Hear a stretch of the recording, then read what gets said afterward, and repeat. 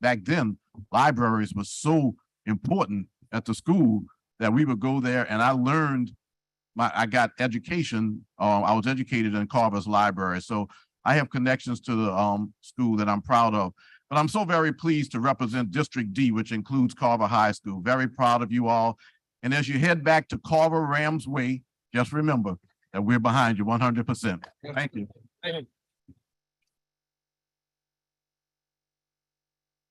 I'm going to ask Councilman King to come and join me for a photo. Do you want it? What I'm saying, gentlemen, and come to the front. Councilman, okay. I was just looking down the line. And for the members of Carver who are here, we have Councilman Freddie King and Councilman Leslie Harris, Council Member Leslie Harris,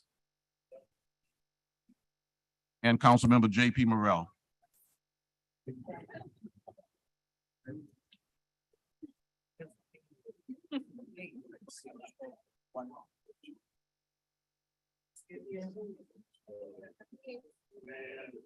There it is.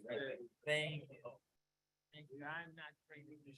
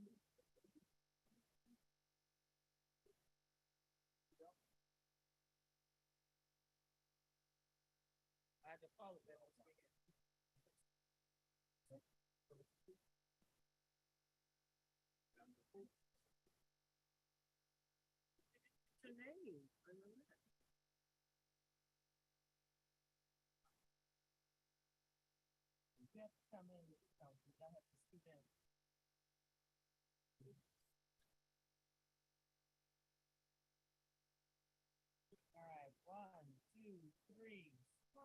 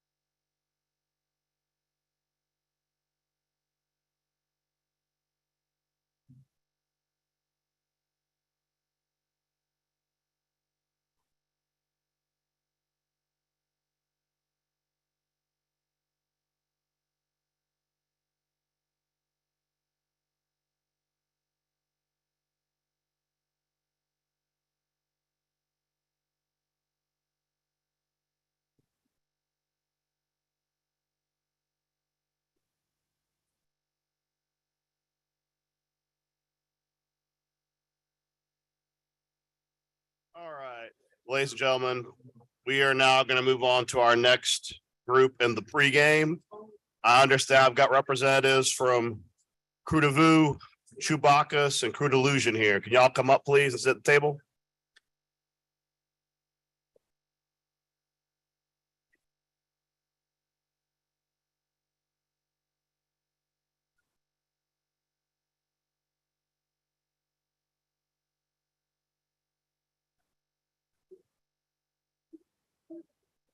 All right, gang's all here. Have a seat. Don't worry, this is not Congress. We're not trying to put you under oath or get testimony. Although I'm sure many of you would give a lot of interesting information if you were put under oath and required to give testimony. I appreciate everyone being here today. Ladies and gentlemen, if you could take your conversations outside, if you're going to talk while we're doing this. I appreciate y'all giving me the opportunity to honor y'all today. I've worked with some of you already with the Mardi Gras shenanigans this year, and we're trying to address the Mardi Gras shenanigans in future years because I want to begin by saying, as I think Mr. Stanton covered in the gambit, the way that y'all are treated as opposed to traditional crews is really, I think disrespectful is the word I can use on the mic that won't get bleeped out. So you can insert whatever explicative that you know that I want to say, but I cannot. I want to give some brief kind of overview, and then I'm going to let y'all talk, but I'll start with Krewes, founded. If I'm incorrect, because this is all my information I have, when I turn it over to you, you can be like, oh, your data is completely wrong, and feel free to correct me. But Krewes was founded in 1987 from the ashes of the Crew of Clones. It's New Orleans' premier satirical parade.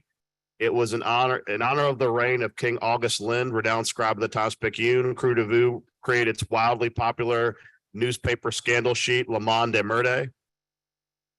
Often described as 16 pages of pure libel, has never been translated due to the contents that are neither printable nor fit for refined discourse. In 2006, it was the first Mardi Gras parade post-Katrina, and the worldwide spotlight shone on Krewes. Media from over 80 countries covered the parade, which marched with a highly appropriate theme of C'est la vie. Past themes include Unnaturally New Orleans, Sold Down the River, Vaxxed and Confused, and Crass Menagerie. Next up, we have Chewbacca, which was founded in the fall of 2010, fittingly at the Saturn Bar. Anyone can join for a small fee. It kicked off the 2012 season with a guerrilla marketing campaign centered on the elaborate Bigfoot hoax by a fake organization, the New Orleans Bigfoot Society, NOBS, that claimed a Sasquatch lurked in New Orleans City Park. In late November 2012, the crew was responsible for a prank website that quickly drew the ire of NASA by announcing the Curiosity rover had located Mardi Gras bees on Mars, and the famous Martian face was in fact a Wookiee temple. Initially rolled on Bacchus Sunday on the Uptown Road, but moved to Fallbird Marigny Bywater in 2013. Previous themes: the cult of the sacred drunken Wookiee, space farce, and get on board of the mothership. For Crew Delusion, founded in 2010, one of the city's newest satirical parade slogan, "Organization is delusion," keeps the theme a secret until the day of the actual parade and is defined by its lack of definition. So with that, I turn the mic over to you guys to talk about what's going on this year. Obviously, Crew Delusion is going to tell us nothing till the day of their parade, but everyone else, I'd love to hear from y'all before we move forward. Whichever order you want to go. Thank you. My name is Sebastian Bugashausen. I'm the captain of Krewes, and first I'd like to thank you for the recognition that we're receiving today. As you mentioned, this has been a very challenging year for us working with the city, but regardless, we're looking forward to having a very fun and satirical parade. Much of our content is probably not appropriate to discuss here in front of the city council, but I do hope that you have a chance to come out and see us.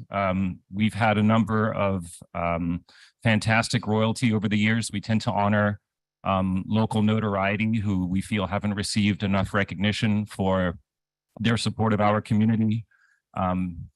People like Dr. John, Al Scaramuza, Danny Barker, Ernie Cato, Irma Thomas, the list goes on and on. This year, we have the founder and editor of Offbeat Magazine, Jan Ramsey, as our queen, and we're extraordinarily honored to parade her down through the Marigny and the French Quarter on Saturday night.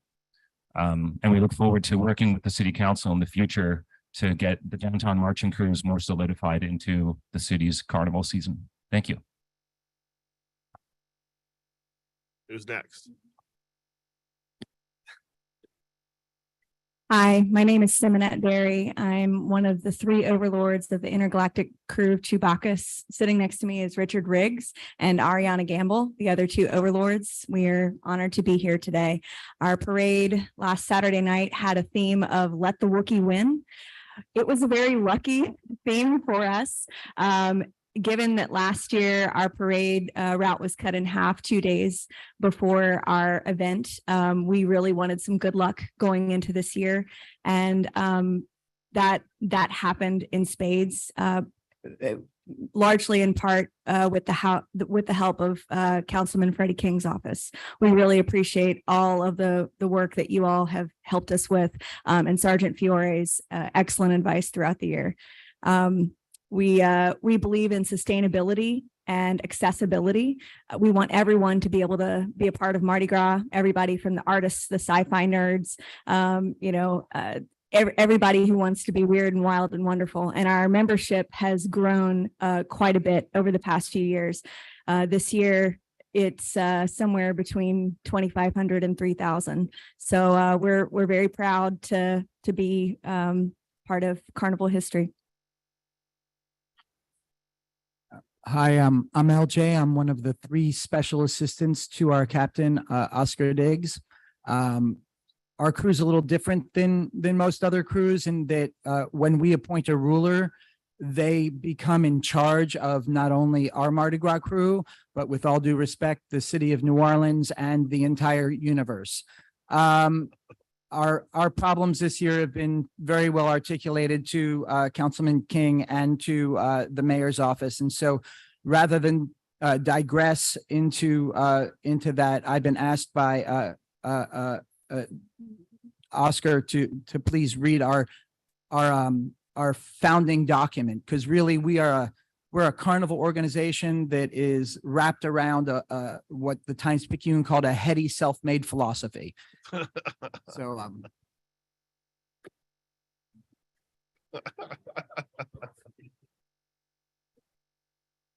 this is the proclamation of Mr. Benny Jones that we'll give to you after.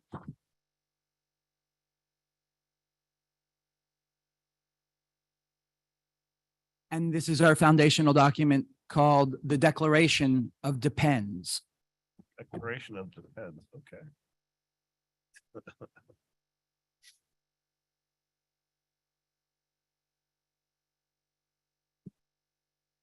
Crude illusion, the Declaration of Depends. When in the course of shared consciousness, it becomes imperative to lift the curtain, masking the coercive lie that separates and pits one against the other for the benefit of a few, and to embrace the natural tendency towards equilibrium and the dependent station to which the laws of thermodynamics draw us. A decent respect to the makers of history requires a declaration of the causes which impel a new reality to be embraced. For it is the fate of all to wear once again the diapers of our infancy. These truths are self-evident, that the totality of consciousness is becoming more perfect, that only the creator can make something out of nothing, and that this potentially finite universe provides us with certain inalienable laws. And because it is true that to maintain life, liberty, and the pursuit of happiness, more must be consumed than is produced. The motive of profit must be rejected in favor of the motive of limited sustainability if none are to needlessly suffer and all are to share in a glorious interdependent future. That whenever any form of government becomes destructive to these ends and forges a history of abuses and usurpations, pursuing invariably the same object of narrowly distributed resources amongst the privileged few, a duty arises to throw off such government, and consciousness dictates that a new form of management be instituted, founded on the principles of limited sustainability, absolute benevolence, and heartfelt empathy, organizing its powers in such form that shall seem most likely to affect the safety, freedom, and happiness of all. Whereas to this effect and end, crude illusion operates as a dicta blanda that appoints a benevolent ruler, embraces transparency, and has a safe word. And whereas we want freedom and an end to the robbery by those who govern us, and we want food, shelter, clothing, education, justice, and peace for all, so that imprisonment and military service shall be rendered unnecessary. And whereas by establishing a foundation and embracing the forms and traditions of New Orleans satirical parading crews, our mission is to save the universe beginning at its center. And whereas the sun shall set in the auspicious night of January 30th, 2010, and Harry Julius Shear, then appointed to the benevolent offices of Le King at Large and Captain of New Orleans, hereby accepts these positions to wear our crown and to rule benevolently in order to fulfill our mission, He shall be paraded through the streets to such effect, binding such acceptance as evidenced by the signature below, and giving notice to the world at large that where it is the tradition of the city of New Orleans, center of the universe, to be given to the Lord of Misrule each carnival day, Crude Illusion shall rule on all other days. Signed this 28th of January, 2010 in the state of Louisiana, parish of Orleans. And it bears our motto that you articulated, organization is delusion. Thank you for your patience with that. Thank you very much for sharing that. Would council members like to speak on this? Starting with Councilmember Harris? So until I came here, I was a proud member of Chewbacca's. I was a walking Wonder Woman, very proud of that fact. And I am as Council President knows, a science fiction geek and nerd. And so you are one of my favorite parades. I love all the creativity. And I'm sorry that I did not get to walk these past 2 years, but I will plan for it in the future. To everyone else, it's just a joy to see you. I'm sorry about the routes being cut. I can tell you that my husband has some bars on Frenchman, and he is very, very, very upset about this, but cannot speak out about it. But thank you for speaking out, and hopefully we will get you into the traditional routes again next year. Thank you. Thank you all for showing up, and I just want to let you know that our office, we're definitely in favor of you all getting your routes, your original routes back. We'll work toward that goal for next year, but just want to let you know that if it was our call, you would have your original routes back. So thank you for showing up. Thank you for all your work. Thank you. Go ahead, Councilman Thomas. First of all, thank you as a former Grand Marshal of Parades and King of Social and Pleasure Clubs. When I think about organizations like you guys, as important as New Orleans is to this little gloriously grimy place that attracts people from all over the world, they come here because of our culture. They come here because of our celebration. They come here because of our rituals.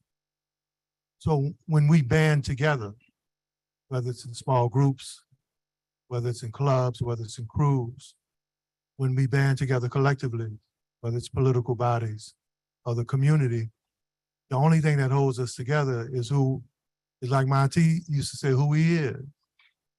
And we are culture, we different. We talk different, we dance different, and we celebrate different. So on behalf of any and everybody in my ancestor line, from 9 Ward Hunters to Real Wild West to every group, I appreciate you guys keeping the spirit of my ancestors and my relatives alive, because the only way we can ever be, I think, who God wants us to be is to do what you guys do, and that is celebrate our essence. Thank you. Councilman Duza. Sorry for running late. I want to echo what everybody else has said, which is I know the importance of making sure that everybody has their full and extended routes. That's, I think, where everybody wants to be in the city right now. And as I was coming down, I heard the discussion, and I want you all to know, and all the crews to know, how much of importance it is to all of us. Not only, I will just say, there's only like 2 parades that really either start or have a significant impact in District A. That's Toth and Endymion. And if you tell the people in Mid-City that you're moving Endymion to somewhere else, it is hurtful to the residents first and foremost, and also to the businesses that surround that area. I see all of you all nodding your head, and it's true for all parades. So I want you to know, as somebody who has seen it and has been affected by it, both as a resident and now as an elected official, we understand the importance to you all too. Thank you all very much. Thank you. In closing, couple of things. First off, obviously, I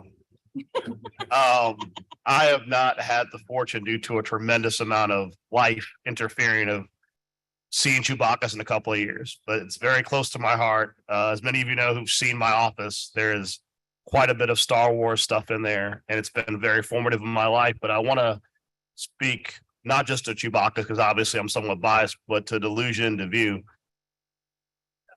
it was funny. So like when I was a senator for 10 years, and my wife said the highlight of my career was when Al Madrigal made fun of me on the Daily Show about chicken boxing. It was like that. I mean, she literally thought that was what made me. And I said, listen, I'll know I've made it when one of these crews makes fun of me on a float. And I'm sure I'm inviting awful things to happen to me, but I will tell you, as many politicians as will walk away from the stands or walk away from a route when satire is put upon them, what I often tell them is, you know, you're making an impact when you're worthy of satire. Because at the end of the day, if you're not being made fun of, you're obviously not doing enough. So like I said, I know I'm inviting some horrific, probably phallic symbols on a float at some point, but I welcome it.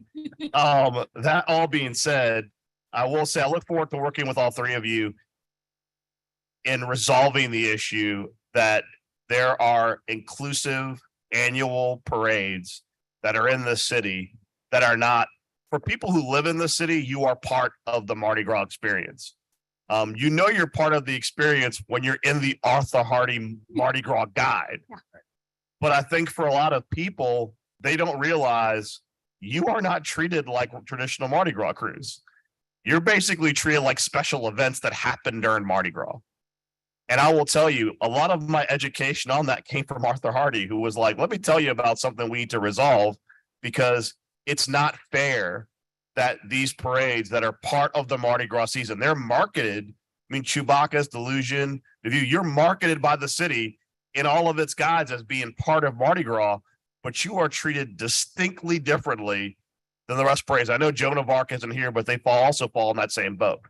And so the goal going forward, and I know I've talked to Sebastian about it, and I'll meet with all of you and kind of looking at how we define Mardi Gras and parades in our ordinances, is to provide all the recognition that you should be getting that traditional crews get. Now, you guys are very different in a lot of ways, and I'm sure we'll have to address it very differently, but you need to be recognized as actual crews, because we all know who live here.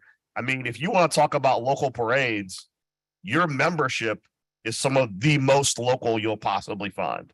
So we will continue to work with you as a council. As you know, I've worked with everyone in here at some point to try to make it right for those of you who've been going through this process, both last year and this year, and to really create some stability, because as much as the city bends over backwards to make sure the traditional crews are made whole, they do not bend over backwards to make sure you guys are made whole.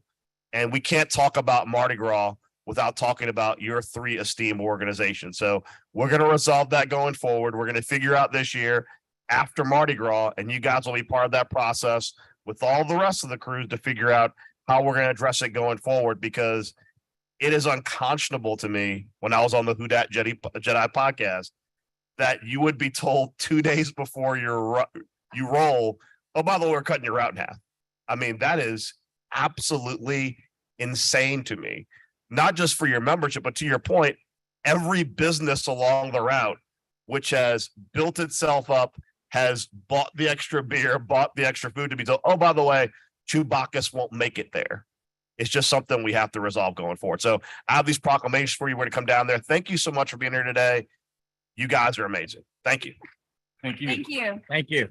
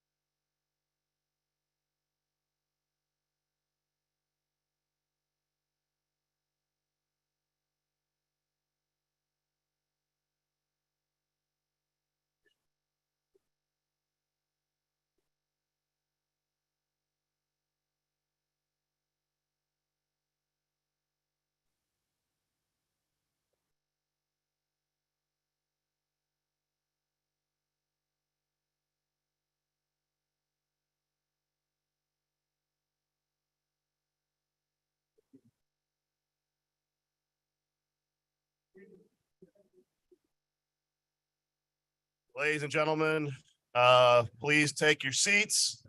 We are going to pull up Tulane right now because you guys got to go back to class, as I understand it.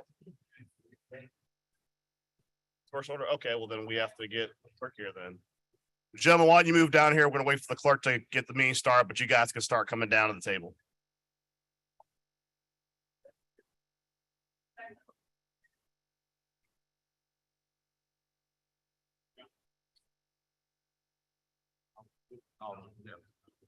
Yeah. All right.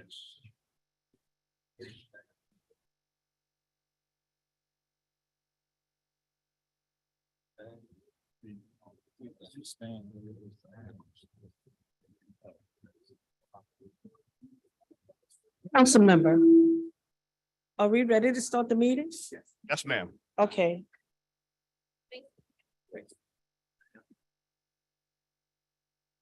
Roll call. Councilmember Thomas. Present. Councilmember Green. Present. Councilmember Morrell. Here. Councilmember Moreno. Councilmember Harris. Councilmember King. Councilmember Jeruso. We have 7 members. We have a quorum. Thank you. Now we'll do the invocation All right. by Pastor Brandon Boutin. If we could all stand for a moment of prayer, please. Gracious God, our Father, how we honor you, how we adore you. We thank you for this day that you have blessed us with, God. We pray now that God, that as we come together to better our city, that you would be with our council, that you would endow them for wisdom and strength from on high. We thank you for the citizens that are gathered here today, God. We ask that everything that will be done in decency and in order and in your name. We ask these blessings today. Amen. Pledge will be led by Councilmember Morrell.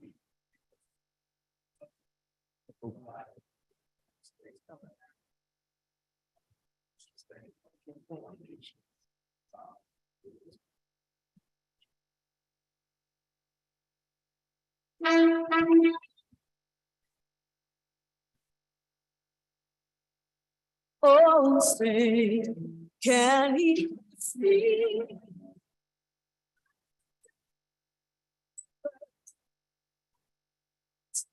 What's up?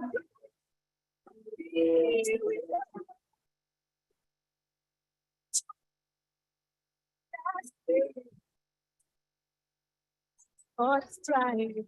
And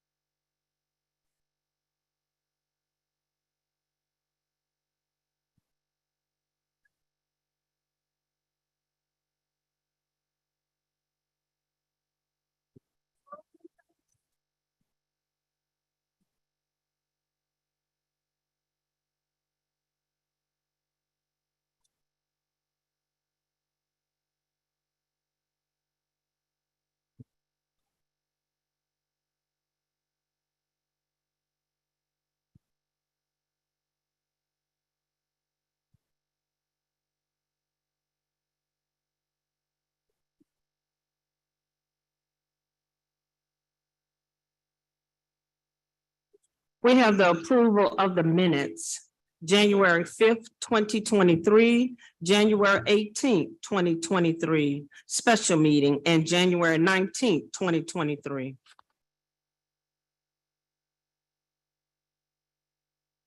Moved by Greens, seconded by me. Please vote your machines.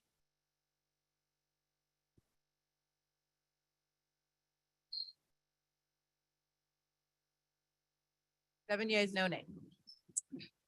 The special order of business. The first special order is a presentation. Mike Fitz, President of Tulane, Troy Dannon, Athletic Director, Coach Willie Fritz, team members Lawrence Keys III, Jaquan Jackson, Angelo Anderson, Josh Rimtich, Noah. How do you say your name, Noah? Thank you. And Lance Robinson.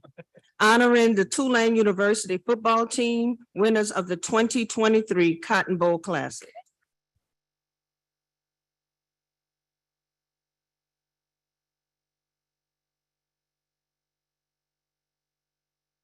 First off, I want to thank all of you for being here today. I know some of you are supposed to be in class.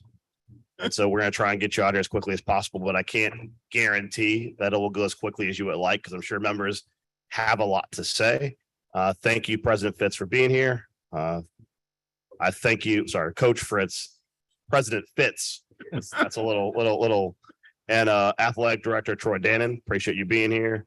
Appreciate Mr. Keys, Mr. Jackson, Mr. Anderson, Mr. Remich, is that close? Remitich. All right. Oh my God, Talon. Taliasich, all right. And Robinson. Thank you, Mr. Robinson, for filling out that one on the back end. We truly appreciate you being here. I want to start with a couple of things I want to share with the public as a whole. First of all, I am a Tulane alumni, like many of the council members up here. The first official game for Tulane was in 1893. Coach Fritz was hired in 2015. Tulane has won 10 conference football championships in 5 different conferences. As of 2023, Tulane's 3 Southeastern Conference titles are more than the 7 current members of the SEC: Arkansas, Kentucky, Mississippi State, Missouri, South Carolina, Texas A&M, or Vanderbilt. After taking over a struggling program in 2016, Coach Fitz led the Green Wave to 3 consecutive bowl games before a 2-win season in 2021, in which the team was displaced by Hurricane Ida. Now they bounced back again, reaching 11 wins for the first time since 1998, after claiming their first American Athletic Conference championship. Before I hand over to the council members, I want to give kind of a personal story that I'm sure President Fitz could appreciate. When I was at Tulane University Law School in 2003, I had the distinction when I was president of the graduate schools, which that's a whole thing. For those of you who don't know, there's actually a graduate school president as opposed to student government president, when President Cowan tried to get rid of Division I athletics. And as I followed your season, it reminded me of the conversation we had back then. As many of you probably don't know, because I'm sure most of you weren't alive when this happened, there was a very rancorous debate as to whether or not Tulane would have Division I athletics. And it really pitted the alumni and the students against each other. Not the alumni, sorry, the alumni and the faculty against each other. Students were in the middle. And I remember being in a meeting with the alumni and the faculty having this rancorous debate over whether or not athletics were important to a university. And in the middle of that debate, they turned to the SGA president, whose name escapes me because I'm getting old, and he made the pitch as to why athletics are important to students. And they turned to me, and I swear there was this gleam in President Cowan's eye. Okay, this is the graduate schools. Most of these guys didn't go to Tulane undergrad. They're totally going to side with our position that athletics are not important. And it came to me, and I said, you know what? I'm in the law school. We don't really go to football games. And of course, everybody's listening. I go, but I did go to a college in Alabama. I went to Spring Hill College in Mobile, Alabama, which many of you probably have never heard of. And I said, but I'll tell you one thing. At that college, we did not have a football team. and we had not had Division I athletics. And every weekend, everyone got in their car and went home. And I said, as someone who did not have the benefit of going to a college with a stellar athletic program in Division I athletics, it is the foundation in many ways for the community kids build. Because I will tell you, there is nothing like what brings a college community together, like if as its athletic program in the sense of community it fosters. So though I went to a college without the benefit of an athletic program, it would be ridiculous to get rid of one. And when I see what you've done for New Orleans, for your community at Tulane, but our city as a whole, how your stellar program and your stellar activity this year brought the city together. Because let's be honest, the Saints didn't do so great this year. So people are looking at who's our winning team from New Orleans. It's you guys. It made me remember that moment in that it is so important to our city. It's so important to our state. And it's oftentimes I have to remind people the reason why New Orleans is always in the mix, the reason why the Sugar Bowl is a thing is because of Tulane University and their football team. Because if we didn't have a Division I athletic team in our city, we wouldn't be in the mix for any of that. So thank you so much for what you do. We're going to go on the line from the council members where they're going to give their comments, but you guys have had a tremendous season. Coach Fitz, your leadership is absolutely on point, and we appreciate you continuing to be here. We'll start with Councilman Russo. Well, first, let me just start by saying congratulations on such a wonderful season and how you all finished up, not only the year, but the end of the game. I mean, my goodness, it looked like the game was lost and you guys persevered till the last minute. And I guess I would say a couple of things. Like, number one, none of you all were here in kind of the 80s and 90s when Tulane played to like a quarter empty Superdome stadium. And people just didn't watch the Tulane game. It was more about the social atmosphere than it was about how Tulane football was doing at that point. And then the new stadium was built. And I think the commitment that the athletic department and Coach Fritz have made, and obviously with leadership of President Fitz, has showed how important all of this is.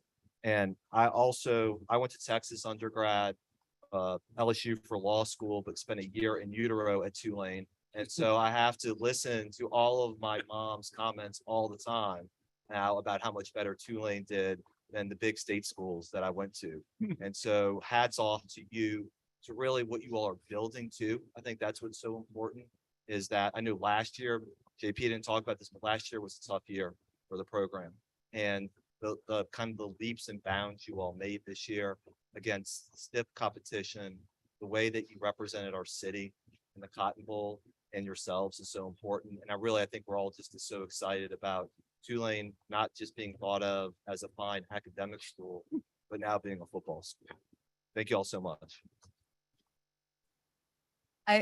I want to say first, congratulations. I think probably 2/3 of the people up here either attended Tulane undergrad or Tulane Law School.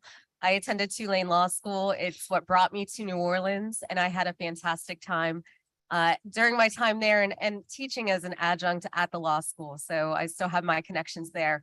I think it's so important to recognize not only the athletic achievements, but that you are scholar athletes. And you serve as a model for kids going forward, young men going forward. And I just want to say congratulations on a great season. Congratulations, young men, coaches, faculty on a great season. I think this is Tulane's biggest win ever. That's a lot of people are saying. And I believe I'm a huge college football nut. I watch Division III college football. I watch all kind of college football. I believe that it's time to bring back the battle for the rag. For those who don't know, that's Tulane versus LSU. I think we have a team now on the field at Tulane that can compete with the likes of LSU and other SEC teams year in and year out. So real quick, my claim to fame, I played for Southeastern, as Coach mentioned earlier, a small school down the way in Hammond. And we played against Tulane after Katrina. We were supposed to play at Superdome, but we played at Tiger Stadium in LSU. So I had a tackle for a 1-yard loss against Matt Forte. That was the highlight of my college career, tackling all-time great a 1 yard loss at Tiger State of Middle Lesson. But a great season. And to all the young men, I know it's difficult being a student athlete. You got to get up and work out and lift when everybody's sleeping, everybody's hungover, and everybody's coming in from parties. You got to be the ones out working, going to school, lifting weights, doing the right thing. So congratulations. Keep up the good work. Thank you. Well, good morning to all of you and a huge congratulations. I did not go to Tulane, but my husband went to Tulane. He's a graduate from there, and he's a huge Tulane football fan, has followed the many seasons. And this, of course, now happens to be his favorite. You all have been so incredibly successful. We actually went to the Cotton Bowl and we watched you all play. And I have to tell you, I think you gave me like 1,000 heart attacks. Okay.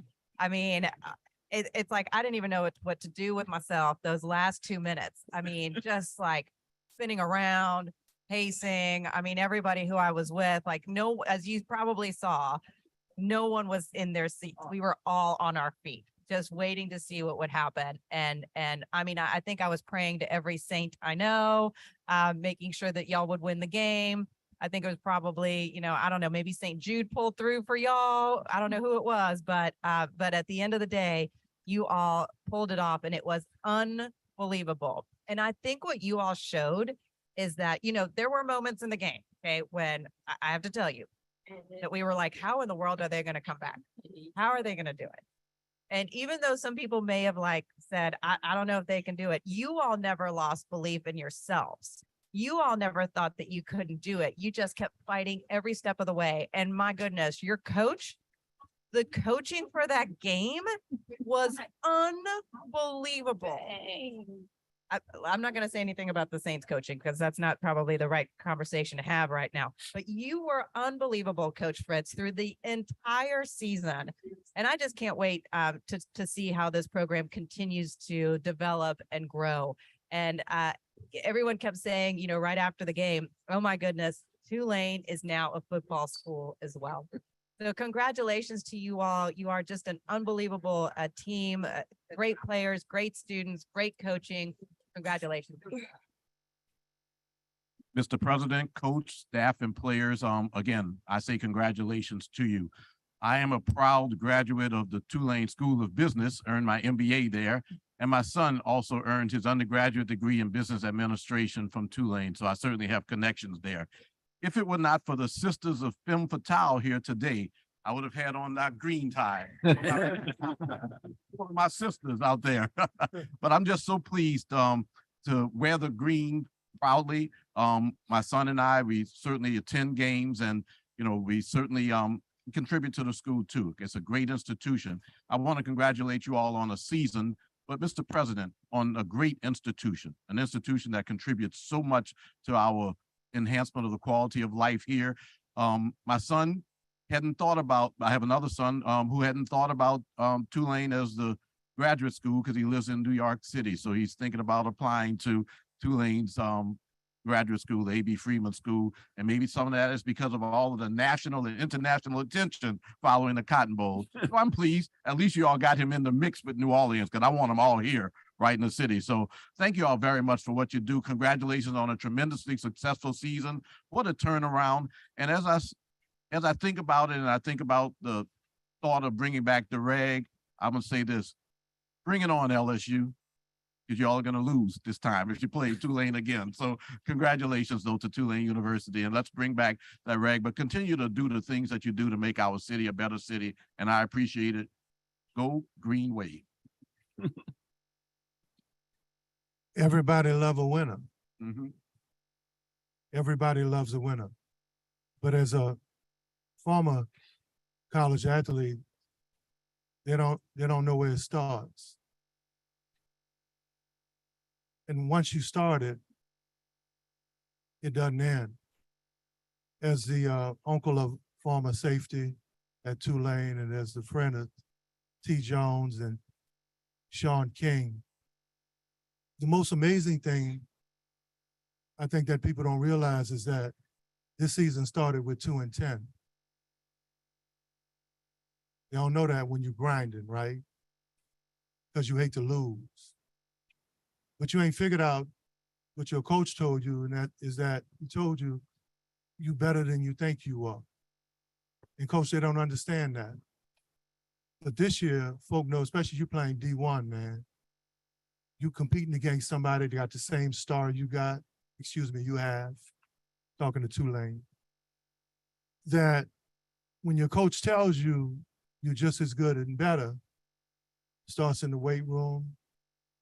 At Tulane, it starts in the class room.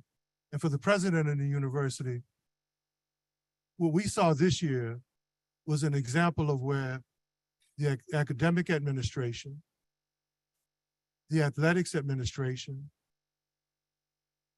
the groundskeepers, and coach, everybody met with that same energy that you've been trying to preach for years. And I thought it was one of the greatest examples of looking in young man's eyes and looking in young man's hearts and saying, there ain't nobody better than you.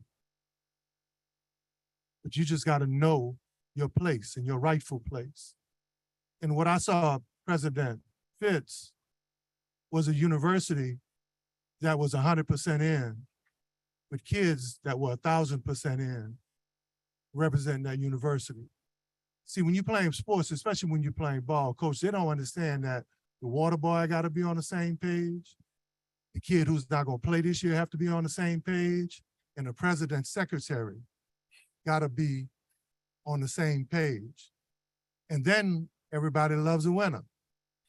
You wouldn't have been here. You wouldn't be here now if y'all would have still been 2-10. But the most important thing y'all saw is that you're going to see it the rest of your life. Because your coach told you you were a winner when you lost. But now y'all know he was right because you won. Keep winning. Mr. President, Coach. Well, first, let me thank all of you for your incredible comments and support of Tulane University and this extraordinary football team and year. You expressed better than I ever could the sort of the adulation, the love, the support our community has had for this team and respect for everything they've done. This is a magical moment for this team and Tulane University. And these students literally represent not only the best of college athletics, but the best of higher education. And we could not be prouder of them and everything they've done. Quickly, as you know, this was a season for the record books, the biggest turnaround in Division I football. And what it was a team that was literally last year sent to Birmingham and literally had to practice on different facilities. And they came back after Ida. And like nobody has come back after Ida. And here this season, not only the American Athletic Championship, but beating 4 top 25 football teams, and obviously a Cotton Bowl that is like no other bowl in history. I mean, it literally energized every single person I know, not connected with Tulane or connected with Tulane. And the last 4 minutes, I had to see my cardiologist afterward. And let me just say, we're going to have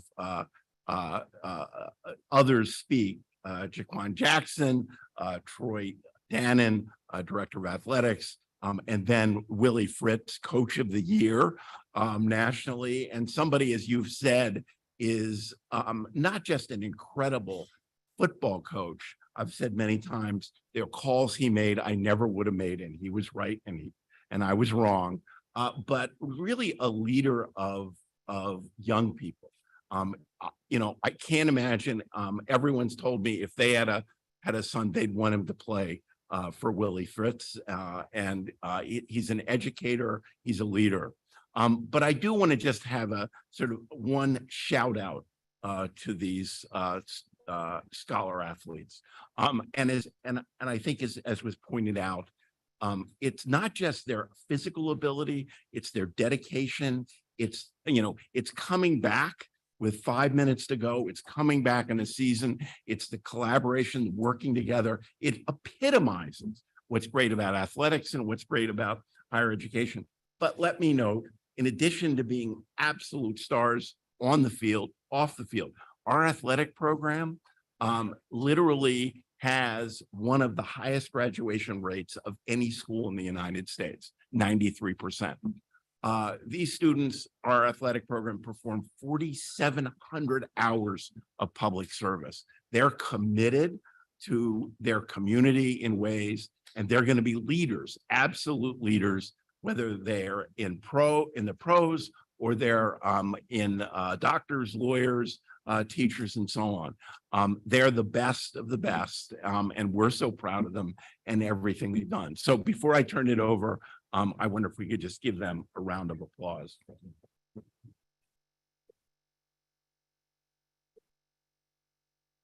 And with that, I'll turn it over to Troy Dannon, Head of Athletics. Well, I'll just start by echoing the president's thanks for you taking the time to recognize these guys. Not enough can be said about them, and they may express how much they appreciate it, but when they go back to the locker room and these guys talk to the rest of the team, understand how important and how much everyone in the department appreciates it. It's been a good year for Tulane. We started last year as the host institution for the Final Four. And I would argue the 6 best Final Fours are the 6 that New Orleans hosted. This was probably the best of the best. We went on and hosted the National Sailing Championships at Lakefront and won them. So we have a national championship in the house this year. And then to come back and experience what this team did, it was said the comeback, this is the 153rd year of college football. No team has ever turned around in the way that this team turned around in 153 years. Remarkable achievement that Willie led and that these guys accomplished. One of the catalysts for all this, though, this is a year 9 for our stadium. This was a collaboration, the city and the university, in getting that stadium built. And I don't think anybody could have imagined what success it would empower down the line, that collaboration. Here in year 9, we've had about 60 high school football games in there. We have the HBCU All-Star game in there for the 2nd year coming up at the end of the month. I think the stadium itself has been a great asset for both the city and certainly for the institution. The other thing I'm really proud of with these guys, 1/3 of our football team is from the state of Louisiana. 1 out of 7 of the guys on our roster are from New Orleans. No, as you would expect for Tulane University, no institution in the country has more New Orleanians on its roster than Tulane University and its football team. So I guess maybe we shouldn't be surprised at the success that they found. Now with that, I'm going to wrap up, but I heard a couple of things as you talked, and I'm not sure how broad the power is of the council, but if you have the power to get that game back with LSU, I heard a couple of you talk about it. If I would accept a motion in a second and we could get a vote on the floor, that would be a wonderful thing. Appreciate you and thank you very much for your support. What an honor it is to be here. Thank you all very much for letting us come in here and visit with you. When I go out and recruit student athletes, I talk to them about 3 things. Number 1, an opportunity to get a world-class education. There's 4,140 colleges and universities across the United States and Canada. We're a 39th ranked school academically. So it's a big time degree that these guys are receiving from Tulane. We have a bunch of smart people up there at the council. I heard a lot of you are Tulane graduates. One smart enough to be married to a Tulane graduate. Outstanding.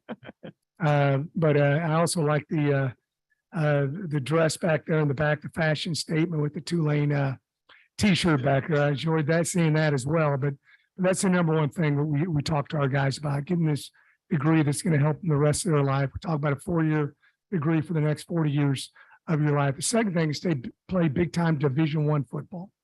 It's a great conference that we're in. We play next year. We've got a very, very taxing schedule. We're going to have Ole Miss playing at our stadium. So we go after the big boys. We want to play a nationally ranked schedule. That's what we try to do each and every year. And then last but not least, I tell them you get this unbelievable degree, you get playing a big time Division I football, and you get to do it in the iconic city of New Orleans. I know Troy mentioned that we got quite a few guys from New Orleans on our squad. 100% of our guys are from New Orleans. They all live in the city of New Orleans. So we're very proud to represent all of you here on the council, and thank you all very much for allowing us to come in and talk for a moment.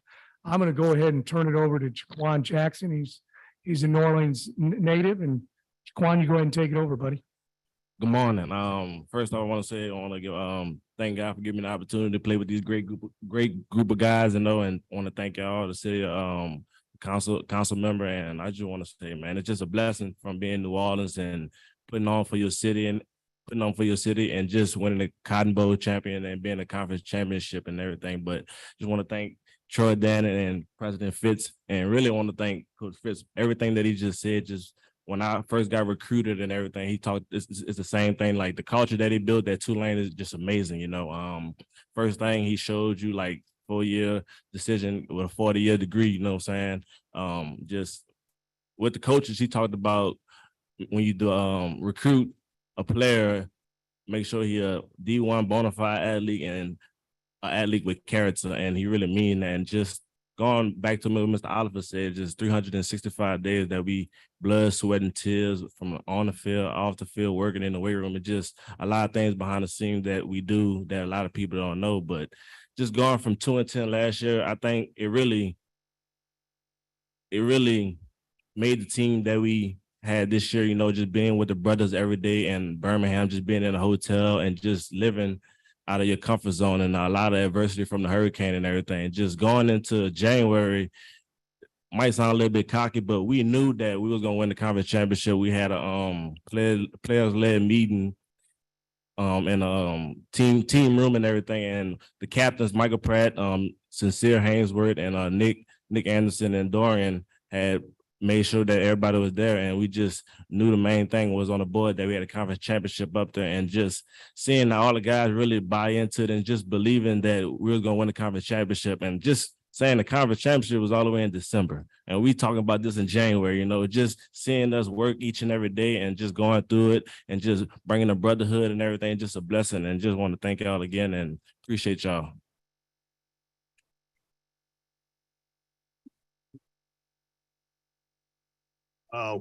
Thank you so much for your words. With that, we'll come down and bring the proclamation, take some pictures, and you guys can go back to being student athletes and the student part being emphasized. Thank you.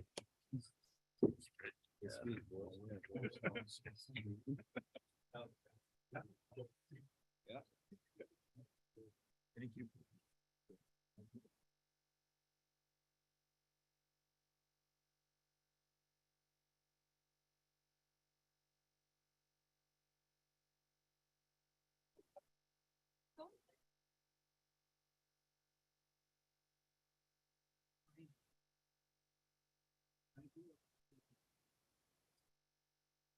I feel you on that, too.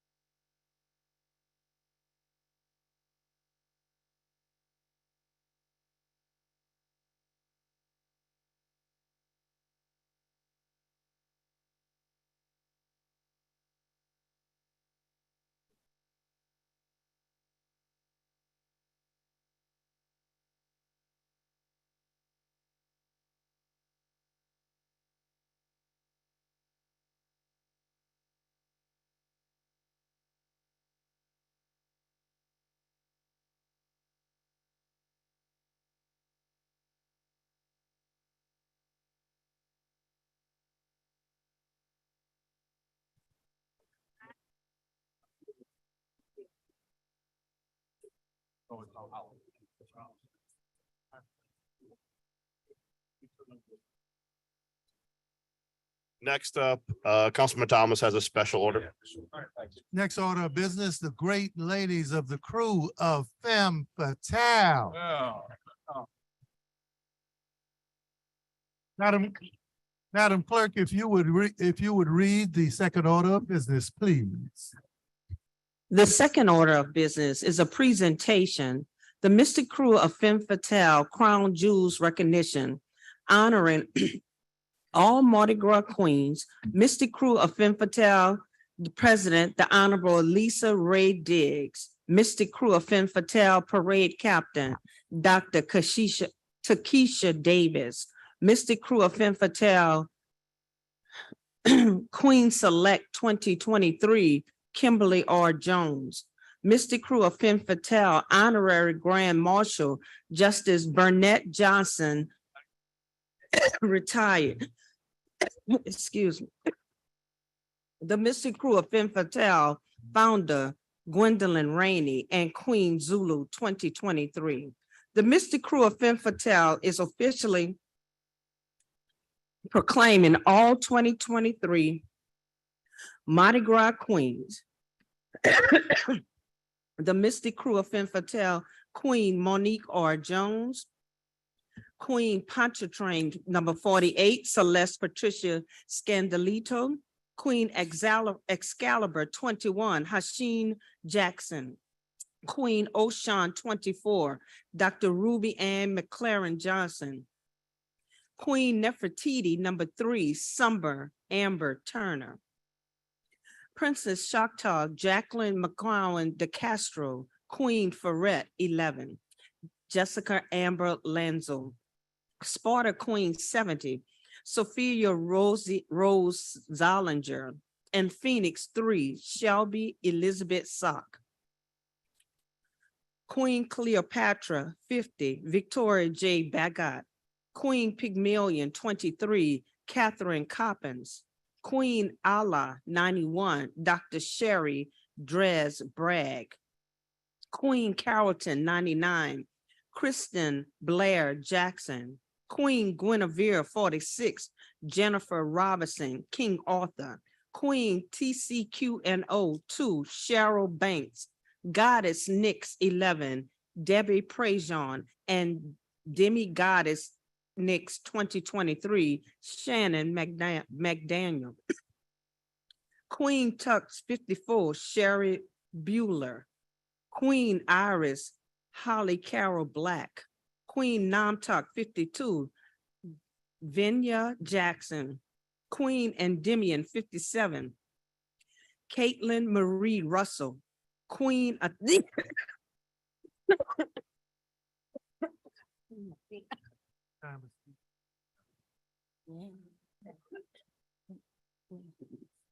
Queen Athena, Marcia's Prosper Darby, Queen Zulu, Dr. Christy Spears, Queen Symphony, Christina Monique George, Mid-City Queen 89, Judith DeFertis, Toe Queen 75, Haley Alyssa Pettingale, Legion of Mars Queen 10, Grace Farnsworth. That's it for the queens.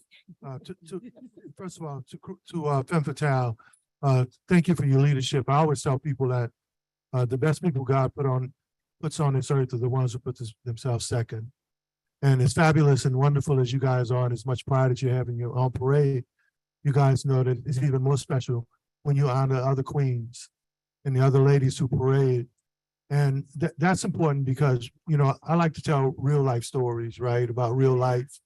And I think I've lived enough to have enough real moments. But I'm talking to my mom, who's 92 years old, and she would tell us about the history of Mardi Gras and the role that Black women would play in the history of Mardi Gras. And I know you guys represent more than just Black women, but I just want you guys to think about the story that my mom shared and where you are now. Back when she was younger, when they couldn't parade, when you couldn't participate in Mardi Gras. And I think you guys represent this, and that's why God put it on my heart this morning. My mom would say that they aren't her friends, they would get all dressed up and they would put on their Sunday best. And you know, my mother was friends with your father, so you know, it's true. And in many cases, Black men couldn't do it publicly because they would get arrested, especially during public events. So they would get dressed, they would put on their Sunday best, they would put on their high heels, they would have their purses, and they would be donned in their very best. And the groups would parade in front of the parades that wouldn't let them parade. And here you guys are, you put on your best, and you don your best, and you wear your crowns, and you parade now because they couldn't parade. So I just thought that just major irony in what you sisters, what you women have done in coming together and thinking about those stories that my mom shared, because every time y'all parade, she's parading with y'all. Dr. Davis. Good morning, and thank you all for having us. My name is Dr. Takesha Charles Davis. I have the pleasure of being a founding member of the Mystic Crew of Femme Fatale and serving as the parade captain. This is a special day for us as we celebrate our 10th year, our diamond anniversary of being an organization. To my left, we have our founder, Gwendolyn Victoria Rainey, through her vision brought to the streets of New Orleans, along with our founding members, the first African-American female-led Mardi Gras crew in 2013. We are exceedingly excited about the opportunity to come before you today because, as you know, the Mystic Crew of Femme Fatale is more than just a Mardi Gras crew. We are a sisterhood of service. We serve all throughout the city of New Orleans and all of the council districts. In this special commemoration today was started by our late chaplain, Barbara Layson Keller, to celebrate all Mardi Gras queens, because prior to this, Mardi Gras queens were not celebrated. And so much like Councilman Thomas stated, the Mystic Crew of Femme Fatale as an inclusive organization not only celebrates the royalty that's at the table with us today, but all Mardi Gras queens, because we feel that they are as important as the kings that grace the streets. So today with us, in addition to our founder, we have to my right, our president, the Honorable Lisa Ray Diggs. We have our Queen Select 2023 sitting next to her, Monique R. Jones, who will be crowned on February 10th, 2023 by our current reigning queen, who is wearing her crown, Queen 2022, Deneen Triggs Keys. But we are exceptionally proud this year, not only to have our own queens, but we're going to sprinkle a little bit of candy apple red, black and white on Mardi Gras Day as well, because Queen Select for Zulu 2023, Dr. Christy Lagarde Spears, is also a member of the Mystic Crew of Femme Fatale and is here with us today. And then sitting next to her is our board chairwoman, Lisa Hagan, and we'll let them give a few remarks. Good morning, City Council. I am Gwendolyn B. Rainey, the founder of the Mystic Crew of Femme Fatale. Thank you for having us. Councilmember Oliver, I'd just like to expound on what you said about your mother, because, you know, as you know, my father and your mother were good friends and they dressed up. Then doing my research about Mardi Gras and women of color participating, I also found out that the baby dolls, that's how they came to be, because there was no place for them to go, right? And so they would dress up as they dressed up. And so that's how we have them today. Mardi Gras, as I did my research, was for the blue bloods, the doctors, the lawyers, the businessmen that were uptown, right? And so I'm just going to shorten that story and say, for me, when I started Femme Fatale and when I reigned as the first queen, for me, we were rolling down St. Charles Avenue, and it was a place where the blue bloods had no mindset, right? And no purpose for women of color. So I just wanted to expound on that, what you said, and bring some light to it from my perspective. But also on this day, as Dr. Davis said, Barbara Layson Keller established this group, and she came to me and she said, let's do this. And if you knew Miss Barbara, you couldn't tell her no, right? So we have all the queens today, the crown jewels, and Councilmember Morel is not seated, and I hope that I'm not out of order.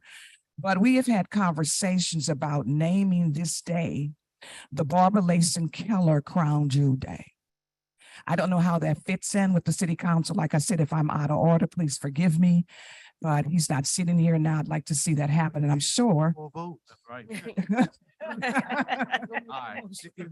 ain't where you're from, is where you're at. In the council chamber. So does anybody want to make the motion from Femme Fatale? Second. All in favor? It's done. It was unanimous for sure. Okay, thank you. And I'm going to turn it over to our president, the Honorable Lisa Diggs. Before our president speaks, we'll let our board chairwoman say a few words.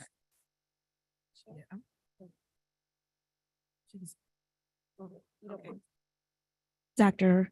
Lagarde Spears.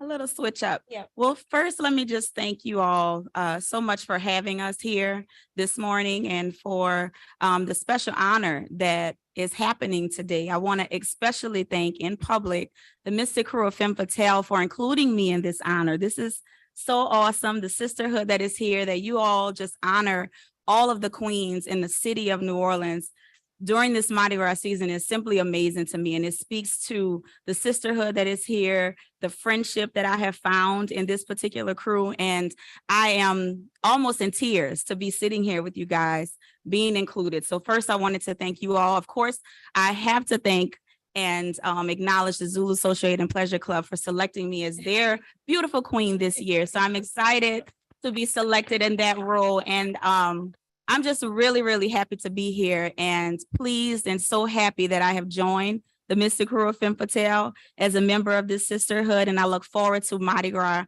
coming forward with my soror and friend and Xavier alum, Monique Jones. So excited for that sisterhood to continue. Thank you. Okay, I'm not really one for a lot of words. I'm sorry. But this experience so far has been unlike no other. It's definitely going to be something that when I look back on my life, it's going to be one of the major highlights of them all. Since joining the Mystic Crew of Femme Fatale, I'm sorry, Miss Christie. It's hard to not That's call how her she Miss calls Christie. Xavier. It's definitely been a sisterhood, definitely been welcomed open arms, especially since been selected as Queen Select. I cannot walk into a room or a space without someone greeting me with warm welcoming and hugs. And I just thank you today for this recognition. And I look forward to February 10th and February 12th.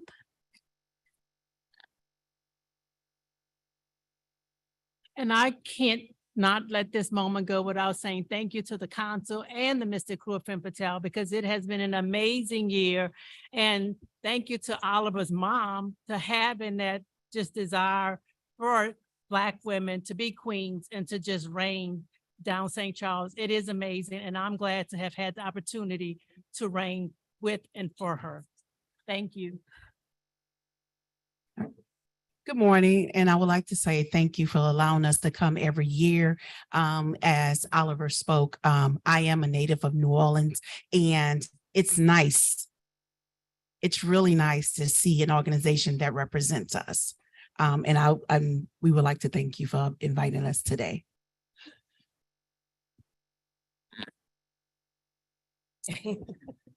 Good morning, Council. And first, Madam Clerk, are you okay? Welcome back. It is an honor and pleasure to sit here before the City Council. We as an organization truly appreciate everything that the council has done for our organization and continue to do for this organization. I am the Honorable Lisa Ray Diggs, one of the founding members and current president of the organization. Our visionary, Ms. Gwendolyn Victoria Rainey, and our parade captain, Dr. Takesha C. Davis. However, this organization was built on the backs of 13 women that were out in the community, leaders in the community, and they had the vision to move the vision of our visionary forward. It wasn't on the backs of not only the leaders, but we had to embrace members and have them buy into the vision of what this organization could be. And we are now celebrating our 10th year anniversary. And we are here to stay. We have continued to make an impact on through in and throughout the community. We are, as the president, past president and parade captain has stated, we are more than a Mardi Gras crew. We are active in the community and we will continue to be active in the community. And we appreciate everything that the city has done for us, and we, in return, give back to the city through community service, outreach, and we appreciate you and all that you do. I would also like to recognize our co-captain, Anne Marie Allen.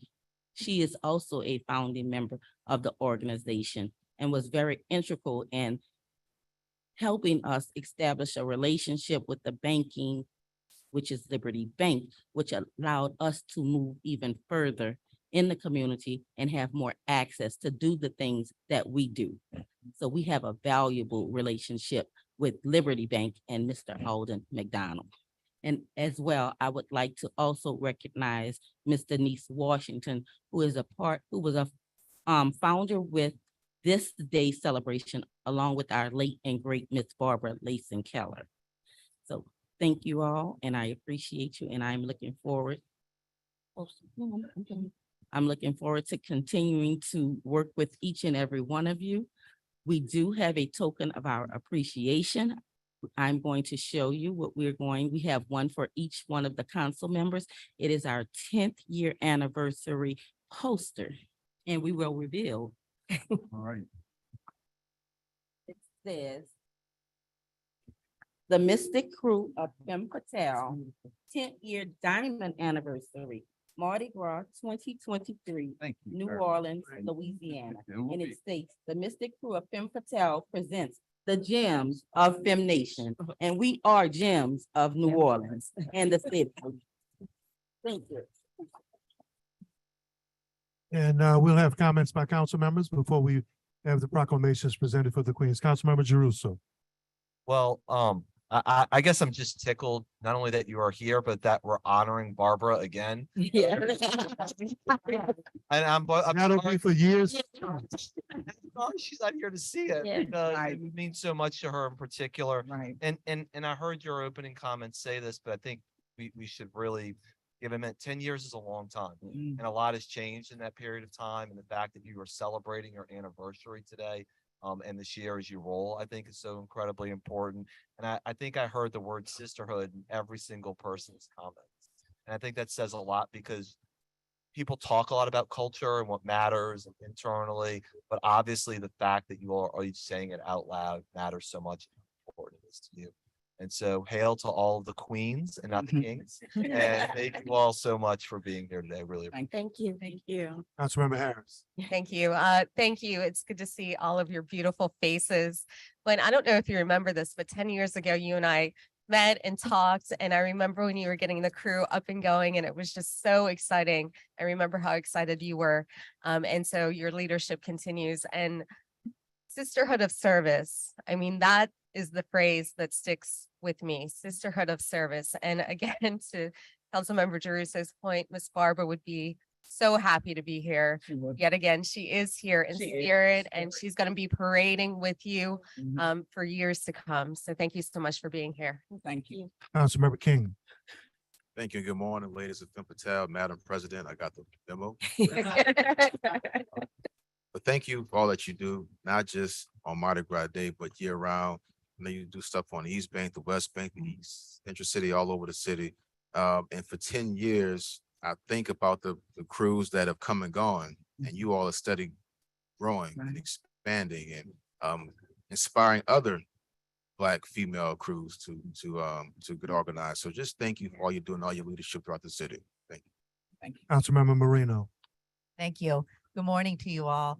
I can't believe when it's been 10 years already. I mean, it's just flown by, and to see how the crew has grown has really been tremendous. And as the other council members have said, thank you all so much for the service that you do for the community. Yes, You all came as community leaders, and now as an organization, you all are doing good throughout the community as a group and as an organization.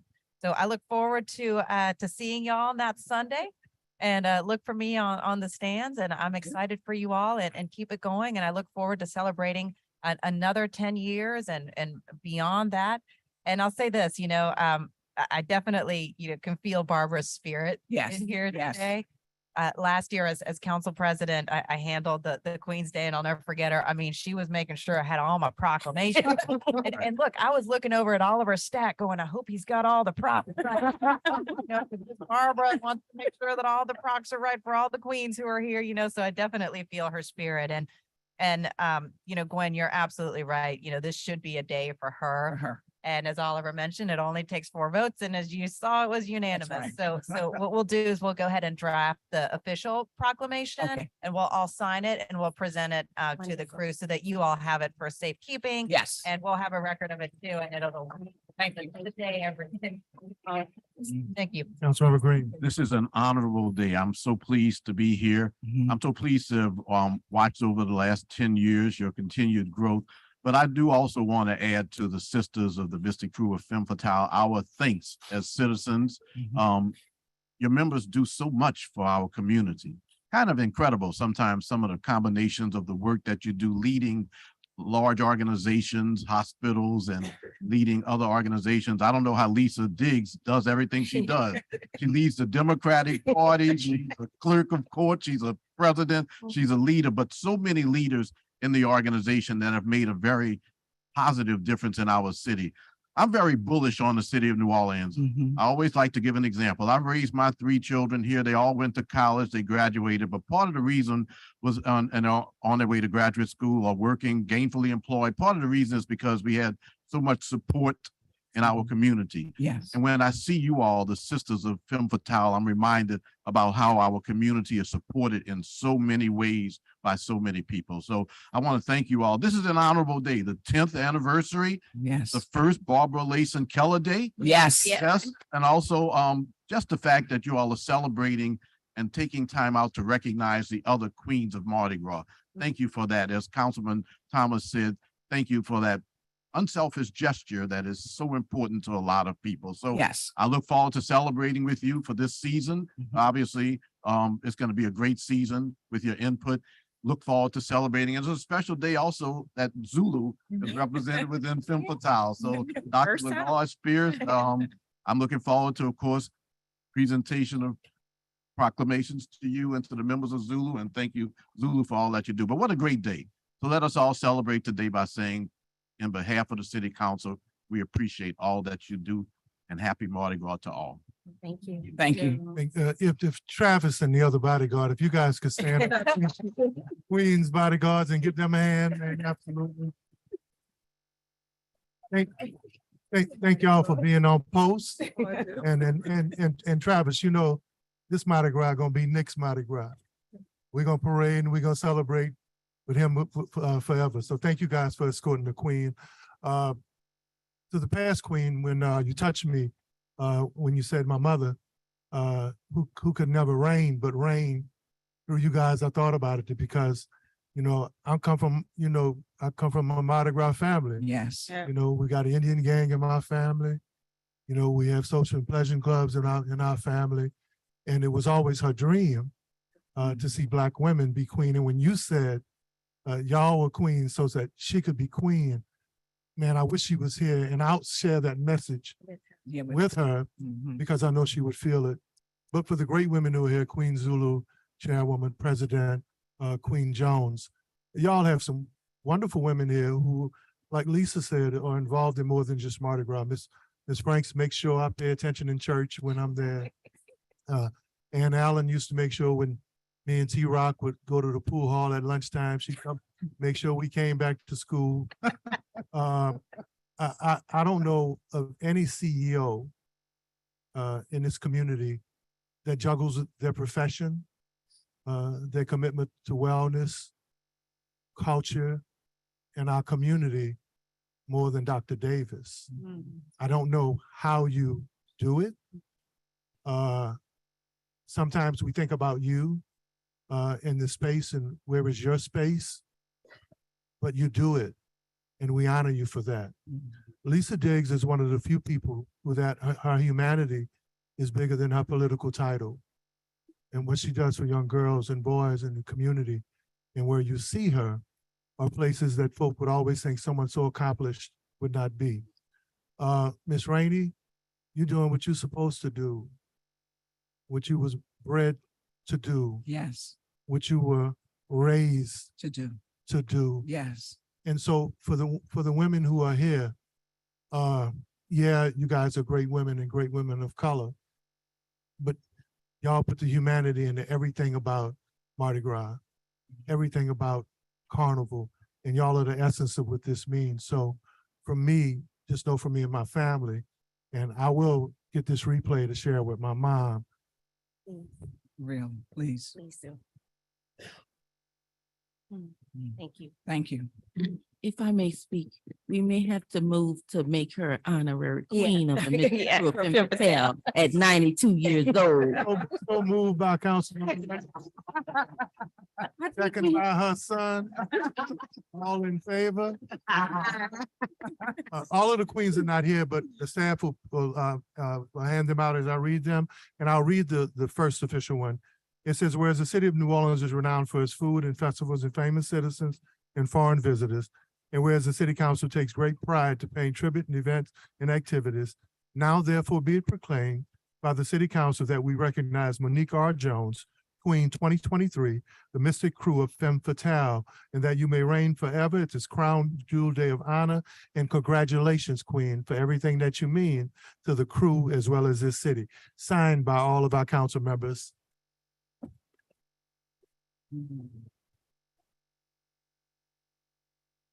And if you guys could come up as I call the names, the next proclamation, if you could present it to Queen Jones, please. The next proclamation is for Celeste Patricia Scandiliato, the Queen Puncher Train. If she's not here, There, yeah. if someone could Yeah. We're gonna present it to her. We'll take all get of them them. to. Oh, the Yeah, we'll queens take are all not of them. here. The We're next gonna- proclamations goes to Shani Jackson, Queen Excalibur. I want to make sure I get all their names on the record, especially this is the official Barbara Layson Day. Dr. Ruby Ann McLaren Johnson, Queen Oshun.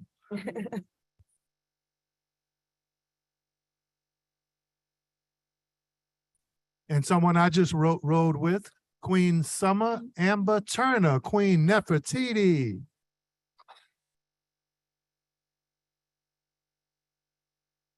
Queen Jacqueline McGowan de Castro, Princess Choctaw. Jessica Amber Lozano, Queen Ferret.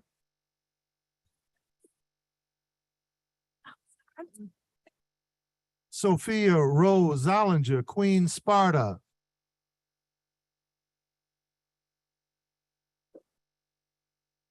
Shelby Elizabeth Sack, Queen Phoenix, crown jewel for a day.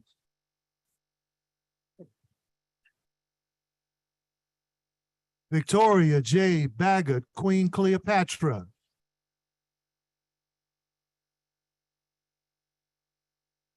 Catherine Coppins, Queen Pygmalion.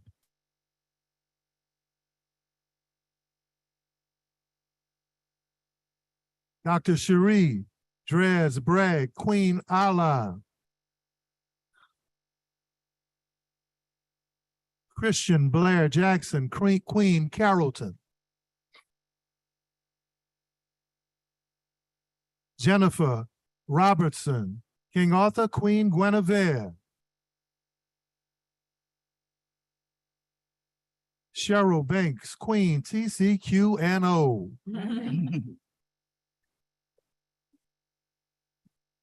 Queen Debbie Prejean, also goddess of Nyx. Shannon McDaniels, demigoddess of Nyx. Goddess, I mean. Sherry Bluyer, Queen Tux. Well, we went from no queens to a lot of queens. Holly Carol Black, Queen Iris. Benaya Jackson, Queen Namtak. And congratulations on their ball. Caitlin Marie Russell, Queen Endymion. Maria Prosper Darby, Queen Athena. Dr. Christy L. Spears, Queen Zulu. And after Dr. Davis and Gwen close us out, we'll take pictures here. Christina Monique George, Queen Symphony. Judith DeFreitas, Mid-City Queen. That's beautiful. Haley Elisa Pettingill, Queen Toth. So sweet. So sisterly. And last but not least, Grace Farnsworth, Queen Legion of Mars. Congratulations. Ms. Rainey, Dr. David.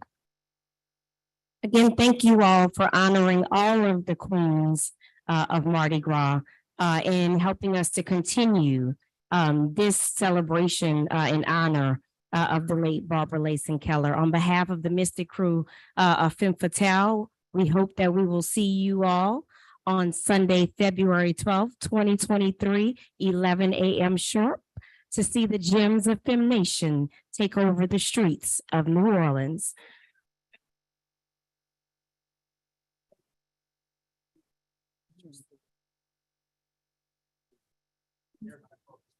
Okay. While we line up, I would be remiss if we didn't recognize council staff and members of the Mystic Crew of Femme Fatale who are present.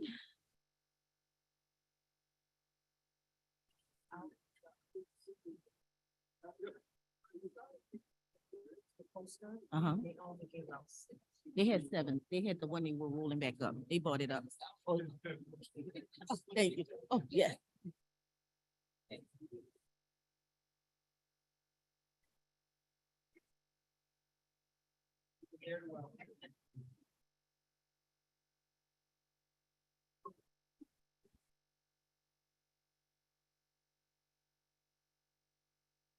Ain't no good in.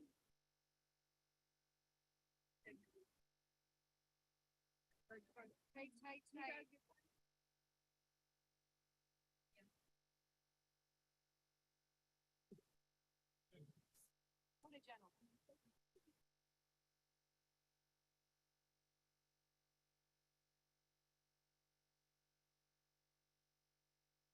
Yeah, I was like, some guys have heard him.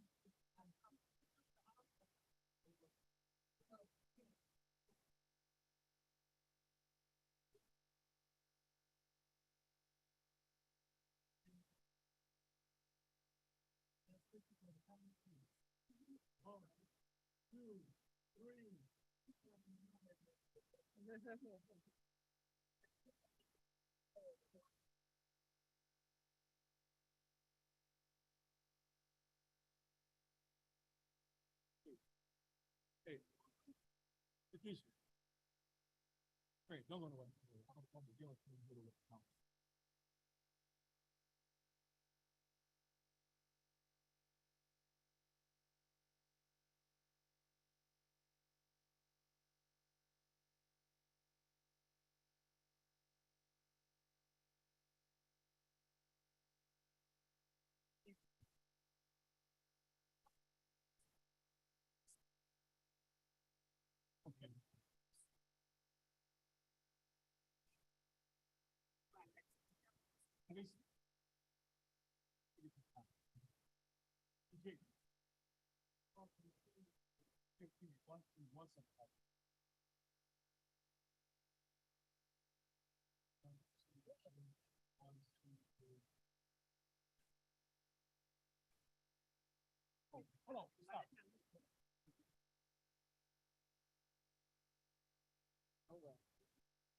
We tried to get them on.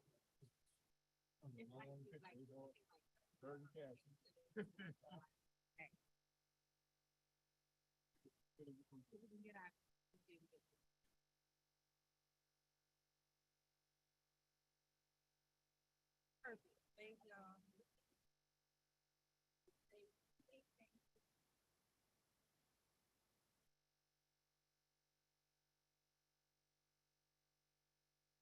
They like, I want to get the city council.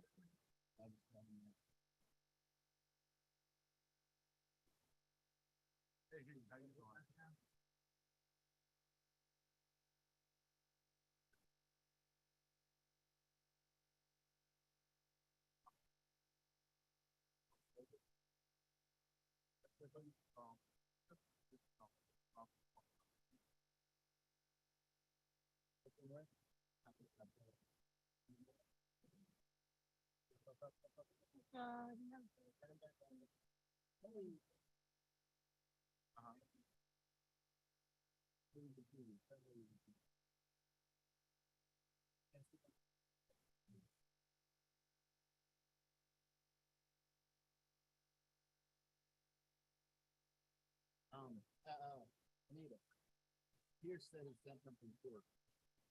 Pierce said he was sending something also. Did you hear anything?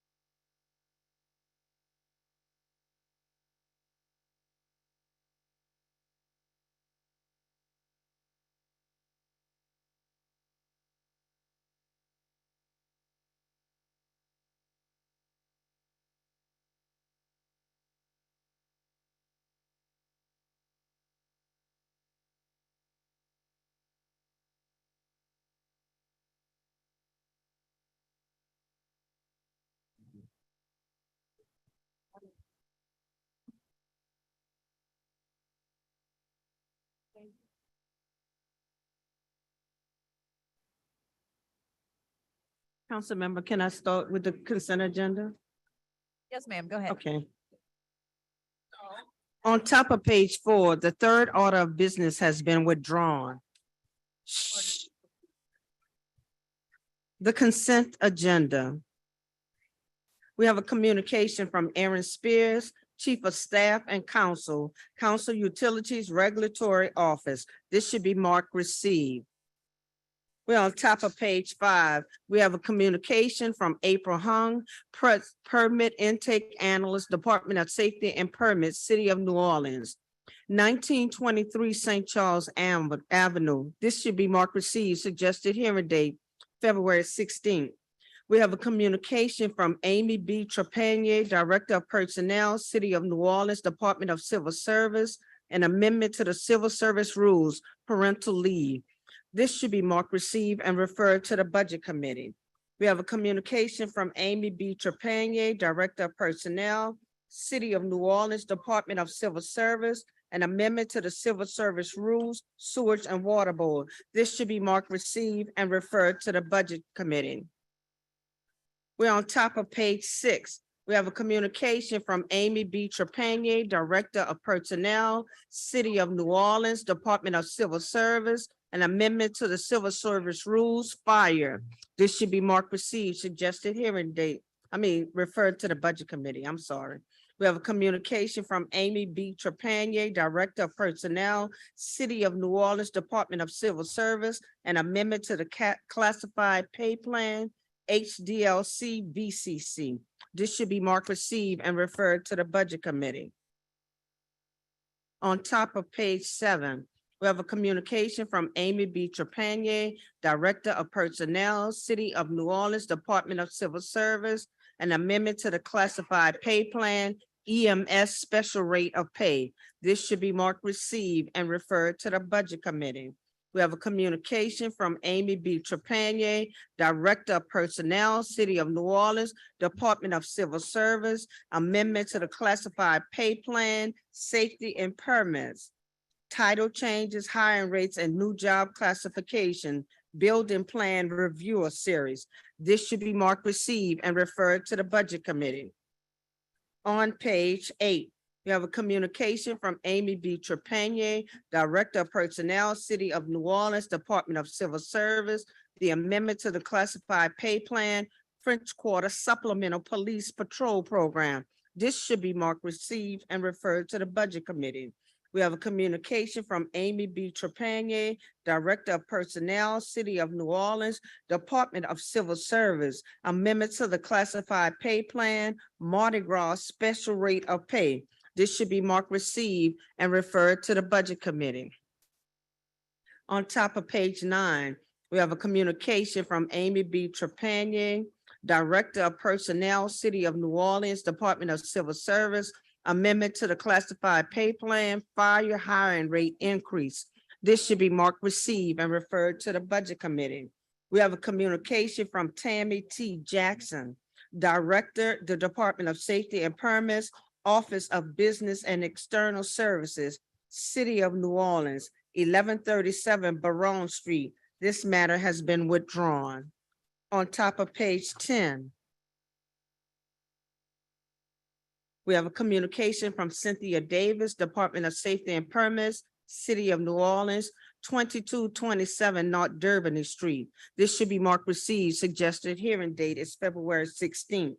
We have a communication from Monique N. Green, Legislative Director, Councilmember Eugene J. Green, District D.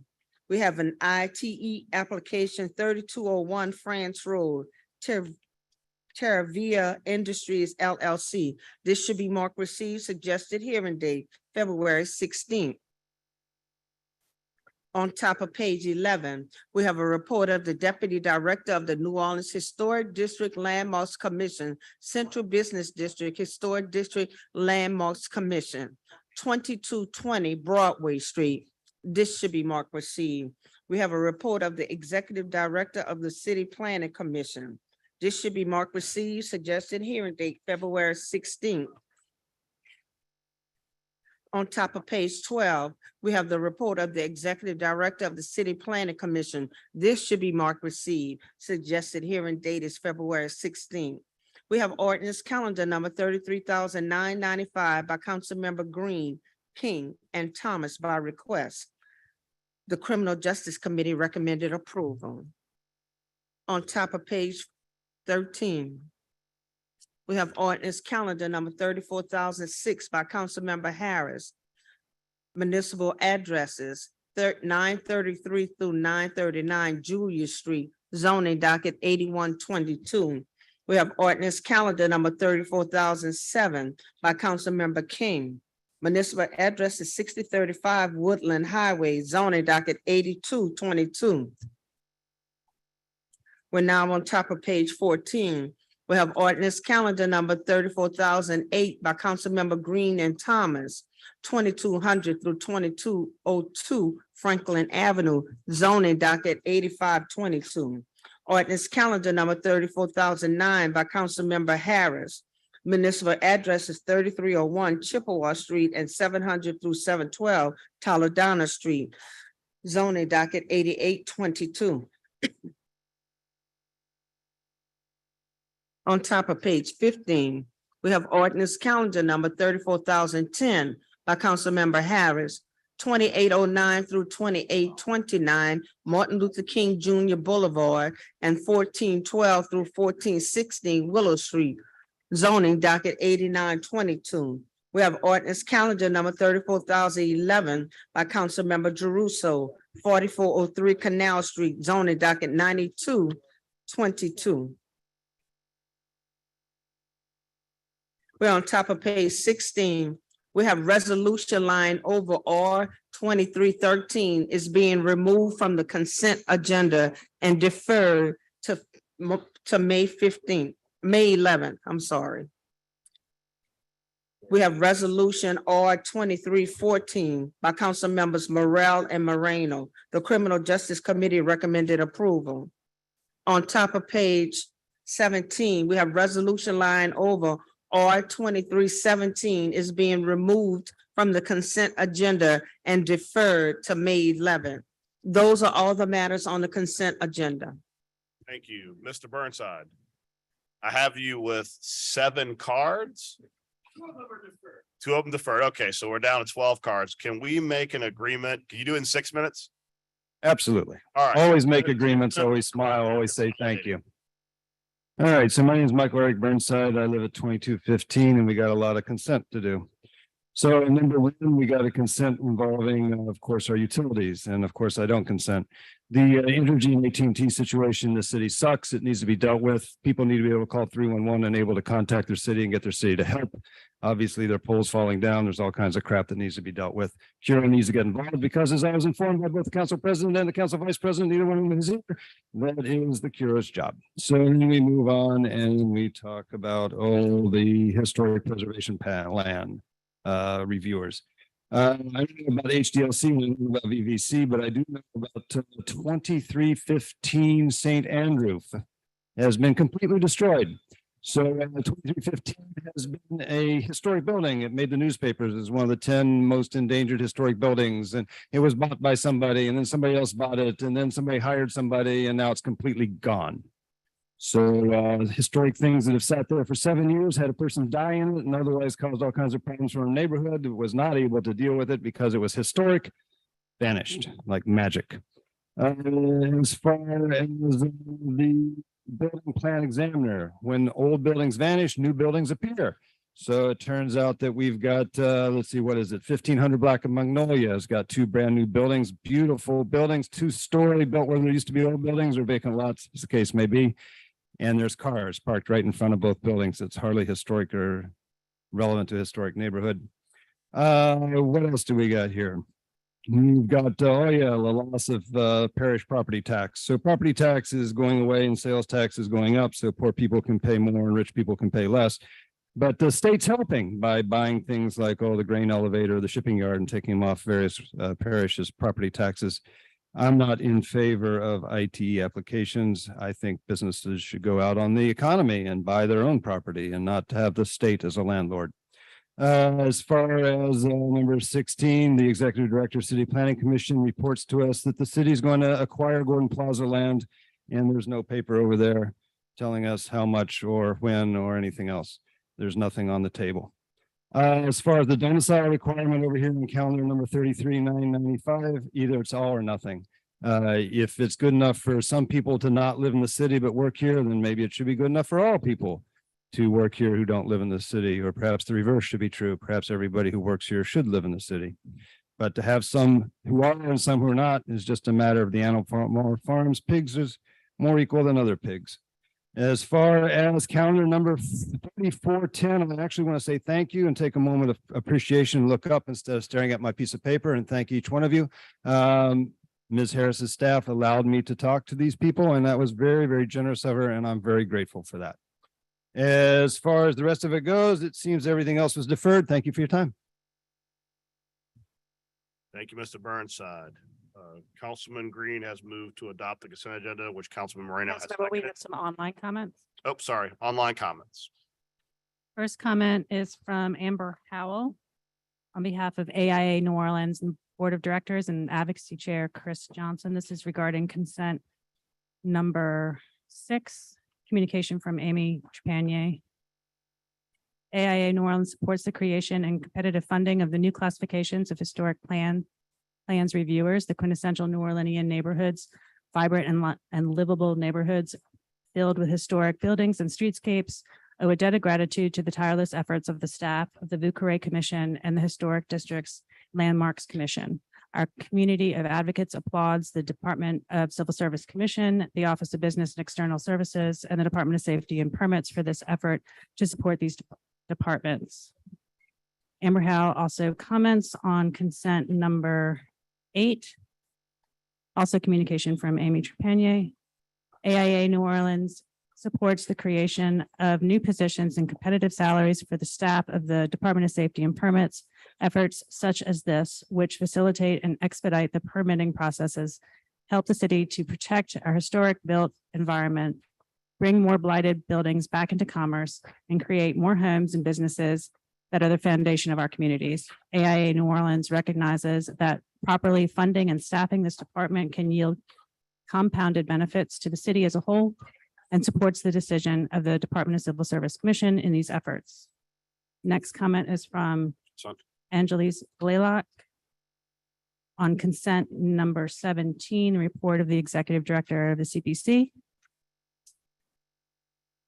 Dear City of New Orleans Council members, my name is Angela Blaylock. I live on Napoleon Avenue and would like to speak in favor of the recommendation of the CPC regarding STR 223, with the exception of taking a look at the occurrence of more than one STR per block face by studying the density of the different areas and neighborhoods. I lived at the above address, which is multifamily dwelling, 2 families since 1967. I'm a senior citizen on a fixed income and heavily depend on the income from my legal in good standing 5-star rated RSTR superhost since 2016 to pay my mortgage, homeowners insurance, which tripled last year, and other expenses. I also have a cleaning person who relies on the income from our STR.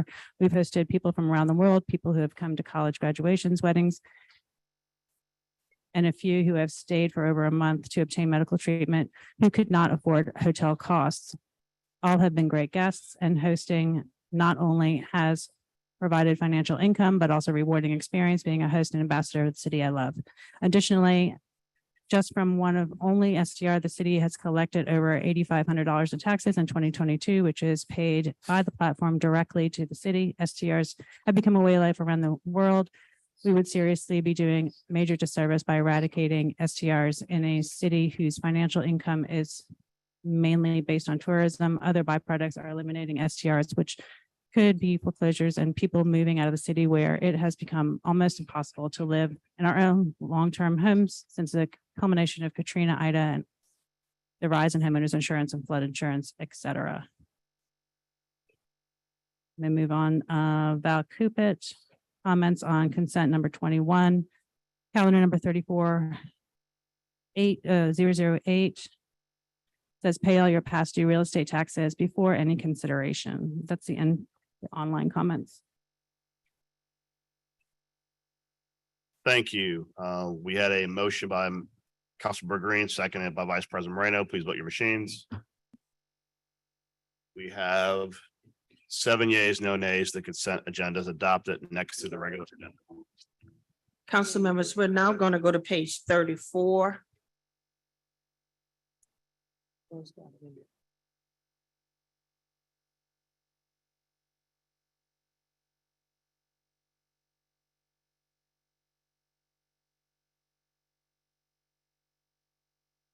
To page 34, at the bottom of the page, ordinance calendar number 34,023 by council members Moreno, Morel, and Harris.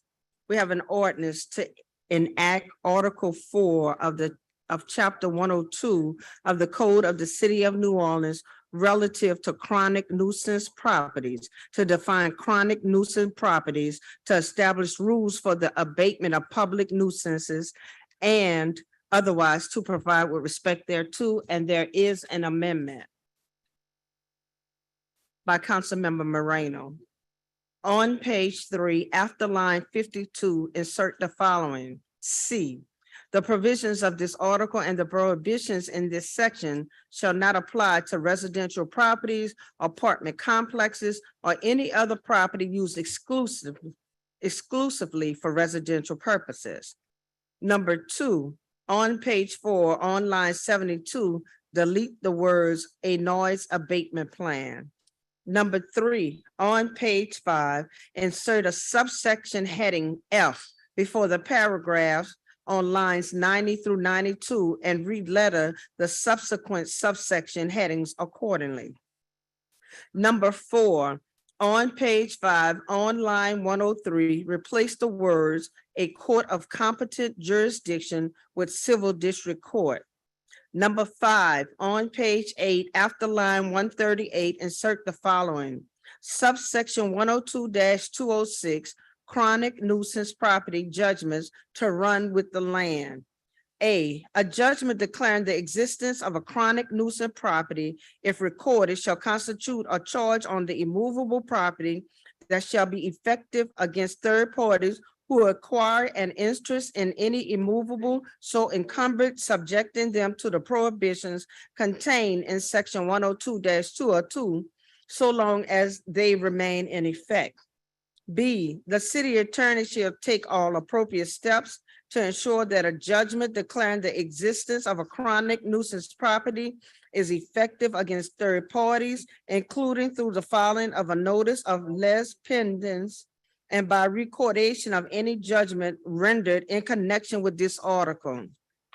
C, nothing herein shall prohibit the city from releasing an immovable from an encumbrance created pursuant to this section when there is good cause to believe that the nuisance condition giving rise to the underlying action are not necessarily likely to continue.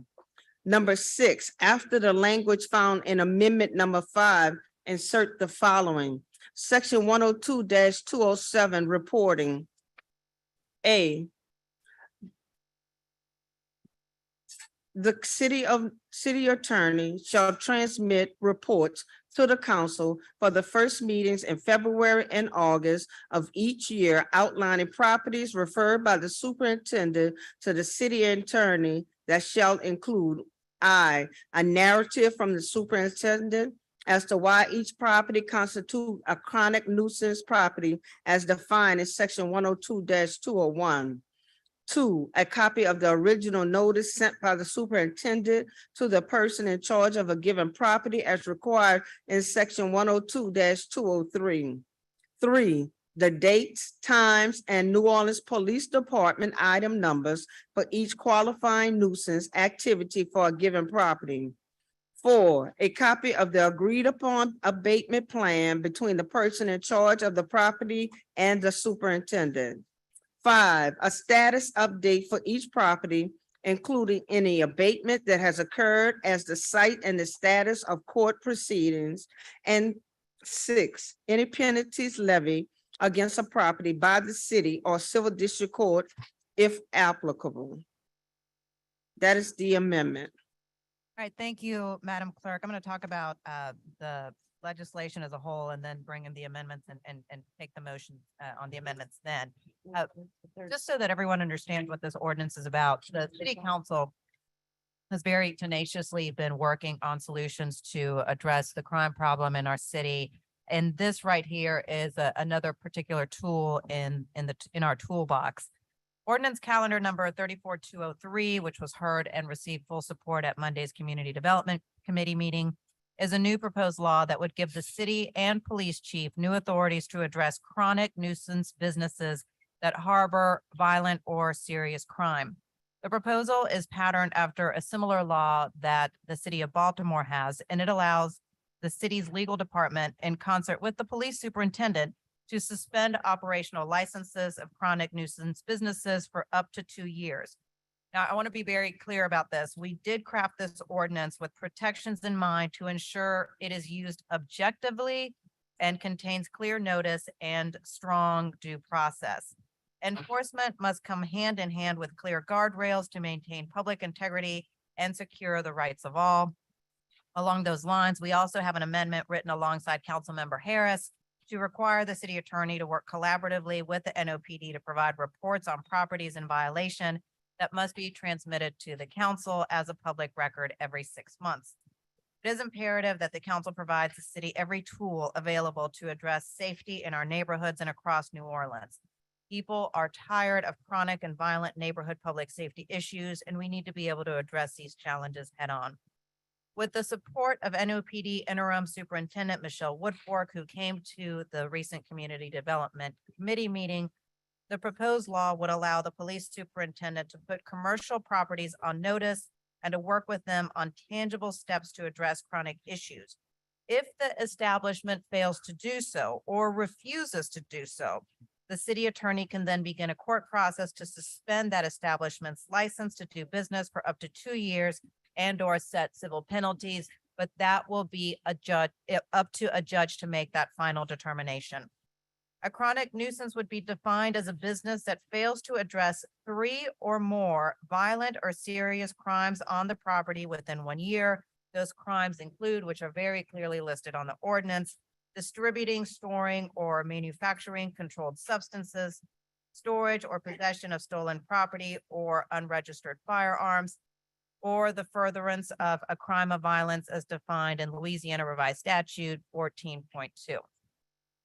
Amendments will guarantee that this law will not be used against residential properties, nor allow owners to simply sell their property to defeat the city's attempts at enforcement.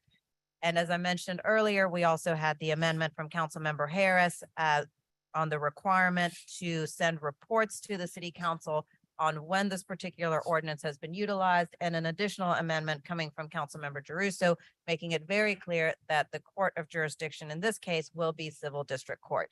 So I do appreciate all of the council members working diligently with my office to get this particular piece of legislation in the right order. I appreciate, even the collaboration with other outside departments, including the Council of Chief Harrison in Baltimore, and talking us through how he uses this particular ordinance. And what he mentioned to myself and Councilmember Harris when we visited with him last week is that in Baltimore, when this particular ordinance or one similar to this is utilized, is that it leads to the issue being resolved and a plan being put in place between the Baltimore Police Department and the business so that issues can be rectified, that the padlock is the very, very last resort. The intent of this particular legislation is to resolve problems and to find solutions, not necessarily to go and padlock businesses. That's just the stick at the very end that we have if we exhausted all other particular options. I'm happy to take comments from the dais. Councilmember Thomas. Thank you, Councilmember Morrell. I think this answers, potentially helps answer a lot of questions that district council members deal with, not only with public nuisances, but much of the illegal activity that happens. But I'd like to offer, I don't know that there's an amendment, but a part of the study, if it could include the demographics of the citations, because we know from the Holder study to Ferguson to the enforcement effort that was done here in New Orleans several years ago about nuisance bars, that once they started enforcement, they would enforce the laws at a lot of the small African-American and community bars, but the bars around the universities would not be enforced. So I think it's important that we break down the demographic once this is underway to make sure that, and of course we know that when you do the national study about fines and fees, even when the intent is good, it seems like in many cases that the disparaged community bears the brunt a lot more than the violators who are in other communities. So I think as we track this, especially to help with what we're doing in our district, it would be very good to have that demographic breakdown and that racial breakdown so that moving forward, we know that once again, historically, studies have shown every time there's a fee, every time there's a fine, every time there's a punishment, it usually happens in our communities, in our neighborhoods, where other folk are allowed to kind of get away with the law. So looking forward to using this tool, because there are a couple of places I know along the Chef and in other places that harbor that are also part of the problem. But I don't want to see enforcement like in the past with our businesses being targeted because we don't have the resources to defend ourselves. We can't let that happen in this case. That's a great point. And as you were talking, I wrote it in as to where it can go. If you look at your second page of your amendments under the section 102-207A, there's 6 Roman numericals underneath. We're going to add a 7, and it would be the demographic information of ownership. Okay, Adam, you see what I'm talking about? Thank you very much. All right, thank you. So we'll add that particular amendment to this whole set of amendments. Any other questions? Councilmember Drew? I just want to say, I welcome that change, Councilmember Thomas, because I hear from the universities all the time that it's not enforced and that people know how to skirt the rules. And in light of what just happened in Baton Rouge in particular, that we have an even greater onus to make sure that we're enforcing this equitably and evenly and predictably. Thank you. Thank you, Councilmember Drew. So any other comments? Seeing no more comments, let me take public comment. We've got Michael Burnside. Mr. Burnside. Mr. Burnside. Mr. Burnside.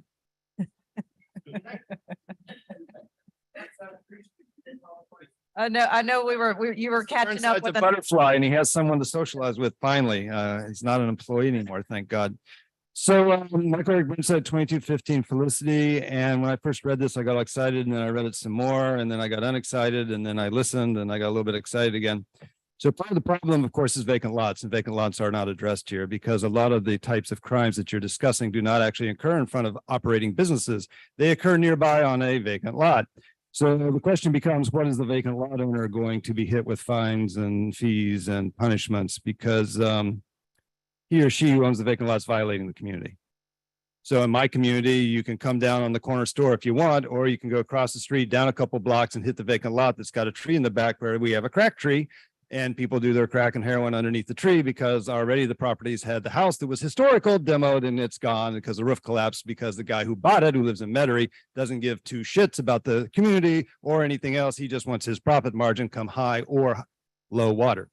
So you need to somehow think about vacant lots in this because the vacant lot owners are making a lot of money flipping their vacant lots by not cutting their grass, by not fencing their lot, by not taking ownership, not taking responsibility, not even allowing urban gardening going on. So you somewhere in this discussion needs to be not just the guy selling the alcohol on the street corner, or even necessarily the guy selling their heroin down the street in the house.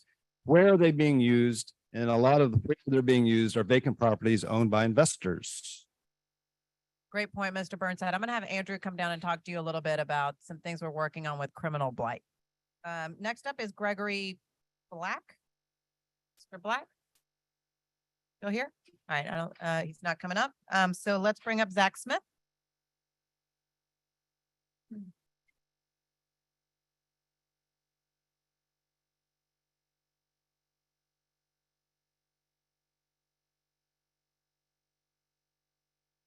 A little rough with his mic here.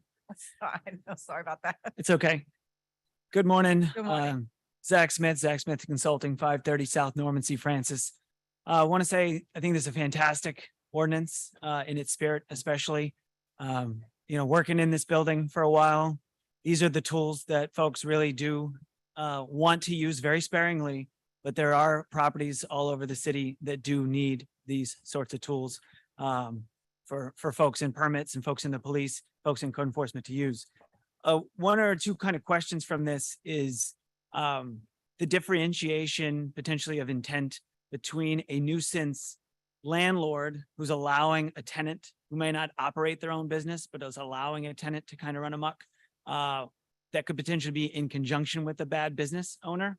And in the opposite of where a potential good landlord is having a problem between eviction processes and things, and they're kind of losing control of a site. And if there's any sort of way to distinguish between that to ensure that from a longstanding land use perspective, there's a lot of properties that could be these non-conforming bars, businesses, grocery stores, meat markets, et cetera, that the landlord may be in a really good position to take action, and they don't have the tools in their toolbox to deal with it, making sure that a landlord who's doing all the right things is not negatively impacted in losing some sort of non-conforming use. So just looking at that from a, I think it's built into that with a court being able to determine who's done what they need to do, but really just putting that extra. If a landlord's trying and they have a runaway business, making sure that runaway business is closed and the landlord's not losing out on their property. Thank you. Thank you, Zach. Any online comment, Anita? No online comment. All right. With that, I'll make a motion to first adopt the amendments. Okay, Councilmember Right now, we're only adopting the amendment that you said verbally first. Okay, the verbal amendment first, which is on the demographics first. So that is, it's been moved and seconded by Councilmember Harris. 5 yeas, no nays. All right, now, Madam Clerk, right to the previous set of amendments. So now you're gonna adopt the amendment as amended. All right, now the amendment as amended. See that? It's been moved and by me, and it's been seconded by Councilmember Jeruso. 7 yeas, no nays. And now we will do the ordinance as amended. Right.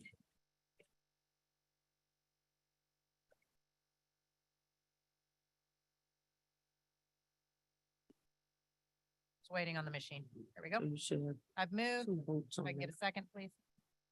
Seconded by Council President Morrell.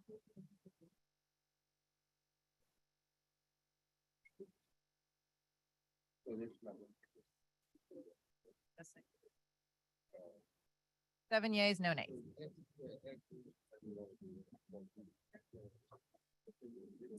Okay, council members, we're now gonna move to the top of page 49.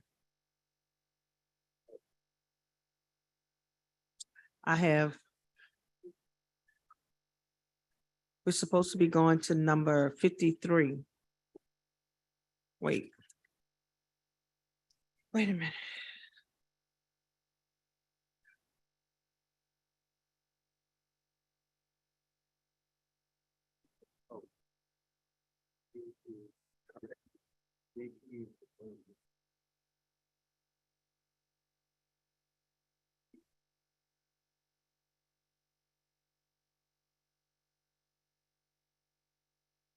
Yeah, we're going to number 53.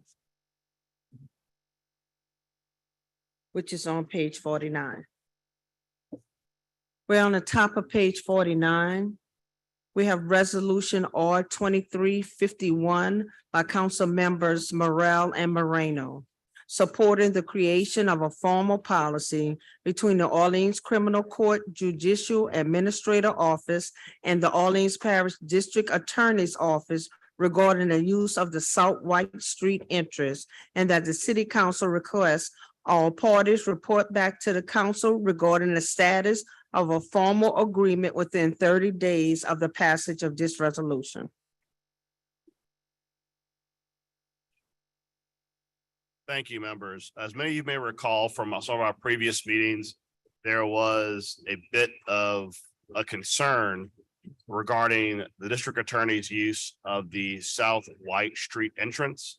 The concern arose from the issue where district attorneys would prefer to use that entrance so that as they take victims and witnesses to crime into the courthouse, that they could enter through a separate entrance versus entering through the larger entrance on Tulane and Broad, because many victims and witnesses expressed that they felt intimidation and other tactics were being utilized to dissuade people from entering to testify or to be present when criminal trials were taking place. From the DA's office, we have Keith Lampkin and Edward McGowan.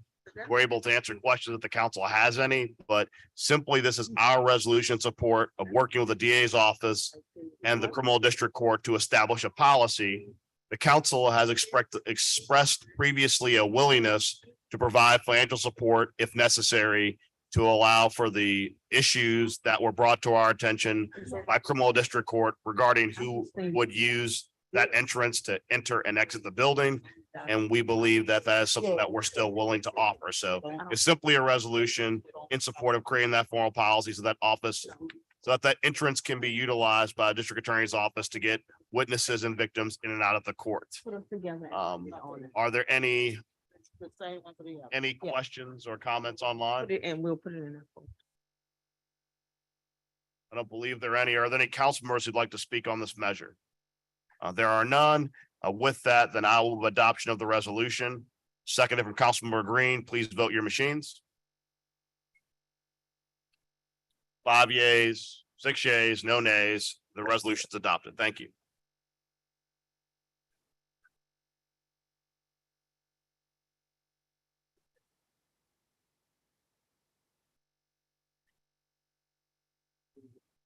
Now we're gonna go to page 34, and we're doing number 23. Ordinance calendar number 34,022 by Councilmember Morrell. We have an ordinance to amend section 54-358 of the Code of the City of New Orleans relative to possession of a firearm in a firearm-free zone and imposition of a maximum penalty and otherwise to provide with respect thereto. Thank you, Madam Clerk, members of this ordinance is in response to some conversations I've had with some of our school leaders in which we have found that there have been numerous instances of young people coming to school with a firearm that was callously laying about their house by either a parent, a friend, a guardian, a visitor who could simply not keep track of that firearm. That firearm ended up at schools.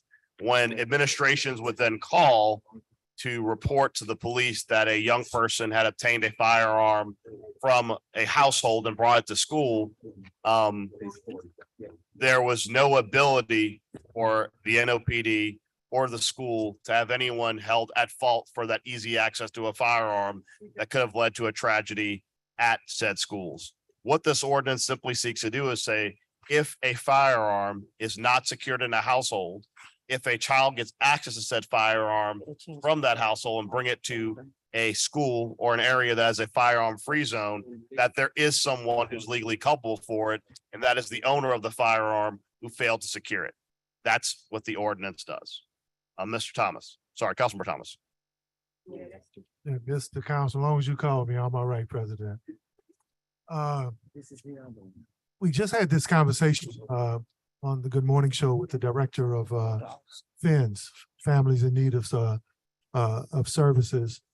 And I asked him a direct question about the accountability question. Ultimately, where should it rest and where should it reside? Should it be with the institutions? Should it be with the politicians? Should it be with the community? And the director of that organization that is working to teach parents how to parent, he said ultimately the responsibility is the parent. I attended 2 schools yesterday, had conversations with 2 principals about this question about accountability. And in speaking with them, they said what of their greatest challenges is not only just to get the student or the kid to accept responsibility, but Councilman Drew, so also to get the parent to understand what parental responsibility and accountability means. Now, I know we have some great lawyers up here, and I don't know that we can legally do this, but I'm for it because at the end of the day, there needs to be a conversation on where the state settles, where this community settles, and where the legal system settles, and that question has not been answered. It's still a major gray area. So Councilmember Morrell, I'm sure there'll be challenges to this, but more important even than this piece of legislation is that finally there'll be a conversation is ultimately about who's responsible morally, socially, and in terms of public policy. But the other thing has to happen is each group that I've actually interviewed or spoken with over the last several years, educators that I've spoken to, we have all asked the general question, what happened to the old Urban League parenting classes, LeBron? What happened to the Giants YMCA parenting classes? What happened to the National Council of Negro Women parenting classes? What happened to home economics, which would teach people how to govern and operate in the house in school? So thank you, if nothing else. And you know, lawyers will determine what we can and cannot do here. I would hope at some point this is the impetus for us to bring families back into the equation and parenting back into the equation in determining not only who is responsible, but how do we govern that behavior? And if we can't govern that behavior, How do we begin to go back to the 60s, 70s, and 80s and 90s when there were parenting classes and organizations got money and were funded to teach people who did not know how to parent. So that's kind of like my commentary, but I think this gives us an opportunity to do that. Thank you. Mr. Burnside.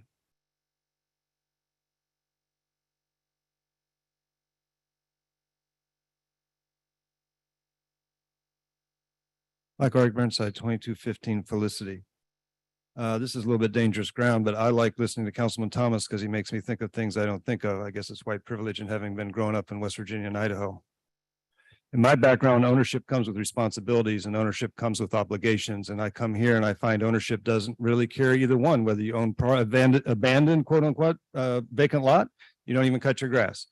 Cars, you don't even have to put license plates on them.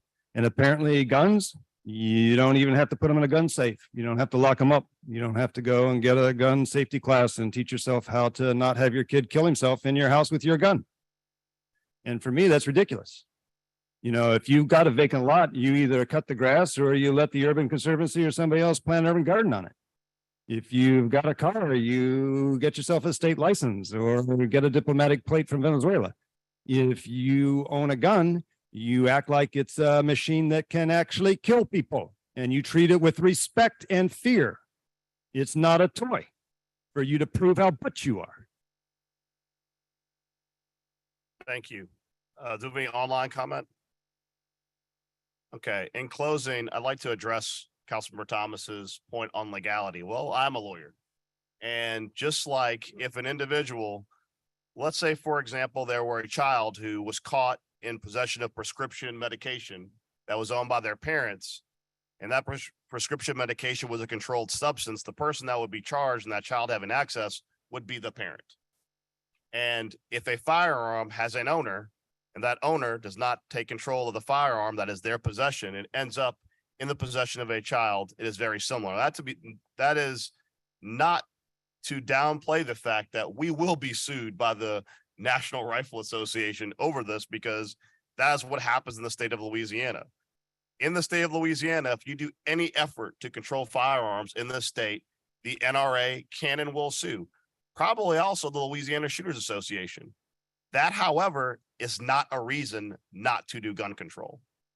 Our job as policymakers, as parents, as members of this community is to do common sense solutions to problems. When I met with school leaders who said that, I'll give you an example, a school leader who I met with, a principal said, we had a young person come to school with a firearm. They found that firearm in their bag, loaded, no safety on. When they contacted the mother over it, it was the boyfriend's firearm that was in his possession he legally owned. When the school called up, they said the position of the boyfriend was they must have taken it while I wasn't looking. And NOPD said, we've got nothing to charge this person with. What you have is a teachable moment where a child saw that toting a firearm had no repercussions for anybody.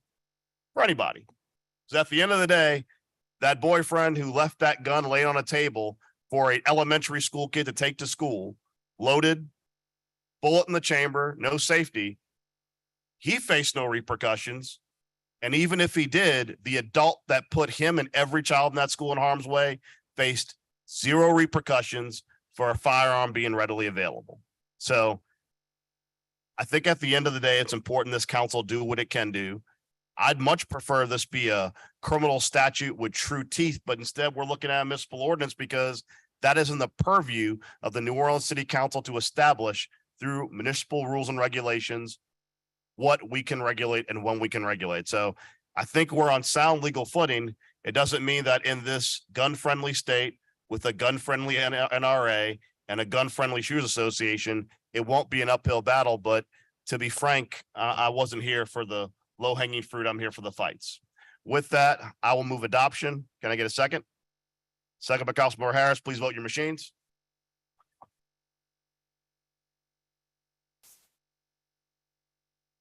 Seven yeas, no nays. The ordinance is adopted. I believe Mr. Jeruso has something time sensitive, like to take up out of order.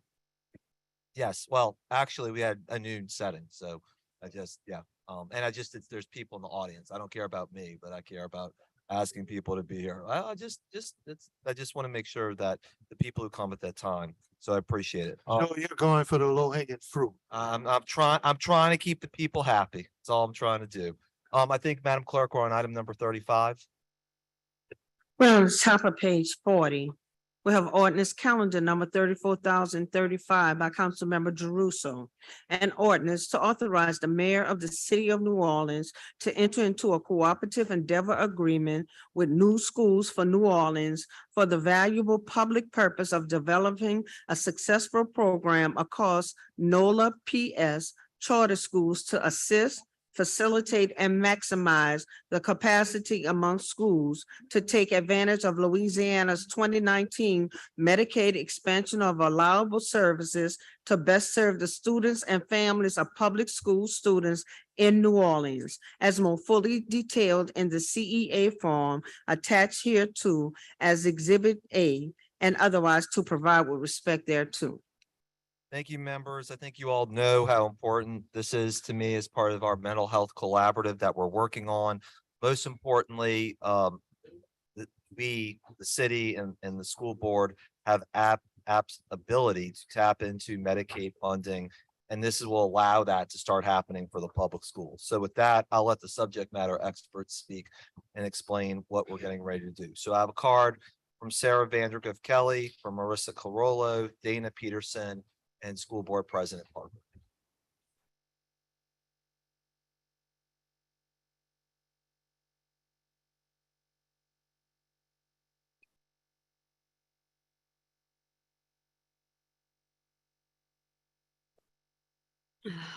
Good morning. I'm Sarah Vandergriff Kelly. I'm the Legal Policy Director with the Louisiana Association of Public Charter Schools. We're the membership association for all the charter schools across the city and the state.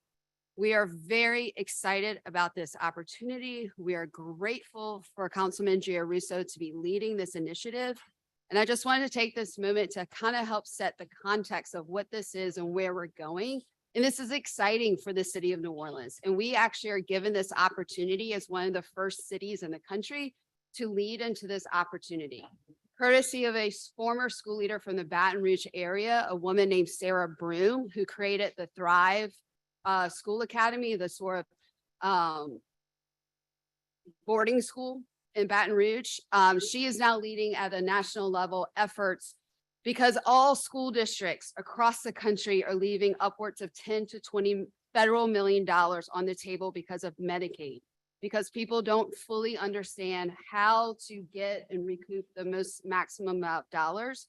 Sarah Broom also worked with Senator Cassidy to help expand even more opportunities for dollars available in Medicaid during the more recent COVID-related federal relief help for schools. So having an ally at the federal level, Senator Cassidy, with his health background, as well as him sitting on the education committees with Sarah Broom, they've helped identify New Orleans as one of the site cities to really explore the ways that we can help the rest of the country figure this out. I think that this is just the start of a great work and partnership where you'll see schools in the school district working with the city, the state, the feds, as well as all the nonprofits across the city that provide mental health services. But we also know we have a lot more to go. If you talk to anyone in mental health, we do not have the true hospitalized services that are needed for youth as it relates to mental health. Some of the closest facilities are not until you get to Shreveport or in Texas. So if we want to talk about the city of New Orleans really becoming a true health center for the Gulf Coast, then we also need to make sure with our children's hospitals that we are also putting our name as a leading for mental health for the youth under age 18. Thank you. Thank you, Sarah. All right, Melissa, then Dana Peterson and Olin Parker. Hi, good morning, afternoon. Melissa Carollo, Finance Director for the Louisiana State Charter School Association. I want to speak to the amount of money that schools are leaving on the table simply because accessing federal Medicaid dollars is it's difficult. There are very few experts that know how to bill correctly. They've changed some of the ways that you're able to bill your time and services. So putting this in place is going to allow there to be training in the New Orleans area. It's going to allow our schools in New Orleans to become experts and access these federal funds to provide more services to their students. They want to provide more services to their students, but I think, as we all know, resources are limited.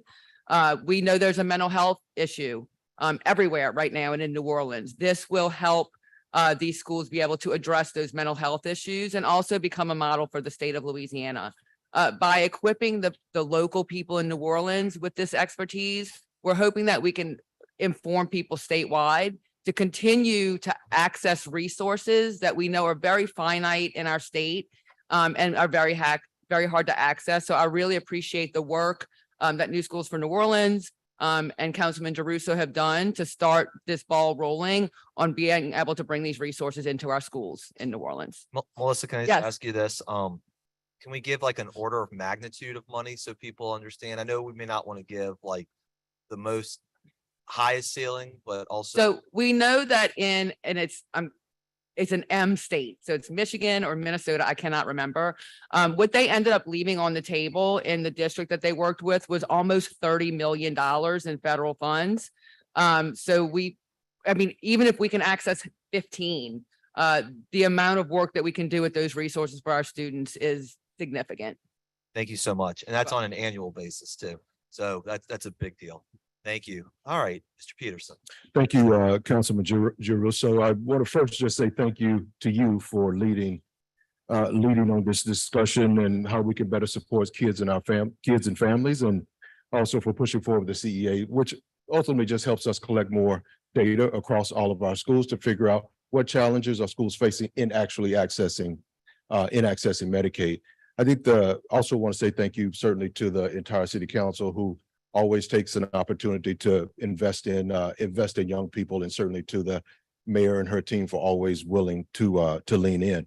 The key change here on and why we believe that there is more money available is because changes to our Medicaid, state's Medicaid plan that will make more school-based services eligible for federal reimbursement. And that's the key piece here. Schools are providing a bunch of services, but not always able to be fully reimbursed for them.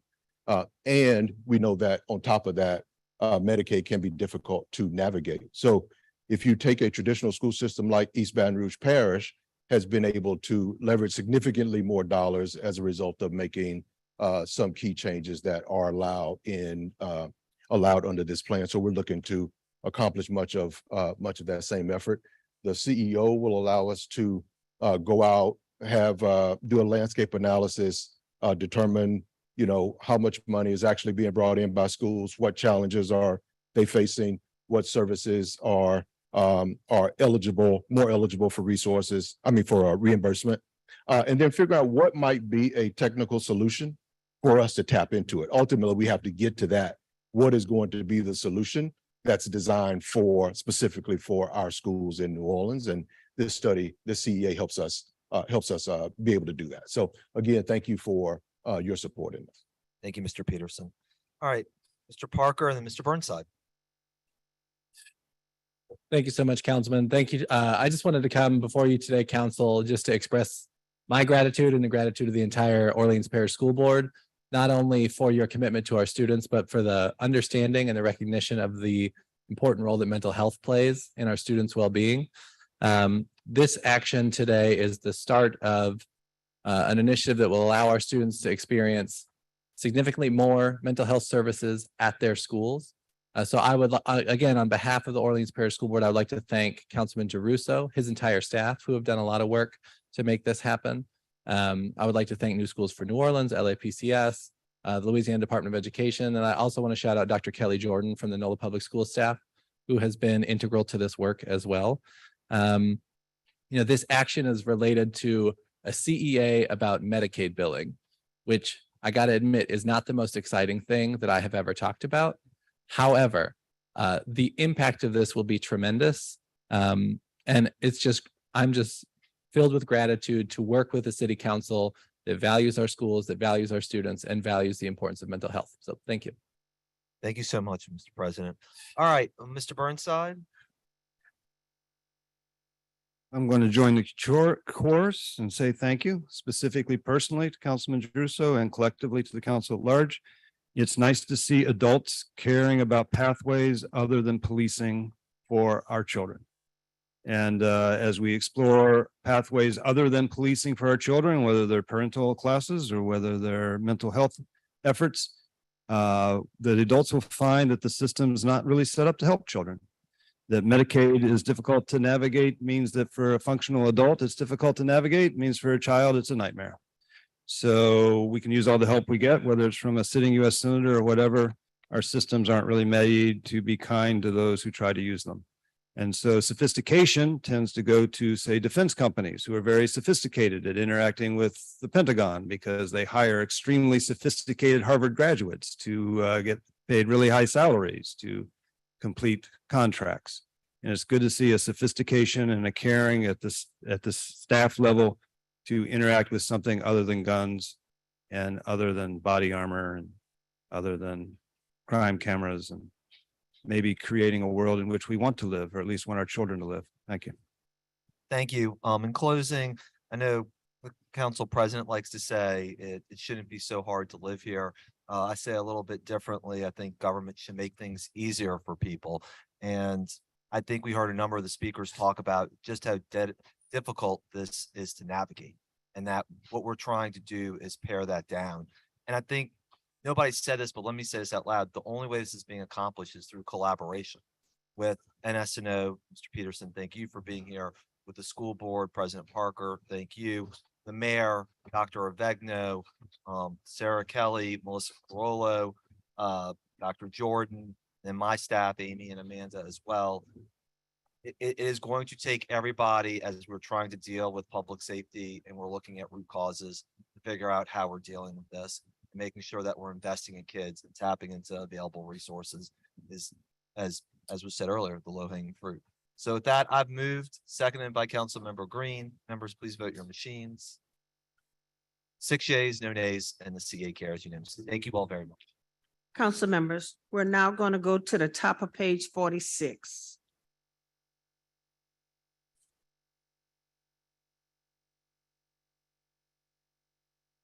And we have motion line over M22 537 by council members Morel and Moreno, creating Rule 57 contract approval, governing the review and approval of contracts governed by Section 70-10. Thank you, Madam Clerk. Members, this is simply the rule that accompany a previous ordinance we passed requiring that contracts over a certain amount receive council approval. That is what these rules do. There are no comments online. Are there any public comments? I don't see any. So with that, I will move that we adopt the rule. Can I have a second? Second by Councilmember Harris. Please vote your machines. 6 yeas, no nays. It is adopted. At the bottom of the page, the legislative grouping, resolution line over R 2316 by council members Morel and King. A resolution establishing a working group to develop a comprehensive plan to address truancy and juvenile curfew violations. And there is an amendment to resolution R 2316 by council member Morel. Number 1. On page 1, first paragraph, remove and juvenile curfew violations.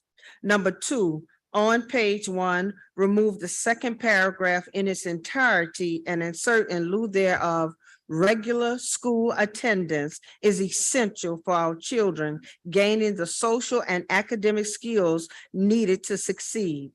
Number 3, on page 1, remove the third paragraph in its entirety and insert in lieu thereof, addressing truancy not only improves educational outcome for our youth, it also leads to safer streets and communities. Number 4, on page 1, remove the 4th paragraph in its entirety and insert in lieu thereof, students who are not in school is more likely to be involved in a crime, either as a victim or perpetrators.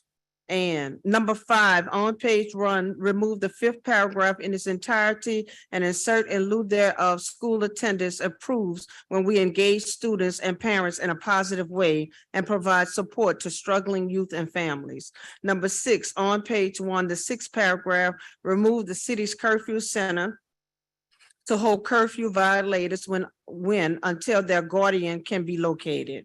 Number 7, on page 1, the 6th paragraph, remove address and insert in lieu thereof support.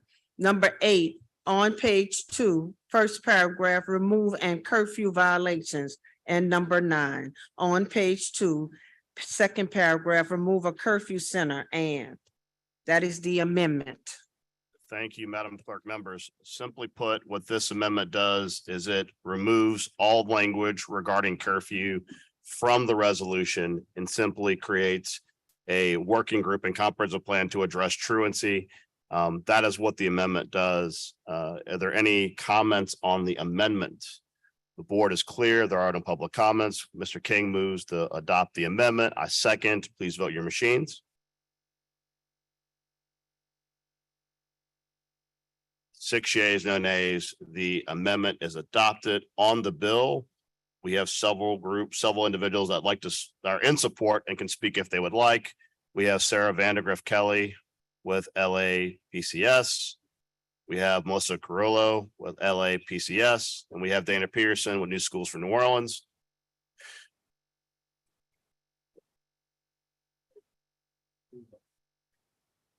And you will soon have Orleans Parish School Board in Parker too. Thank you, Mr. President, for popping up. Appreciate it.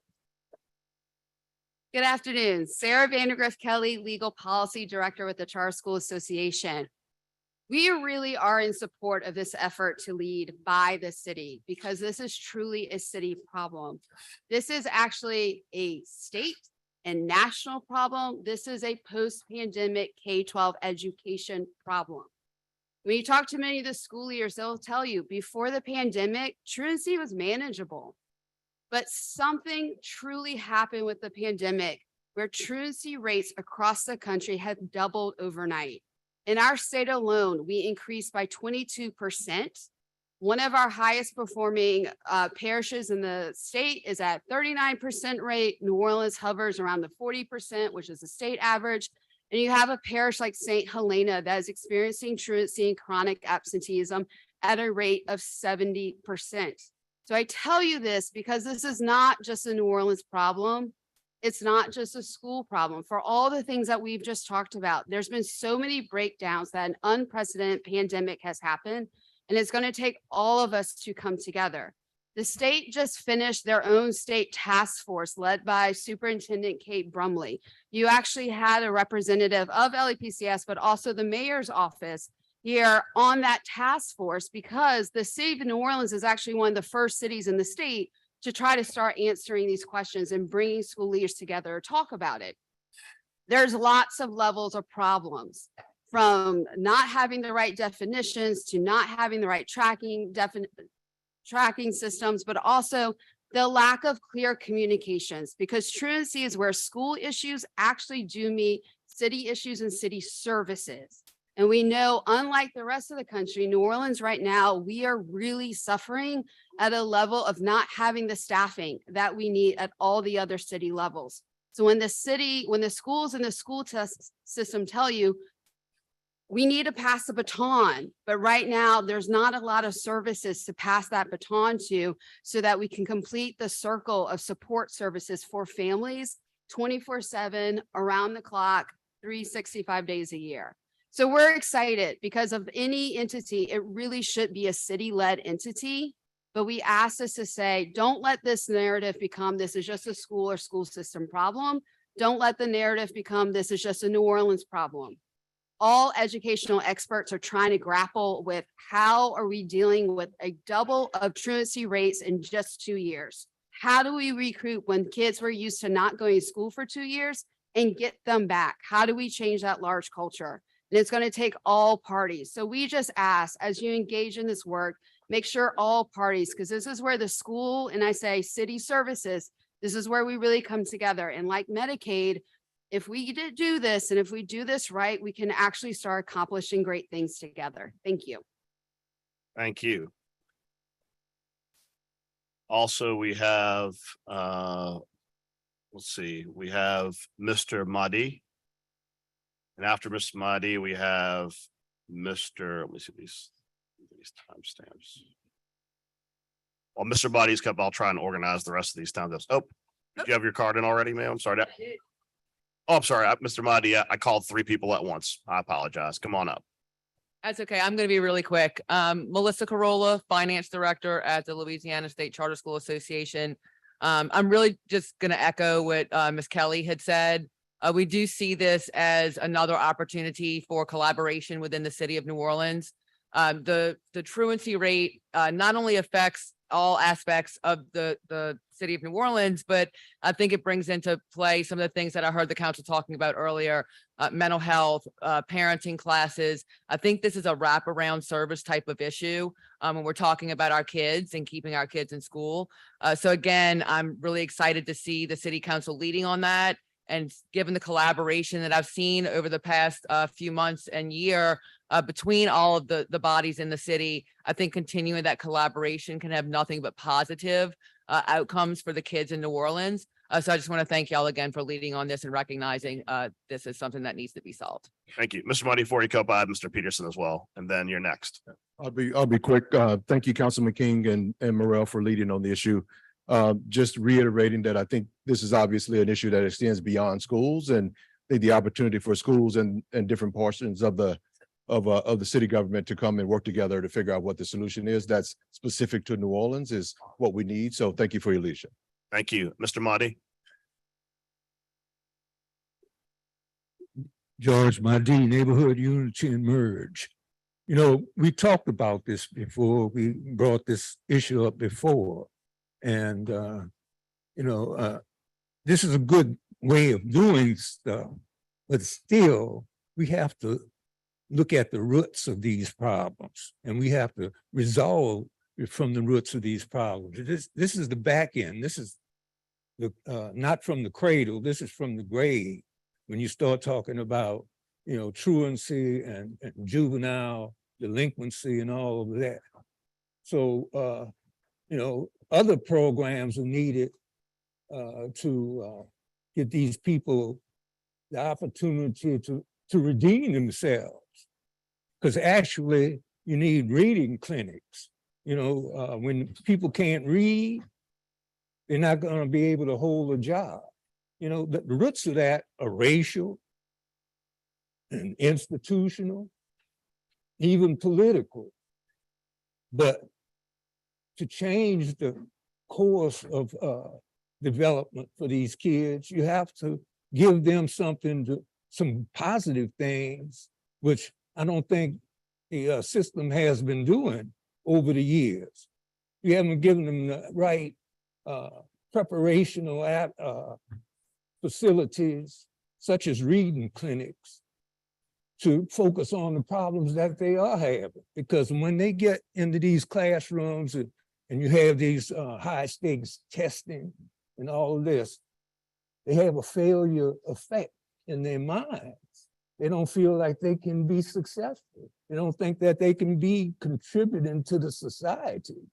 And when that happens, when they have that disillusion with with their own capabilities, they're going to go out and make the wrong choices. They're going to do the wrong things.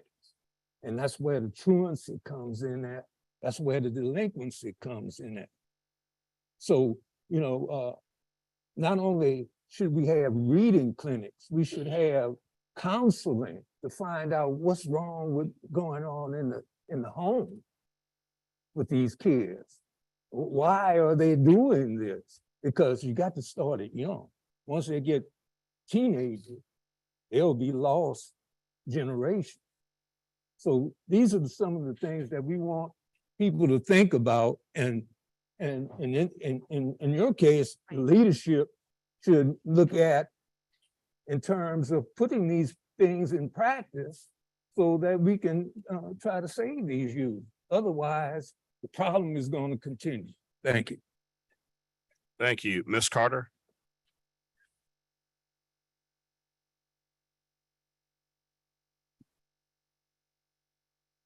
Hello, I'm Elena Carter. I'm going to read because it's easier for myself. My name is Elena Carter. I'm a native New Orleanian and a product of Orleans Parish Schools.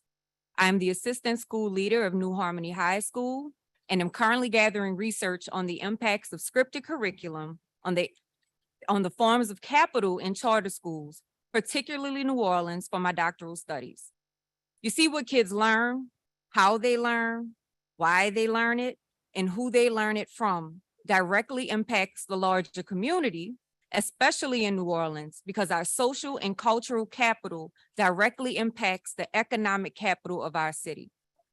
Y'all, truancy is a symptom of connected system failures. I'm gonna ask some questions to consider how we got to this problem. Would you go to school or want to go to school if you live far from your school, your parents have no car, and you have no way to get there? You have to go to work. You do not have a consistent place to live. You have to take care of your siblings or your own child, are bored as hell in the classroom because all the classrooms look the same across the board, especially after COVID. Your personality is a discipline problem. You get sent home for multiple days at a time because you act out simply because, as the gentleman before me said, they are illiterate in some ways. And lastly, after all these reasons, would you go if no one held you or your parents accountable?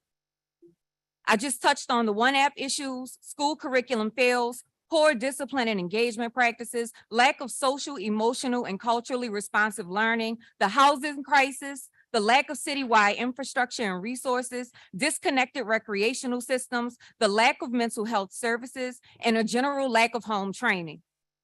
Please put aside politics and profits in order to help our children. Without them, we have no social or cultural capital, which means we have no economic capital as a city. Thank you. Thank you. Mr. Burnside. Mr. Burnside. And after Mr. Burnside, we have Mr. Parker, Orleans Parish School President. I don't normally give this, but I'm going to give thanks to God to that lady because I don't have to say what she said, and she said it 200,000 times better than I said it because she said it with hope in her heart and love in her voice, and I could not do either one. I was a teacher for 10 years in California, and I'll never teach again. That system damaged me, and it damaged other adults who sent their children to that school with hope. They damaged immigrant Chinese families whose fathers worked 12-hour days, 7 days a week illegally in this country so that their child could have a different life.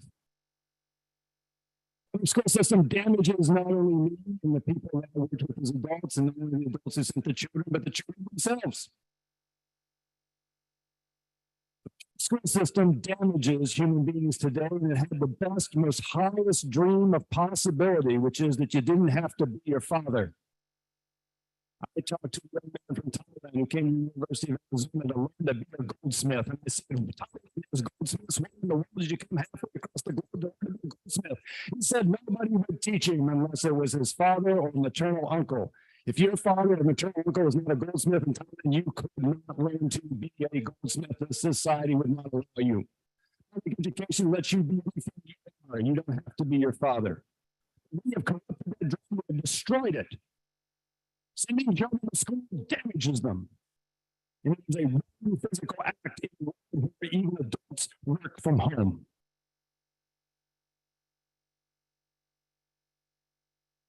Thank you, Mr. Parker.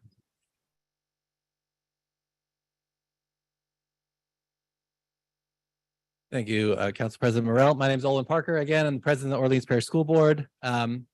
I want to start. I had planned to only talk about Councilman Giarrusso's item, but while we're here, I figured I'd address this item as well. First, I want to thank you again. This is a council that cares about students and shows up for students and talks to educators. I see y'all at schools more than I see some of my own members at schools. So I want to say I appreciate your engagement with the school population that we have. I also want to highlight what truancy looks like post-COVID. People have in their minds that truancy is a high school kid cutting class, sometimes making bad decisions. But post-COVID, what truancy looks like more often is a kindergartner, a first grader, a second grader who doesn't come to school maybe once every 2 weeks, and by the end of the year, they're truant. So as we have these truancy conversations, it's important for us to remember what truancy looks like now versus what we might have in our mind about truancy. I also want to highlight some of the positive results of the working group that we had starting this summer, and I'm excited for this next working group to build off of that success. In our schools, if a student is absent, school leaders are calling home, they're sending automatic texts, they're sending letters home after a certain number of absences, they're holding required parent meetings, and that is still not enough. It speaks to the need for a citywide solution. I am grateful to this council for including educators in this discussion moving forward, because they are critical. They are the ones that are dealing with this every day and can shine a better light on the things that are happening in their schools already. I was at a parent meeting at Booker T. Washington several weeks ago, and the parents said to me unequivocally, there were maybe 50 parents in the room, and they said unequivocally, I feel safe when my child is at school, and when they leave school, it's when I become terrified. And said that is why I keep my child at school until 6 p.m. So that just highlighted for me the importance of this work and the importance of getting every child in school every single day. I'll end by saying, Councilman Giarrusso, in the last item, you highlighted the importance of collaboration. This is just another example of that. Our schools cannot do it alone. NORD cannot do it alone. This city council cannot do it alone. And so I'm excited for the collaboration moving forward to solve what is a citywide problem, using all of the resources that we have at our disposal. Thank you. Thank you. Councilman Thomas, next. First of all, thank you. Going back in history, when there was an effort to there were reporting centers that dealt with truancy and curfew from 1995 to the early 2000s or the late 90s. That was part of a system that reduced violent juvenile crime by 60% and overall violent crime by 60+% in the city, which was part of the national average. So this is not new. The difference is it wasn't sustainable. I think Mr. Mardi's comments were absolutely on point, is that we react and we do things to react to crisis, but once they work, either the funding is taken away or the programs are taken away. President Parker, you mentioned educators. You can be proud of your principals. Your educators led the way 8 months ago when Sharon Clark convened a meeting of principals to deal with this issue. You can be proud because yesterday, it was one of the foundations of our discussion about how do you reduce violence. Of course, dealing with curfew and truancy was one of the great foundations in the meetings and conversations I had with two principals yesterday. They stated the same thing. Now, the issue is if we're going to do this, what we found was a material breakdown in our meeting yesterday and the meetings with principals, Councilmember King, was that even when we attempt to do this, because there are systems in place for it already, the issue is reporting. How does the school system report to the parents? Do the parents report to the school system? Do the police then report to the centers or reporting centers? And then some of the information we have right now is that even when there's an effort to deal with curfew and truancy, not my data, the real data in the Education Reliance Research Report that's out right now, is that even when we try to do this, you will have hundreds of kids that are absent from school, but the reporting center only has 1 or 2 a month, period. So we have a system in place, but how does that network work? How do folk report to each other? The other thing that was critical in the Education Research Alliance report is that there's several reasons why kids are not going to school. Some people like to say it's COVID. We always kind of label kids in many cases without dealing with the statistics or the realities. In a few cases, there were kids who were not going to school because like Mr. Mardi said, if you get to the root of it, there wasn't a washing machine at home to wash their clothes. So once their clothes got so dirty, they were like, they couldn't go to school because we know what happens at schools now with cyberbullying and social bullying. The other report showed that there were kids, I think a large percentage of kids, because they were not popular on social media, or they did not have the right kind of clothes to wear, or the G-Nikes to wear, they did not want to deal with the teasing or the bullying. And then the most glaring report in that study, if we're going to do this, we got to read these studies that gives us the real information. In that Education Research Alliance study, 30 to 40% of the kids, and in one instance, 48% of Black kids said they were not reporting to school because they saw no value in education. They didn't see how it benefited them socially or economically. Not my data, but the Research Alliance report. So, like Mr. Mardi said, this should not be a Band-Aid issue. I know Ms. Clark and principals have been on this from the first meeting I went to 8 months ago, to beating the drum now, to the meeting you and I were in yesterday. We're talking about this issue. But if it's just about rounding up kids and bringing them to the reporting center or to the truancy center, it's not going to deal with the washing machine. It's not going to deal with the cyberbullying. It's not going to deal with the fact that they only have 1 or 2 uniforms to wear. And it's not going to deal with those other issues. And why can I say that? Because we did it before. Now, I know there's always comeback. It doesn't mean that you don't do it again and do it now. But to Mr. Mardi's points is that this has to be a deeper dive than a move to say, we're going to address an issue that Ms. Clark and principals have put on the table. We're going to address an issue that community people have put on the table. It has to be a deep dive, because if not, we're going to be here in another political cycle and somebody's going to be talking about this again. And then lastly, we talk about kids in New Orleans dropping out of high school. New Orleans is either at or has surpassed the national average for kids who are dropping out after the 6th grade. They're choosing to stay home. That started before COVID. Just another commentary. Thank you. I don't see any further council comments, so I'll give my closing comments. To be candid, the reason why this resolution is so important is because the reality is that a problem of this magnitude, I'm not just talking about truancy, I'm really speaking directly to a lot of the comments, the well-heard and well-said comments by Ms. Carter and by Mr. Burnside, is that you're talking about a systemic problem that neither the city council or the school board can solve on their own, because it's multi-tiered. I mean, the school board is tasked with those things that are happening during school hours, and the city of New Orleans is tasked with those resources outside of school hours. And this council has repeatedly said from when we came in office, and I always harken back to that first community development meeting that Councilman King had, in which we had that young gentleman who's a senior in high school, who, when we're talking about solutions for the violence in our streets, the first thing he asked us was, cure violence, save my life, whatever happened to cure violence? To the points that have been made here today, this council has recognized repeatedly that we have a systemic problem in the city, that even when things do work, when a new administration and new politicians come into the city, they obliterate all the work that happened before them and start over. We have not built upon our successes. We simply respond to crises. There were a lot of good things that came out of the investment in NORD in the school systems in the 90s. And that was in response to crisis.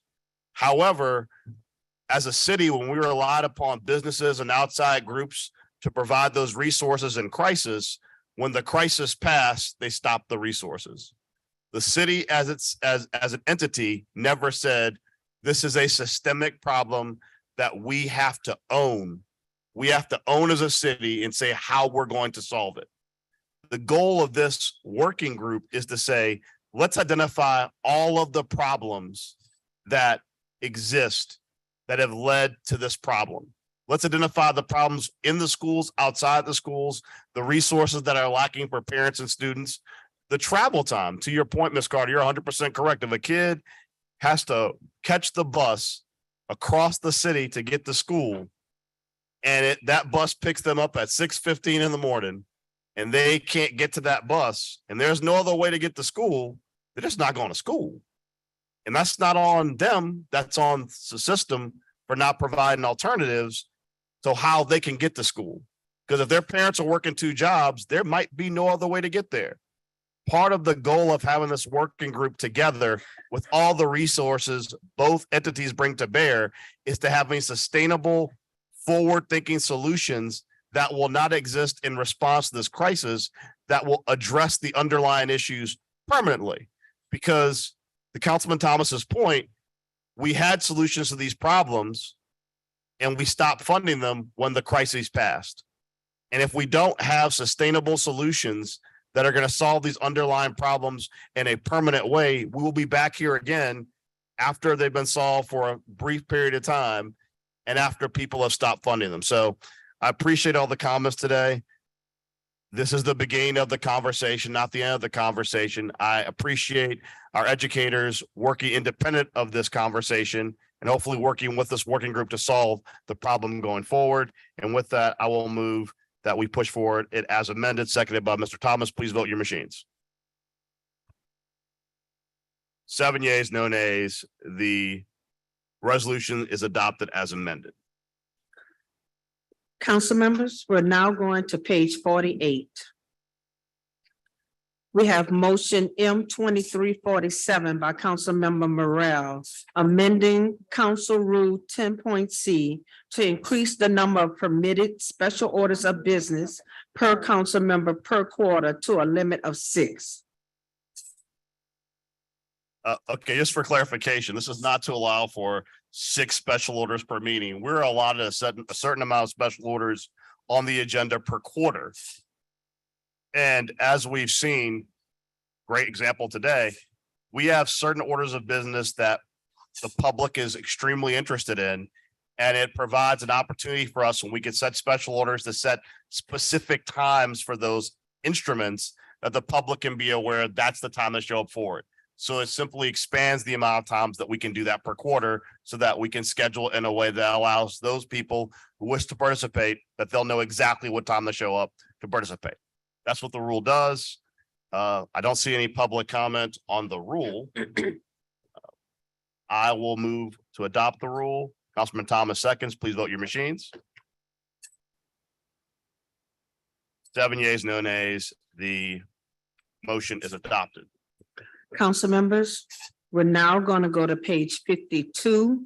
Motion M 2360 by Councilmember Morrell, directing the council chief of staff to issue a request for proposal to begin the competitive selection process established by Rule 42, and that the services of a professional are desired to assist the council with a full evaluation of the New Orleans Police Department and the New Orleans Police and Justice Foundation recruitment programs, a performance analysis of police recruitment programs, including a review of best practices and services gaps, and recommended strategies for improving recruitment efforts. Thank you, Madam Clerk. This is a pretty straightforward issue. As many of you know, we have a tremendous recruitment problem in the city of New Orleans regarding New Orleans police officers. We have tried as a council, both this and other councils previously, to try to both solve that problem within NOPD as well as outsourcing it to the New Orleans Police and Justice Foundation. To be candid, the results have been bad across the board. And speaking to a lot of human resource representatives, one thing the council has never done is truly do a comprehensive performance audit of all entities involved in recruiting to figure out why the recruiting is so bad. And to be candid, it's bad. The numbers we get back is that you have as many as 3,000 individuals that were identified as being interested in being NOPD officers, and yet our recruitment classes hover around 20 individuals.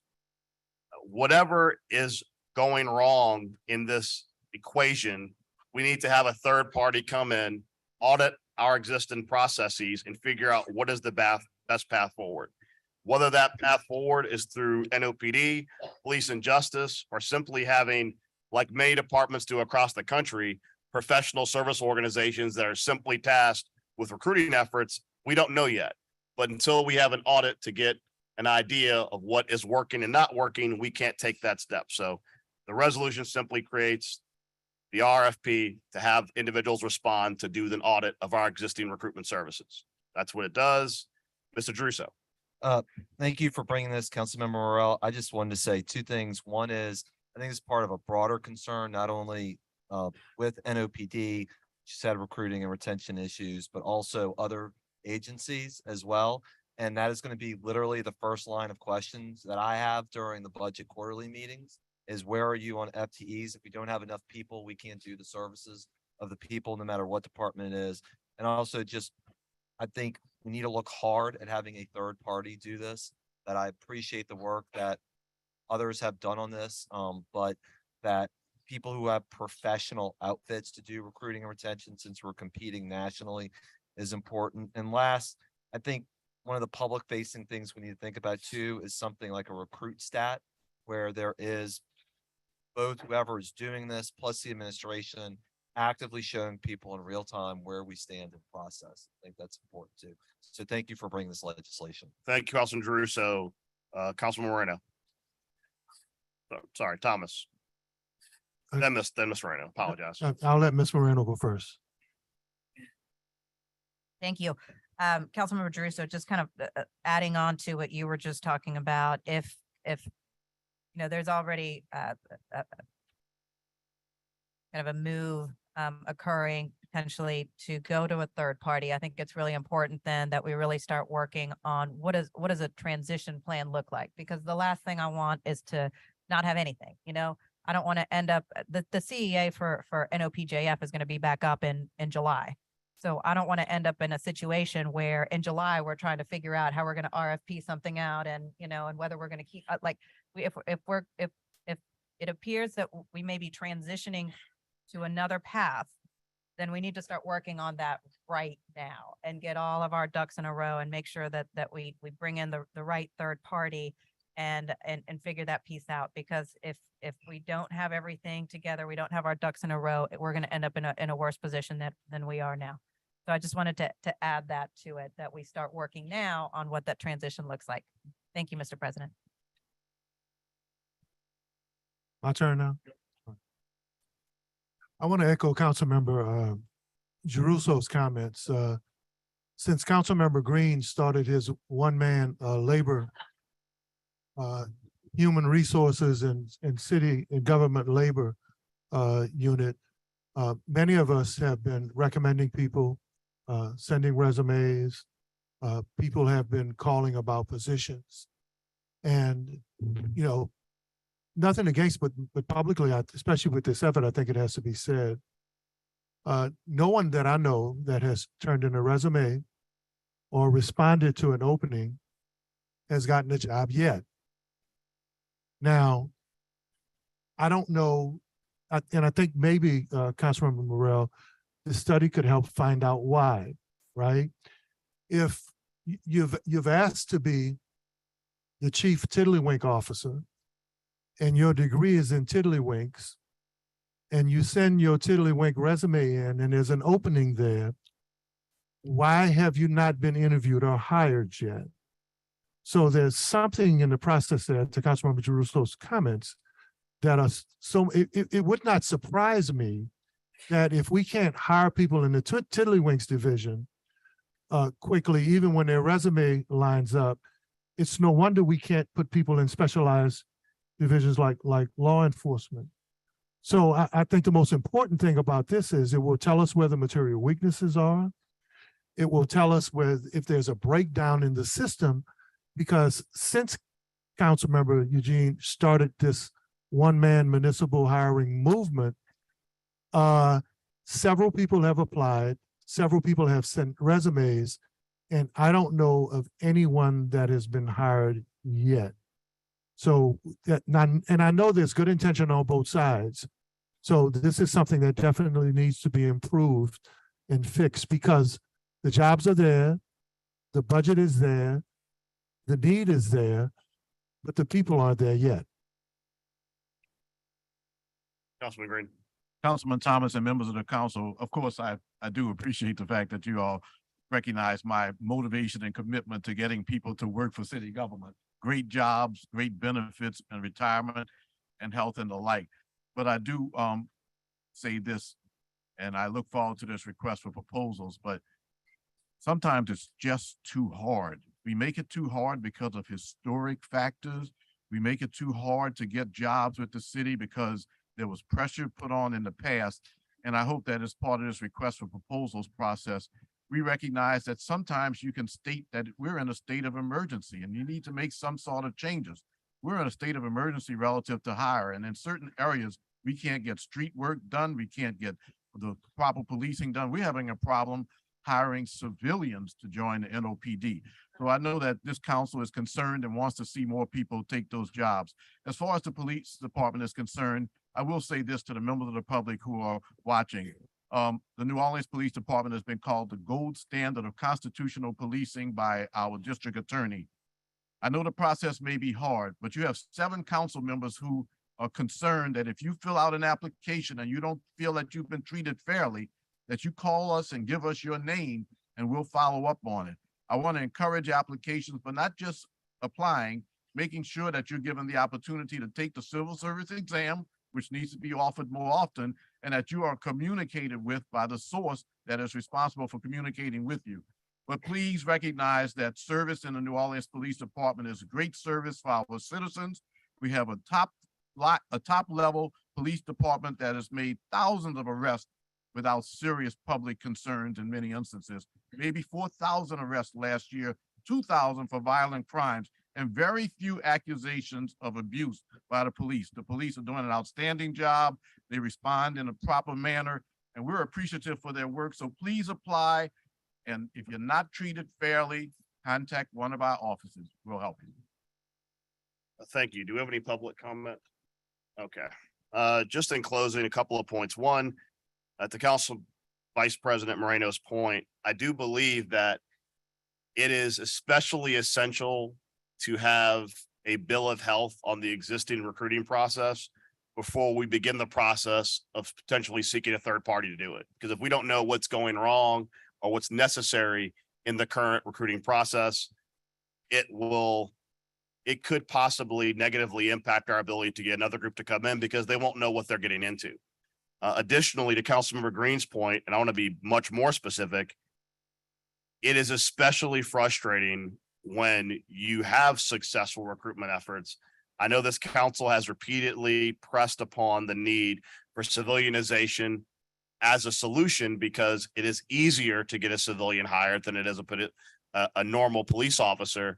And for us to have over 150 applications for 50 positions that remain unfilled, it's demoralizing to the city. It's demoralizing to applicants because they've actually gone through the process, set an application in, and they're simply waiting in a holding pattern.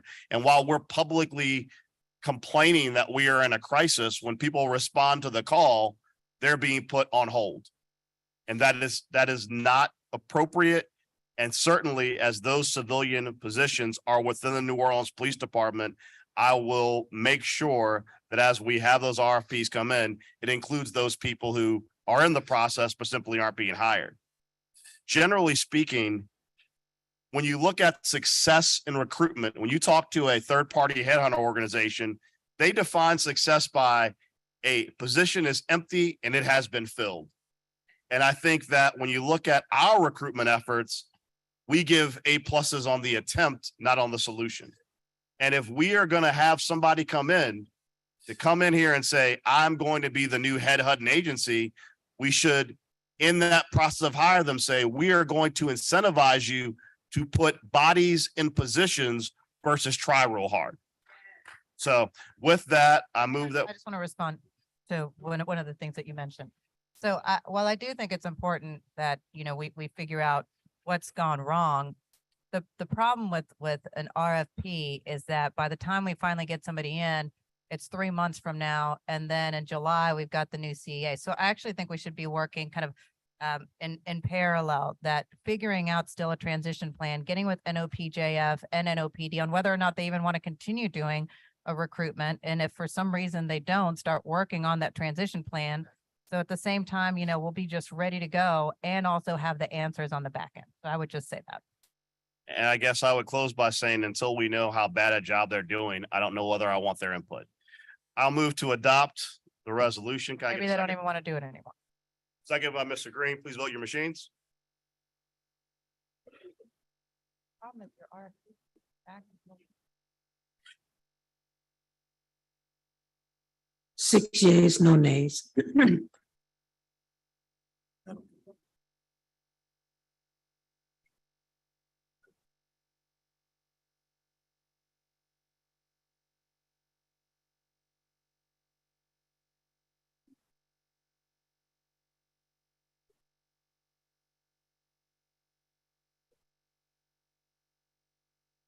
Council members, I'm going to our 1 o'clock matter.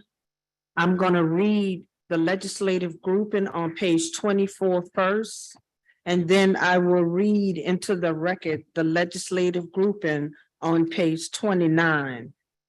Councilmember King is allowing 40 minutes total on comments for both matters. And then we will adopt each matter separately. You ready? All right. We're now on top of page 24. We have a legislative grouping, zoning docket number 9822, city council motion M22-447.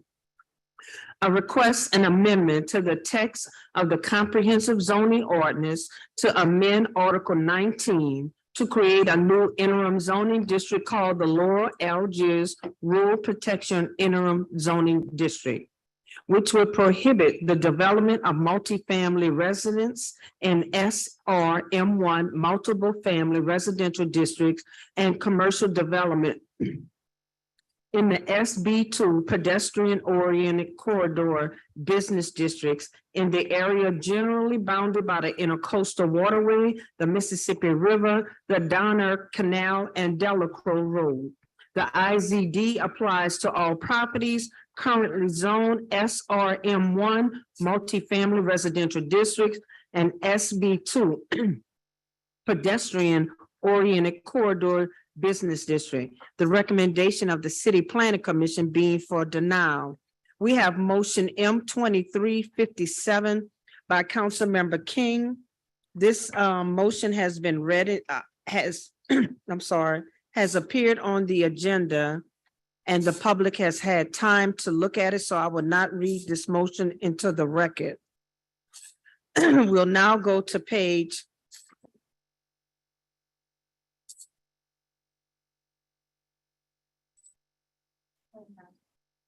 29. Thank you.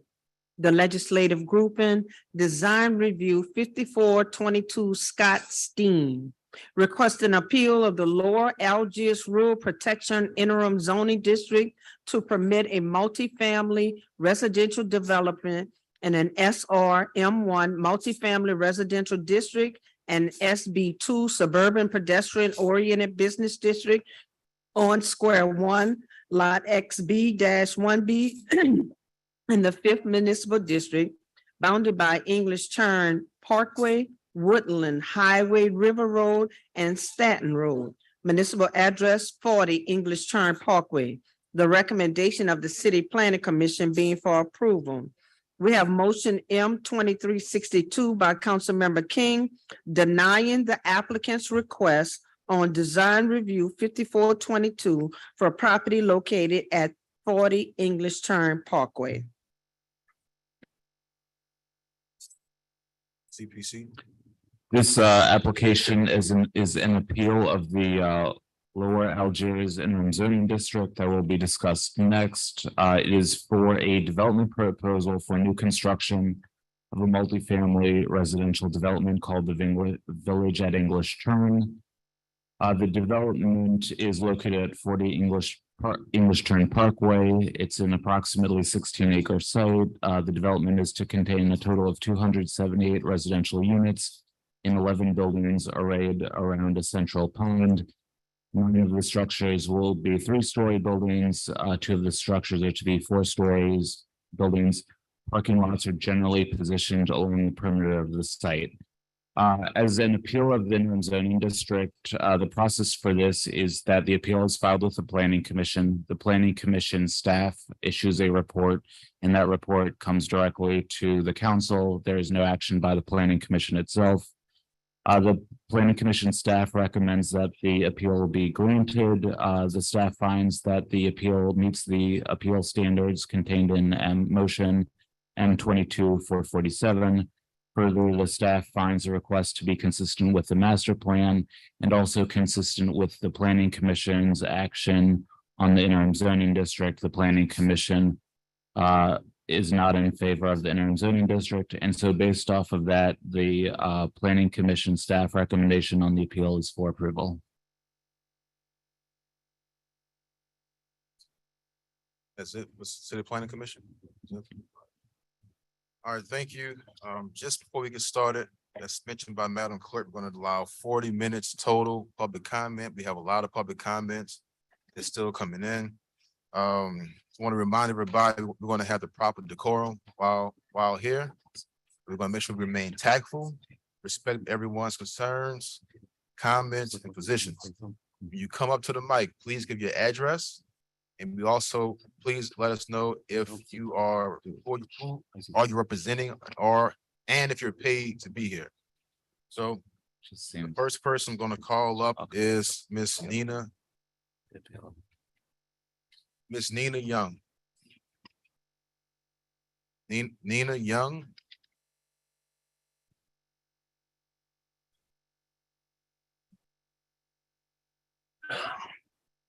Hello, everyone. I'm here because the city of New Orleans has a lot of issues and problems going on. One of those being housing. The problem is the city council is being given the opportunity to change an opportunity to have more housing in the city by Councilman King, who put this request in to have the zoning change. Now, the problem is this: if we're changing this from multifamily housing to single family housing, we are limiting the amount of housing available to the citizens. You all were elected to work for the citizens of New Orleans. One of the problems is housing, so your job is to resolve those issues. But if you're not willing to resolve the issue and go along with a decision to do something based on where someone lives, and they're working with people in their neighborhood to get something changed because they don't want other people living there, that is a problem. You don't work for one neighborhood, you work for the city of New Orleans. And I need everyone on the council to think about that. New Orleans East is doing redevelopment. They're talking about getting people to come in, changing some things, getting things in a better position. The location where this development is planned to be, there is nothing there but woods. An English Turn subdivision is next door. The problem is this: English Turn has been sitting there by itself for a long time. There is a big overpass that allows for traffic to be going over there, and you may be seeing 3 or 4 cars at a time crossing over that overpass because there is no one else back there. So you cannot say that it is an issue with traffic because there is no traffic issue back there. The next thing is this: if we are going to address issues that are happening, we need to address them as a whole. Can you give me a Yes. Listen, Ms. Young has the floor. The loud outbursts will not be tolerated, all right? On either side. I apologize to interrupt you, Ms. Young. Thank you very much. The developer has done a lot of research. They have put things together to come up with a plan to add additional housing to the city of New Orleans. Now, the problem becomes this. I've been to several city council meetings. We've talked about Airbnbs. We've talked about housing. We've talked about affordable housing. We've talked about a lot of different issues. This gives the city council an opportunity to do something about those things. But if you take away the zoning for this multi-family unit position, you're taking away an opportunity for people to have an opportunity to have housing. You're taking away an opportunity for people to have a better quality of life. You're taking away an opportunity for the city of New Orleans to fulfill an obligation that it has. And you're taking away an opportunity for you to stand up for what's right. I'm asking you today, don't just consider this as something to ignore. Don't consider it as something to brush away. Don't make it something simple and easy to go along with because Councilman King orchestrated this. You need to make this something that is important and prevalent to you because it is important and prevalent to the city. And I'm asking you to oppose this amendment. Thank you. Thank you. Ms. Young, before you sit down, Ms. Young. Listen, I got it. Listen, hey. Ms. Young, your address, please. Everyone is required to mention the address and if they're paid or not. That's the rule. I have no problem giving my address, okay? Yes, ma'am. And my thing is this, I am a citizen of Louisiana. My address is, excuse me, I am answering the question given to me. Now, you all were asked not to do all of that, but you're doing it anyway, which tells me you have an issue with following instructions. The answer to the question is, my address is 2832 Battalion Boulevard. I live in Monroe, but I have been looking for housing in New Orleans. And the problem is there is no affordable housing in New Orleans. There has to be a change. I don't have to live in New Orleans to have a voice. I live in the state of Louisiana. Thank you. Thank you. Mr. Warner, though. She said she was not paid. Ms. Warner. Mr. Reginald Varner, though, please. Listen, we don't want to be here all day, so it's important for everybody to respect everybody's time constraints, but the time limits when speaking, and keep the outbursts to a minimum, please. Mr. Varner, though, the floor is yours. Good evening, everyone. My name is Reginald Varnado, and I presently serve as the pastor of a local congregation, Pleasant Valley Missionary Baptist Church in New Orleans, 5919 Morrison Road. I have served the community as an educator for 14 years prior to becoming a pastor. I am the proud father of 5 adult children who serve the community as educators who give sacrificially daily to make our city a great place to live. I also serve as an officer of the Louisiana General Missionary Baptist Convention, who will be hosting the National Missionary Baptist Convention here in our city this fall. The members of the church where I serve live throughout the 5 districts of our city and are represented by this council. I stand today in support of this developer and agree that the ICD should be denied. As we have witnessed this new proposed modern and quite beautiful multifamily development will bring to our city the much needed affordable housing for our working class citizens. In my line of work, I am governed by and committed to the words of God that are recorded in the Holy Bible. And as I have read this book, I find that this scenario in which we find ourselves in today has been repeated time and time again throughout the history of mankind.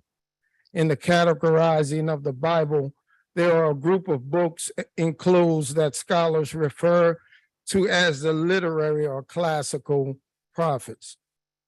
And what I have discovered is that all these writers share one common theme. That's your time, sir. They all preached with a shared focus on God's displeasure with regards to the attitude toward the less fortunate.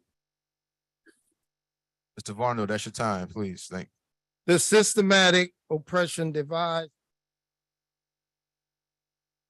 Your time. Thank you. You only get, everybody gets the same amount of time. Thank you. Oh, okay. Yes. All right. Well, I hope that you guys will vote against the IZD. Did you give your address, Mr. Warner, though? Did he say his address? Okay, thank you. Okay, all right, thank you. Next, Ms. Sharonda Williams.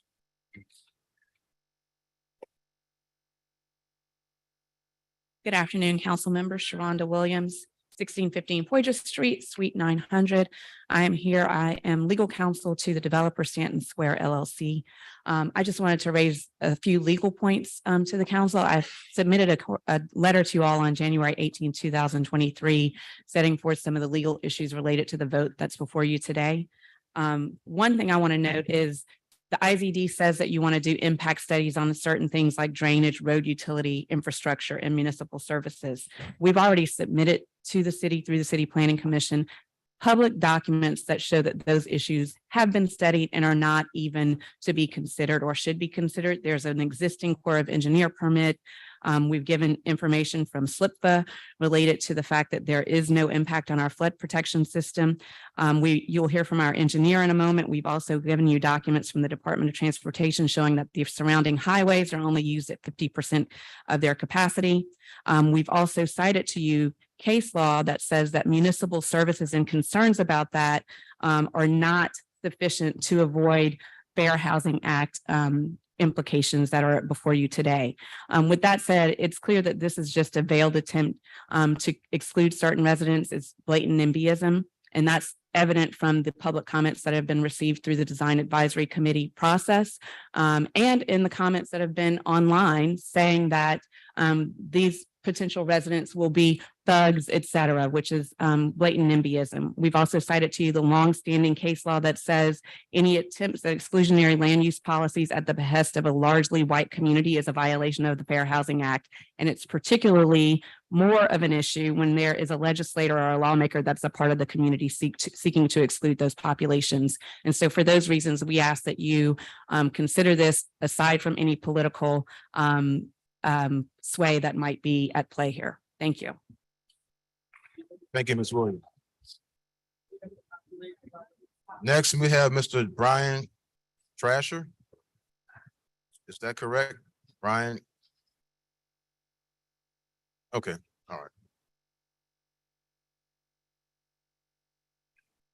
First, last name is Z-H-A. I don't want to mispronounce it. Thank you. I'm sorry.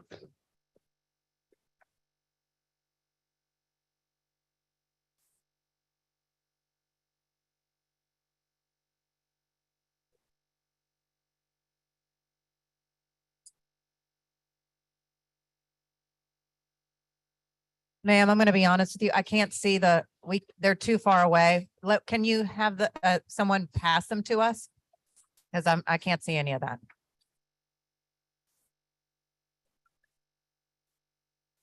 Thank you.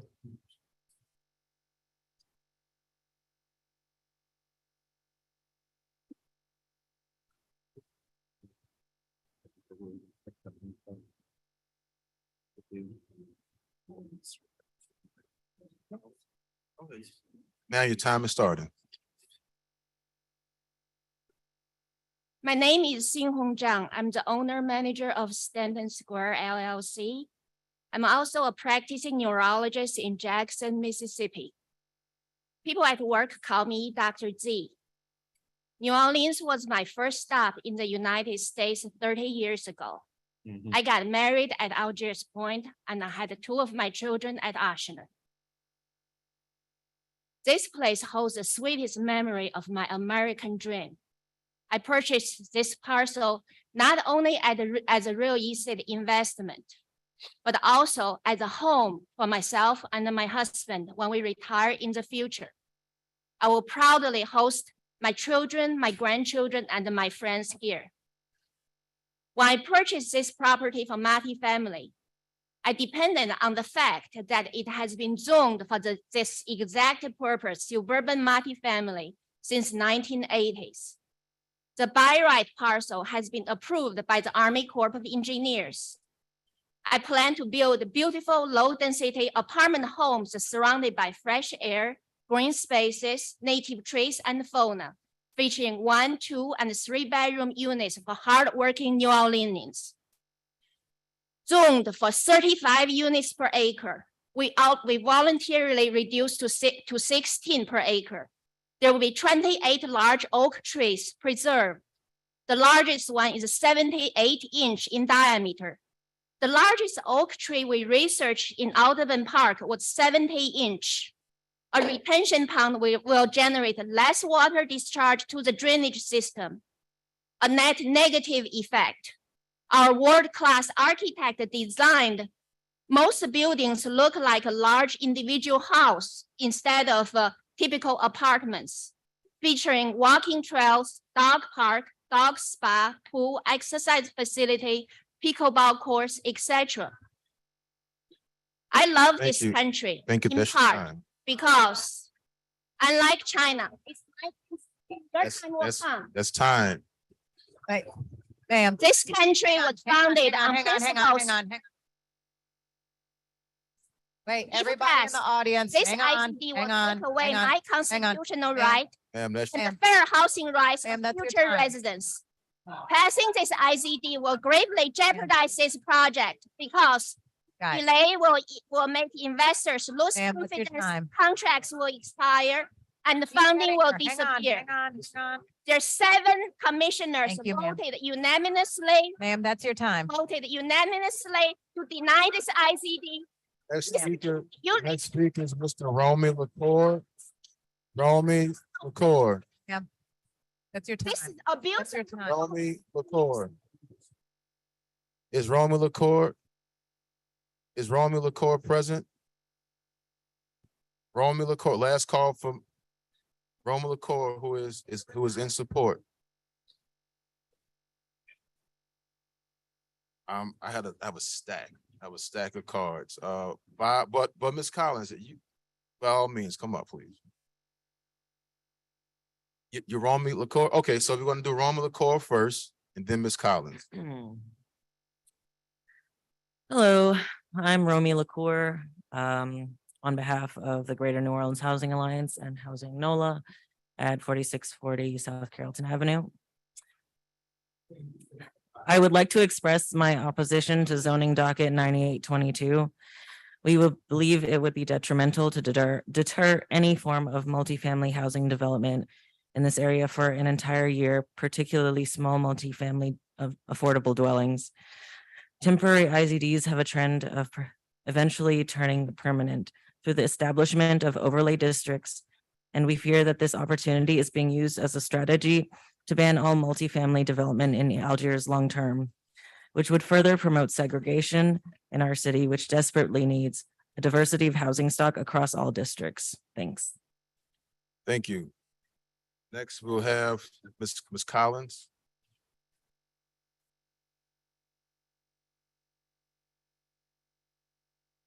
Good afternoon. My name is Renata Collins from 1349 Annunciation in New Orleans, Louisiana. And today I'm here and on my way, my purse fell out and a lot of things fell out, like today. Things fell out, but the great part about it is I had the opportunity to put it back in place.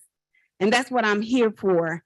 Even though there's a request to have things fall out the way it is designed in the by rights of the parcel, we know that we're coming up against a process that may be not giving us the due process to living in a community.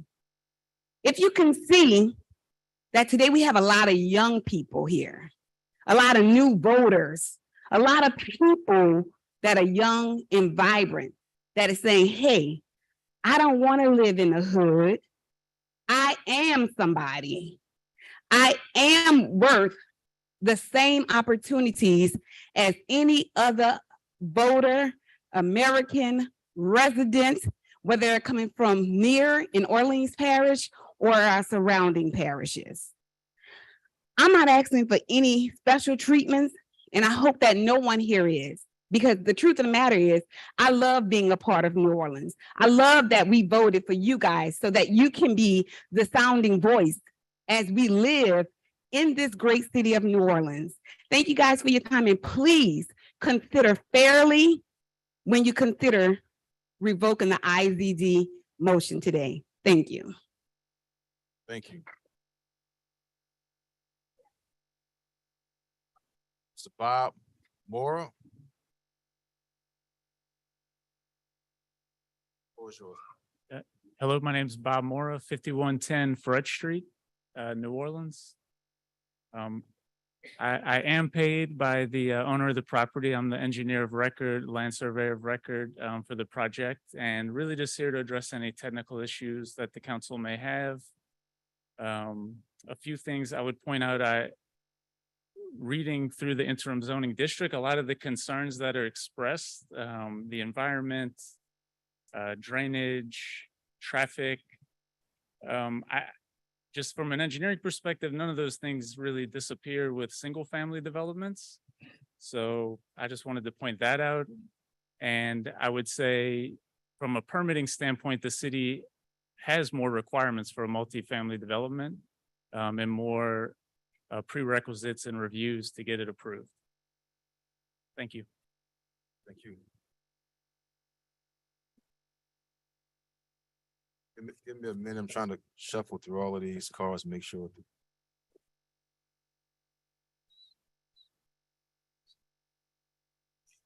All right. So what I'm trying to do is make sure we have enough. So it's 40 minutes total. It's basically 10 comments per side.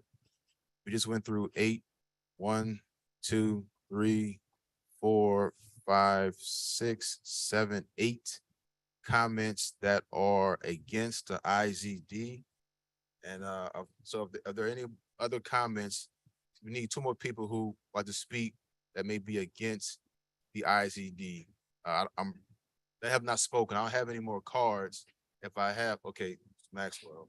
Is there anyone else after Mr. Maxwell? So before he begins, he'll be the 9th person to speak. That'd be 18 minutes. So if there's no one after him, then we'll do 12 minutes for the opposing side. So, makes sense? Okay, thank you.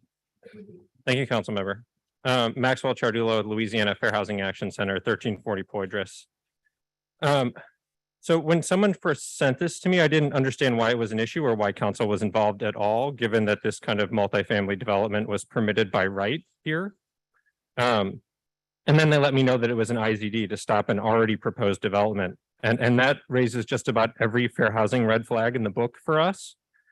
Trying to stop housing for residents, not tourists, especially rental housing, with a development moratorium or an IZD is something we have seen time and time again. It should be very familiar to everyone because we saw so much of it in Jefferson and St. Bernard parishes after Katrina, when those areas were specifically trying to prevent Black renters from finding homes in their parishes. So I'm not trying to suggest anyone's motives here, but I think this is a very dangerous precedent to set, that when a housing developer, again, a housing developer trying to build housing for our residents, not tourists, follows the rules and the CZO, but the council can tank their project because nearby wealthy homeowners don't like it. So I'm asking you to follow the CZO, follow what's already on the books, and get rid of the IZD. Thank you. Thank you. Thank you. Thank you, Mr. Maxwell. All right, so just to reiterate, that was 8 minutes for people who are in opposition to IZD. You're going to get 10 minutes. So is there any other speaker? This is the last opportunity. Okay, so now we're going. No, ma'am. Your rules. You're making rules because the letter I will receive is right, only first- 6 people can talk. Each person Mr. talks Bob, 3 minutes. And Mr. Bob Ellis. Mr. Bob Ellis. Up first is Mr. Bob Ellis. 20 minutes on each side. Ma'am. All changing it. Ma'am, you had your time. Thank you. Bob Ellis, come on up. Bob. Mr. Ellis, floor is yours.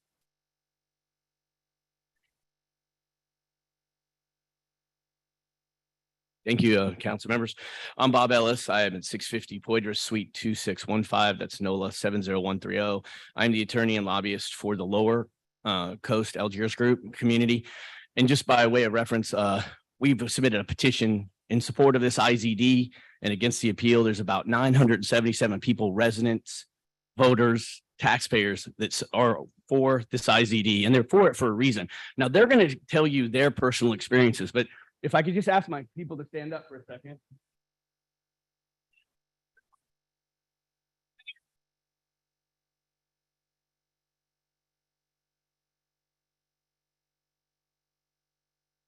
They're going to tell you their personal experiences, but I want to talk to you about what has happened here today. And what's been happening is this project was originally submitted as high-end market rate apartment complex. It was never affordable housing until all of a sudden the residents are like, wait, we don't have water. We have problems with our roads. We have this. EMS and emergency services are measured in hours, not minutes. All of these problems they're going to tell you about. I can't tell you that because I don't live here. Like most of the supporters are against the IZD. That stated, I'm going to let my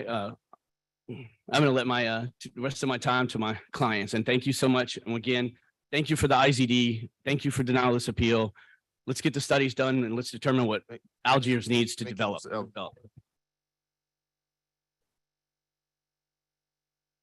So let's keep in mind, keep the loud outbursts to a minimum. Thank you. Up next, Miss Nancy DuPont. Please again, address it, and if you are paid to be here, it's Nancy DuPont. Nancy DuPont. I couldn't hear, but okay. Nadia Johnson.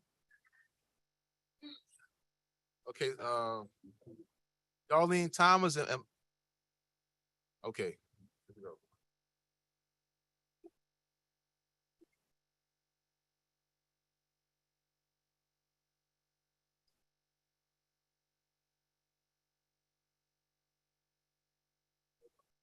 Hi, I'm Darlene Thomas.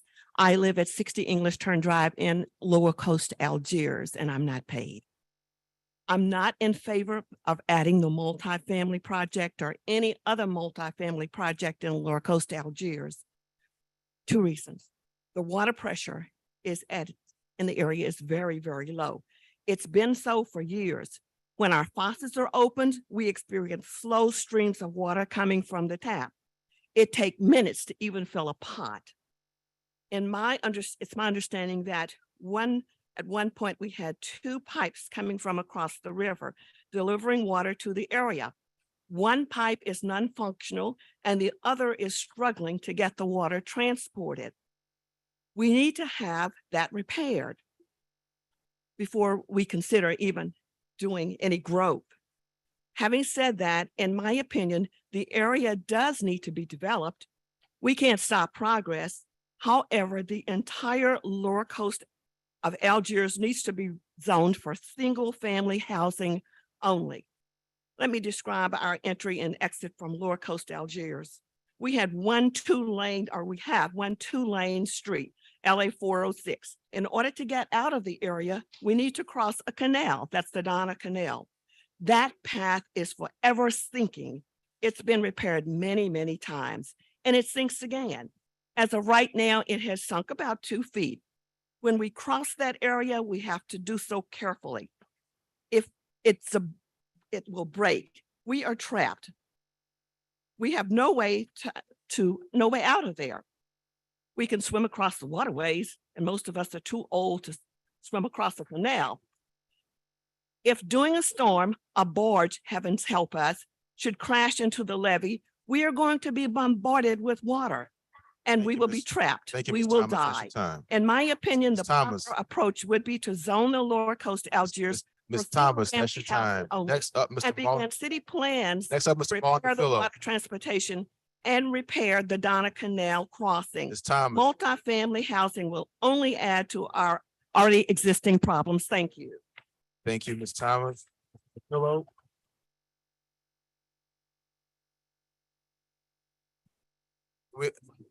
Good afternoon, Council. Hello, Mr. DeFillo, before you start, I want to remind everybody, please keep your time to 2 minutes. I'm not trying to be rude, but I want to make sure everyone gets a chance to speak. Thank you. Absolutely.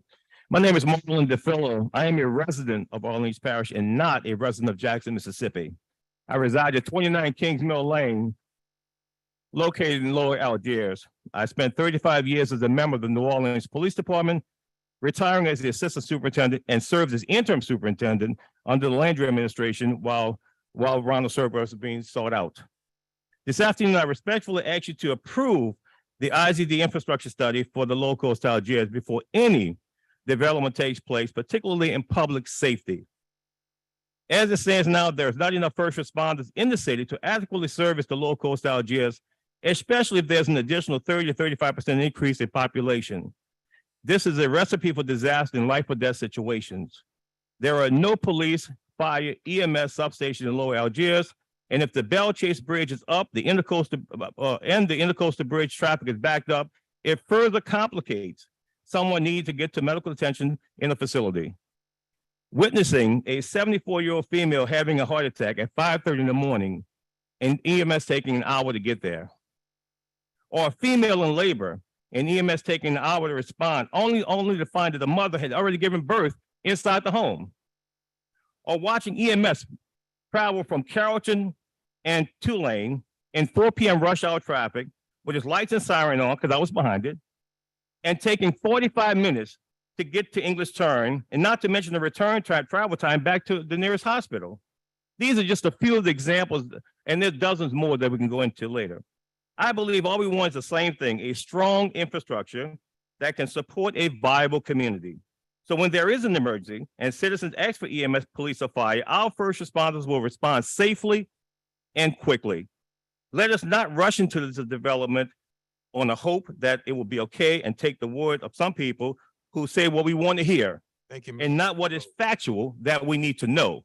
Mr. Philo, 2 minutes. That's your time. And I again ask you to please conduct the infrastructure study and let the results of that study guide us on how to proceed. Thank you.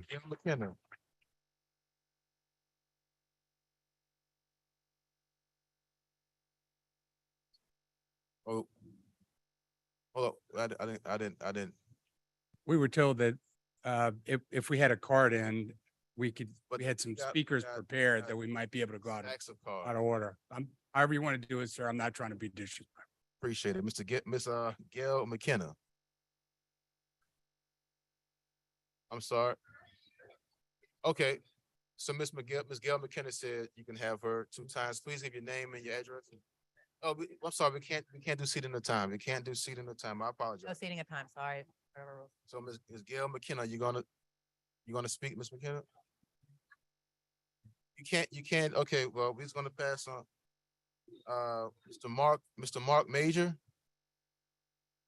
It's Mr. Mark Major here. I said Mark Major. Lee DuPont. Okay. We got.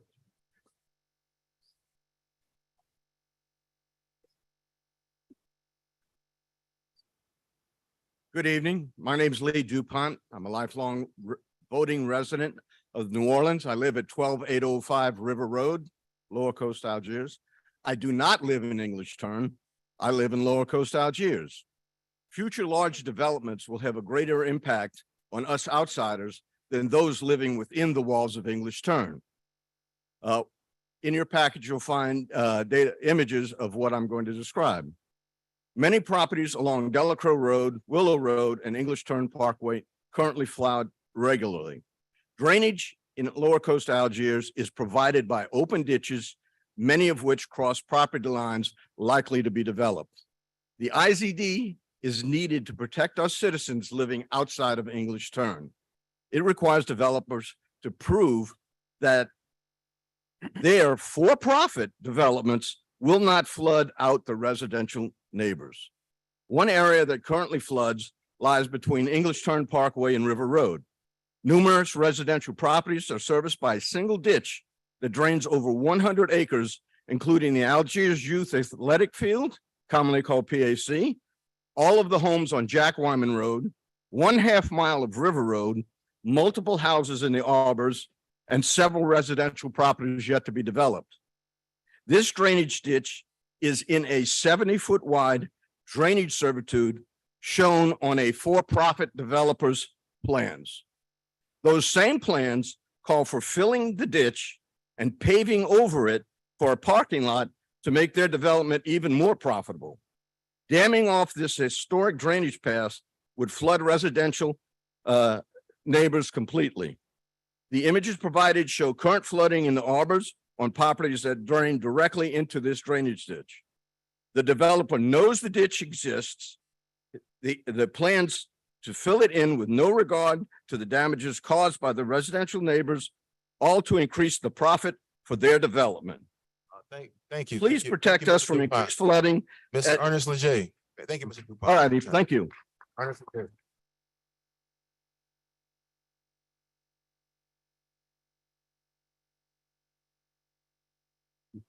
After Mr. Leger will be one more commenter. Thank you, Mr. Councilman. Ladies and gentlemen of the council, my name is Ernest Leger. I reside at 1 Bear Creek Drive. I am a resident of the Lower Coast. I am here to provide testimony in support of the IZD. I simply wanted to point out that this exercise does not require that the council make a decision or render a position with respect to affordable housing, with respect to mixed income housing or any other type of housing venture. This is a simple exercise in doing what is right and allowing time to have studies and experts weigh in on how this works. I heard Councilman Morrell earlier talk about other issues and problems and the necessity for setting aside time and resources to ensure that the proper decisions are made on behalf of the entire city as a whole. I simply ask that you be consistent and you follow that plan with respect to this and that you support the IZD motion that was brought by our councilman. Thank you very much. Thank you, Mr. Roy Glapion. Mr. Roy Glapion in. Mr. Glapion.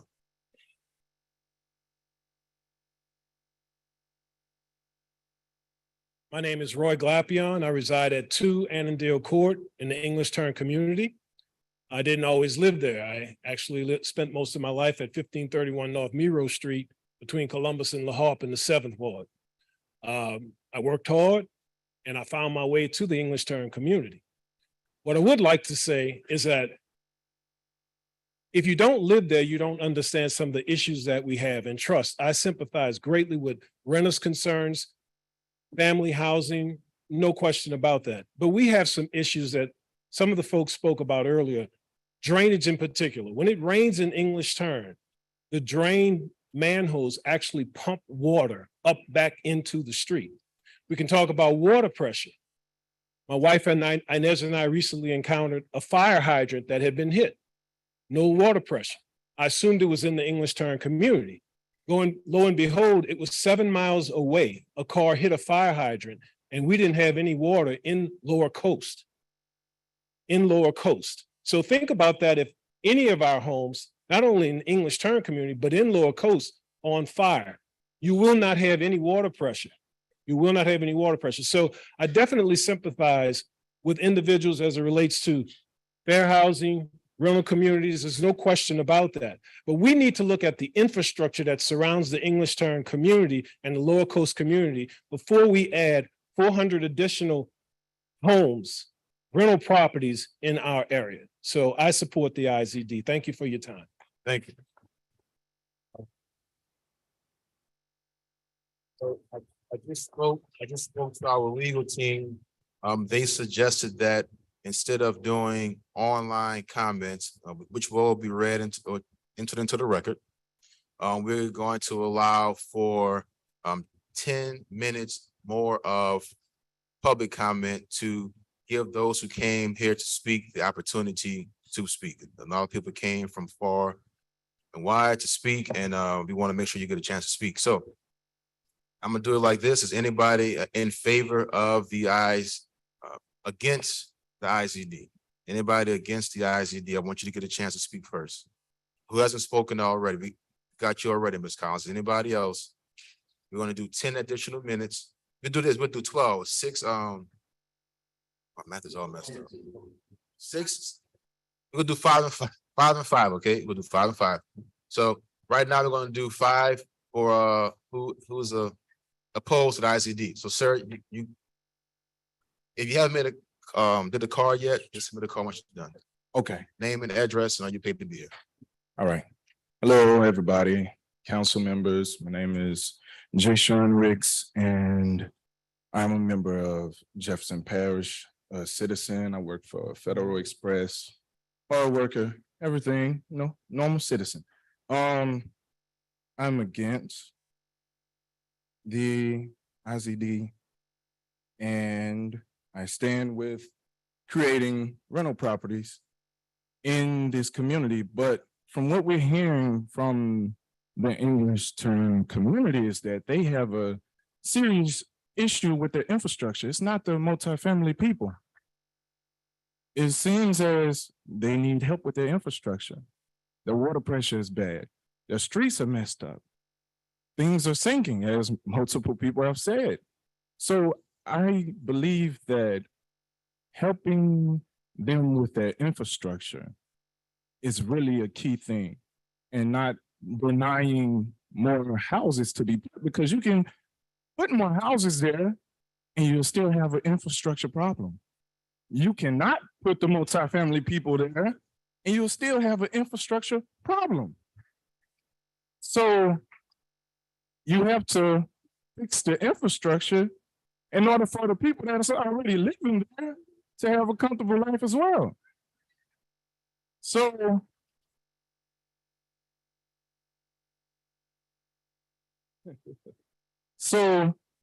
I don't see this as a division right now. I see this as a unity, really. So I'm against the IZD, and I'm for moving people into this area and bringing this area from up out of what's going on with it. Fix the issue. Thank you. There you go. Thank you. That's your time. All right. Thank you. At this time, we're going to allow four more commenters who are against the ICD to come up at this time. First, okay, we have some more speakers.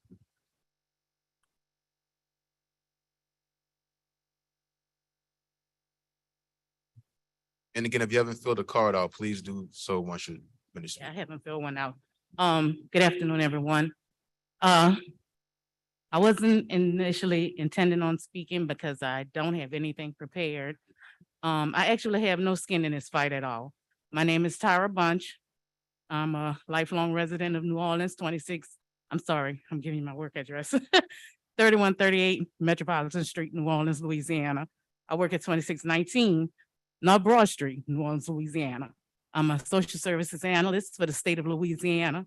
I'm a little nervous, please excuse me. No problem.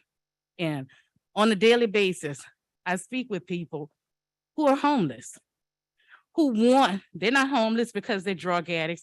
Some are, I'm not saying all. And they're not homeless because they're not trying and not because they don't want. They want and they're trying. They've had situations in their life. By giving them an opportunity to have a place to live.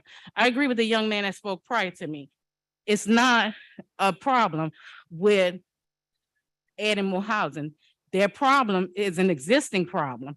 It's their infrastructure. We have people in this city that need places to live, that want places to live. Living in a nice area will give them hope to do better in their lives. We all need that in our life. So I'm against the IZD. Thank you. Any more commenters against the IZD? Okay, gotcha. Just fill a card out. Yes, ma'am. Thank you. At this time, we're going to call for any more commenters who are against the IZD. Please come up and speak. Going once. Going. Okay. Going twice. Gone. Okay. At this time, I'm going to allow five speakers who are in favor of the IZD. Please come up at this time. If you haven't filled a card out, fill one out once you're done. I filled out a card. Okay. My name is Frank Rule. I live at 6 Rosedale Court in English Turn. I grew up with 9 people in Terrytown in our home. And so we just worked hard. And so I'm blessed to live in English Turn. We're not against any particular project. We're not. Like it brings upon, it's a great place to live. So we turn on a faucet to sprinkle our lawn. We can't do clothes. Like the water pressure is terrible. The other thing is I pay approximately $400 a month to $500 a month in water.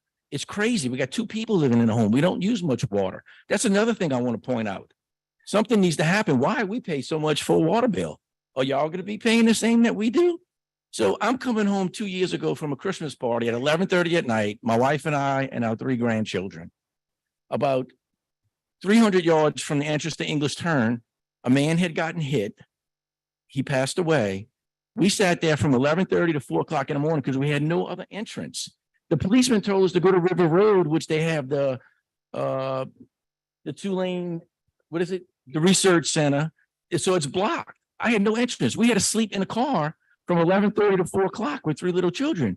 The road is, like she said, like many people said, it's like 2 lanes, 1 lane each way. It's not true what one lady said about 3 cars. When something happens with Bell Chase, everybody goes Woodland Bridge. I'll sit there for an hour to get to my office, which is 6 miles away in Bell Chase. The infrastructure, so I may be wrong. I think the IZD is to do a study, right? What is wrong with a study? You're only scared if you're going to lose because you're lying. I'm not saying anybody is, but let's do the study and then, okay, great. Okay, great. Do the study and have the infrastructure. It shouldn't take me, my office is in Bell Chase. It takes me 25 minutes to get there, but it should take 5. This is not a place like, and where are people, they don't have public transportation anywhere near. So if low income housing, how are they going to get groceries? Thank you very much. Thank you. And I wasn't paid. I wasn't paid.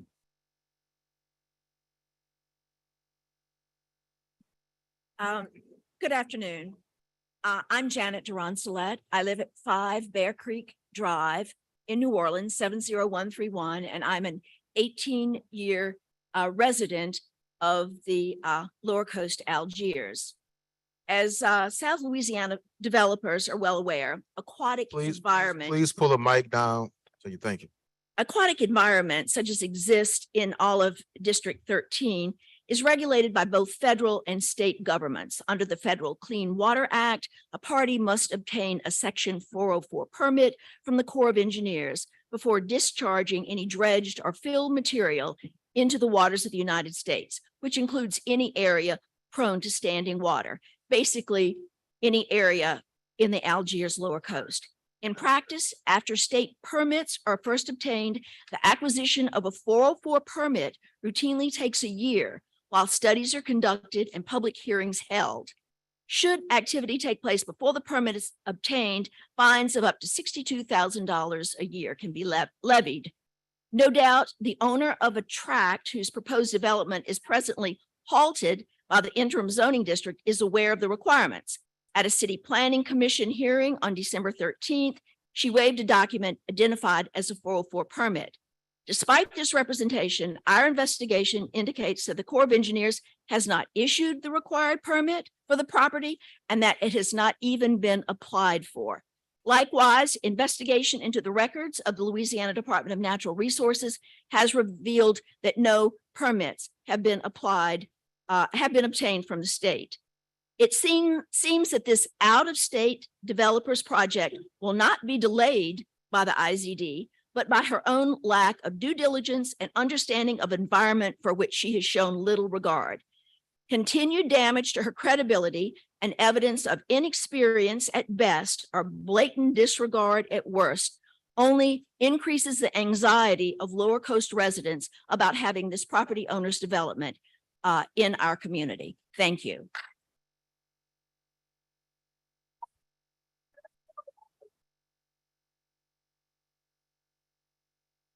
I'm gonna ask again, can we keep the loud outroars to a minimum, please?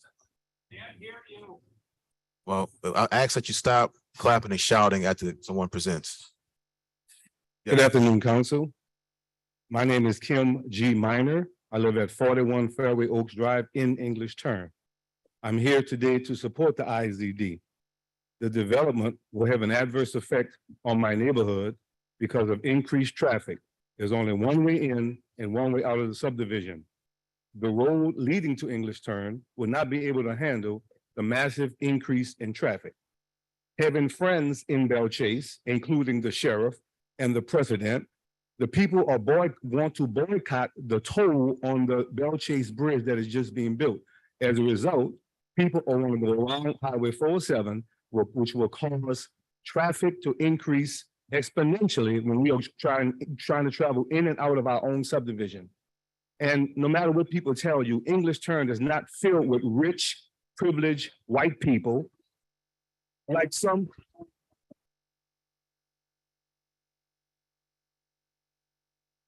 English Turn is not filled with rich, privileged white people like some people have suggested. There are people like me who come from a shotgun house on Annette Street around the corner from St. Aug High School, who worked hard, and is a hardworking average citizen who is trying to protect the three most dearest things to me: my family, my home, and my neighborhood.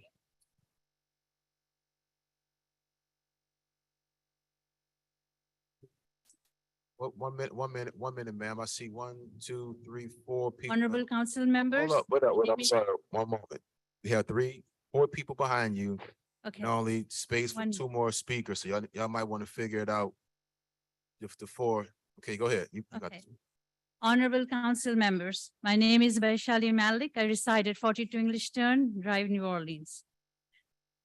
Multifamily or commercial development of District 13 requires significant deforestation on a 17-acre site of bottomland hardwood forest. Plans would eliminate all but 28 trees.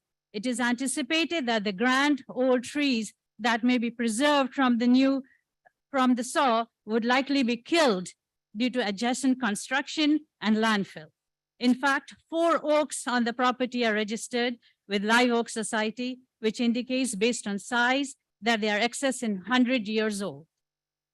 Not only can such trees absorb 1 million gallons of water daily, but they have had a role in holding the land together.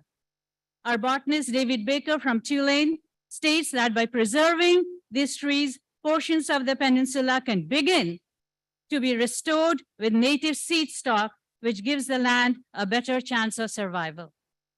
Deforestation is not only a matter of significant concern on the Algiers lower coast, there is no doubt that climate change has an adverse impact on NOLA and its lower coast. A French-based article on the Times-Picayune bemoans the loss of tree canopy throughout the city and years post-Katrina. According to the article, trees reduce flood risk by soaking up water and altering the soil, making it more spongy and better able to absorb the moisture. That observation is echoed with the slogan of Woodlands Conservancy, Save Our Sponge. The citywide goal is to increase tree canopy, not to diminish it. A studio in the woods is an area located at the lower coast Algiers for the preservation of all natural habitat. This location also hosts a camp for children and for all artists to explore their talent in their natural habitat. One of the first residents, a close friend of ours, Dr. Michael White from Xavier, who is a New Orleans native and now a world-class clarinet player.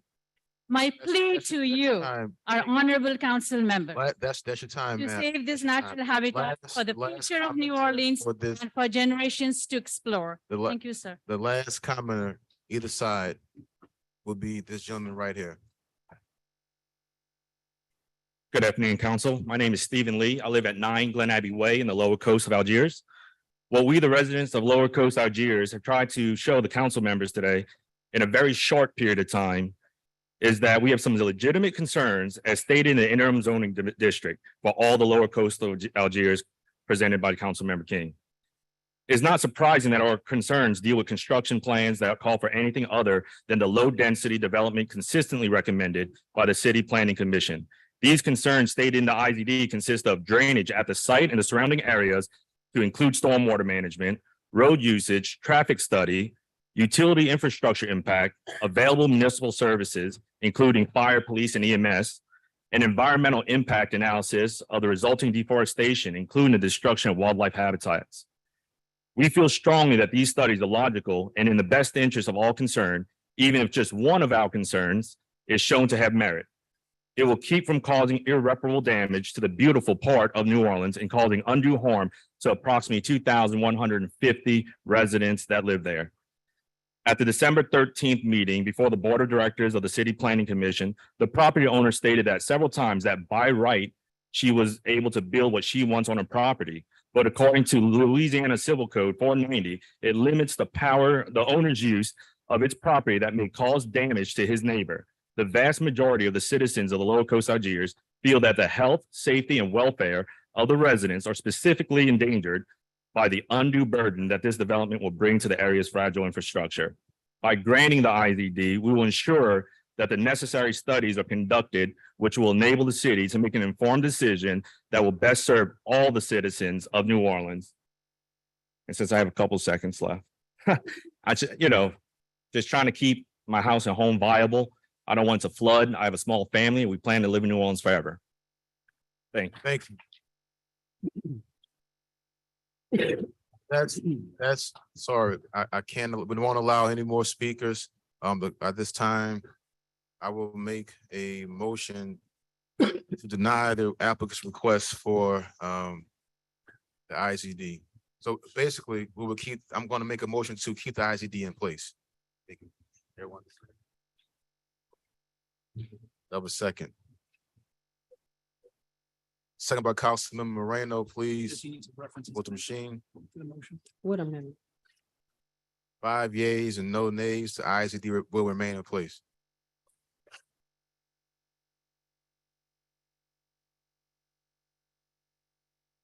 It's filed. What? It's filed.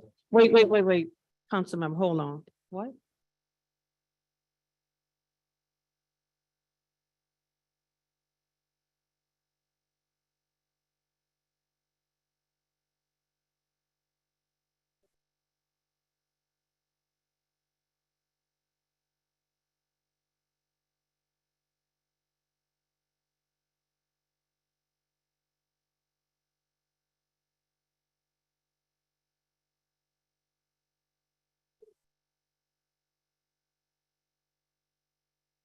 I'm sorry, we had to vote again. There was a small delay. Hang on 1 second. Hey, wait. That was a small glitch. We had to change their mind. we had to vote again. We had to vote again. We also have some amendments to vote on. It won't just wait. Just wait.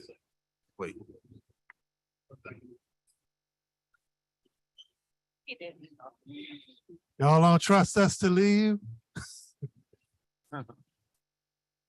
It'll just be 1 second. We're just gonna vote on the amendments first, and then we'll vote on the same motion as presented with the amendment.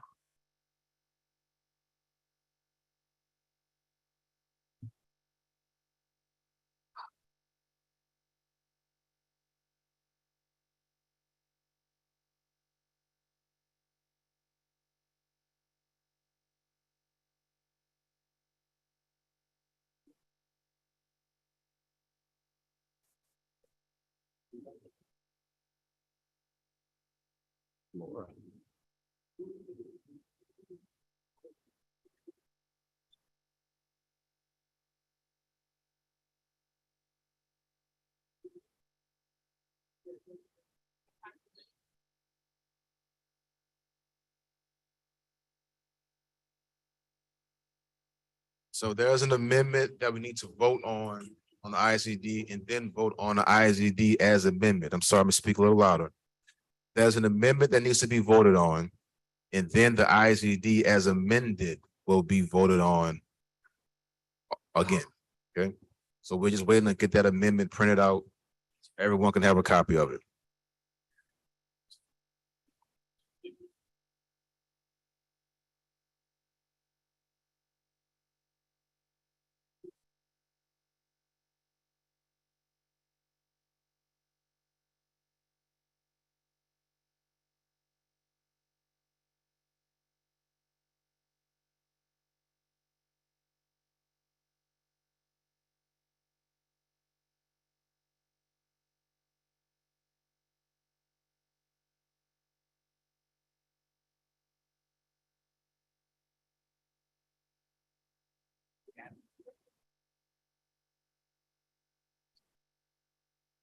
Council member, we need to reconsider the vote that just was taken on zoning docket 9822 because there is an amendment to the motion. So please vote to reconsider.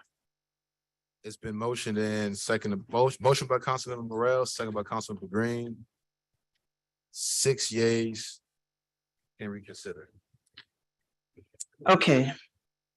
I will read the amendment. We have amendment to motion M 2357 by Councilmember King. Number one, on page 1, line 3, after the word impacts, replace high density and or high traffic developments may have an existing rural infrastructure and what community development and infrastructure improvements may be necessary with multifamily and commercial developments may have on drainage, road and utility infrastructure, municipal services for fire, police, emergency response services, and other public safety considerations and the environment. Number 2, on page 3, delete section D in its entirety. That is the amendment. Thank you, Madam Clerk. So at this time, we're going to vote on the amended IZD. On the amendment, I'm sorry. I make a motion, second by Councilman Moreno. 5 yeas, 6 yeas, no nays. You need to vote on the motion as amended. Motion as a, okay. I make a motion, second by Councilmember Jeruso. 6 yeas.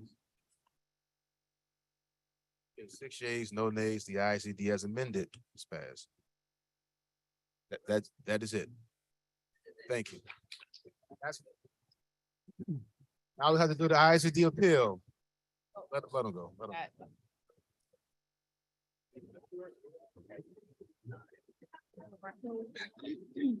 No, the reason why I didn't give it to you was because you said the amendment was already on here and you had to read it. So I didn't give it to you because I thought it was already on there.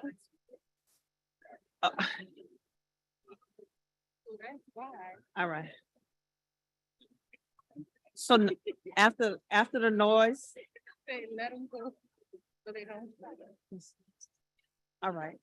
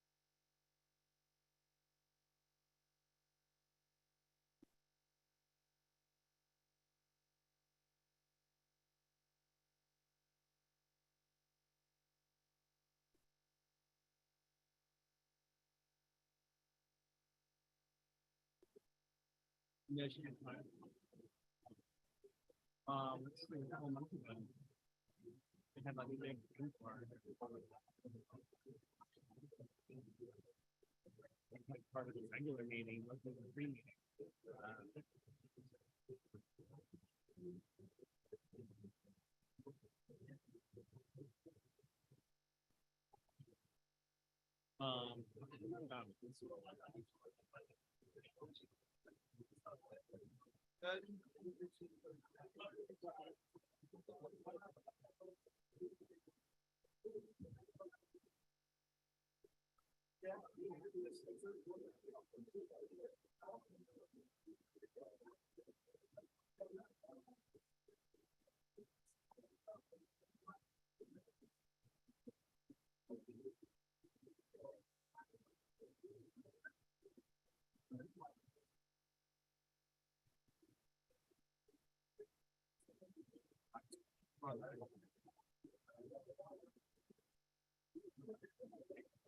They're gonna vote on the appeal next.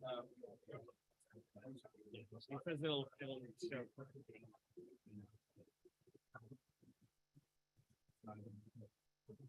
Yeah.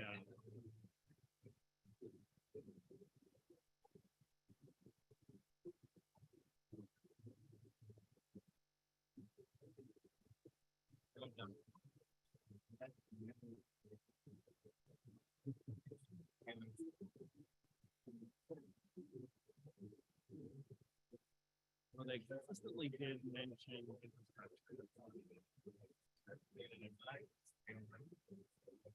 They also were talking about obviously wild.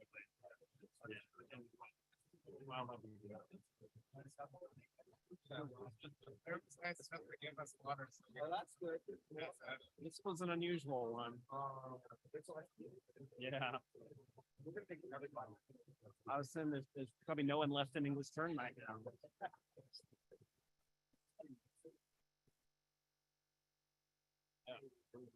Right.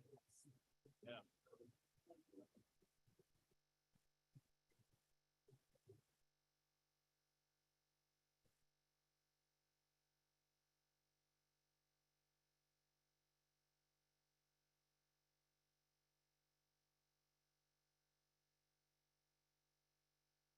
Yeah.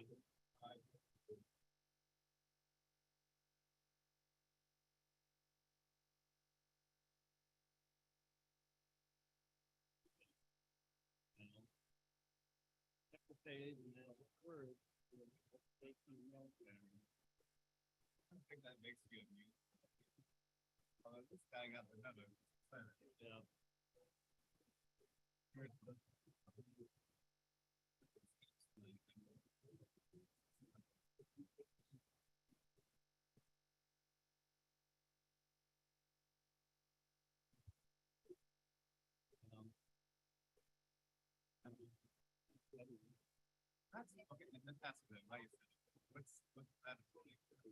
I think it doesn't actually say that we have.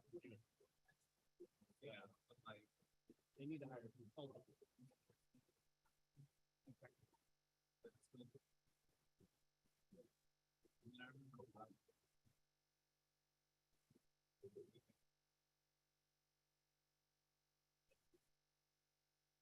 But, you know, the master plan amendment is on a faster timeline. Study. Few months.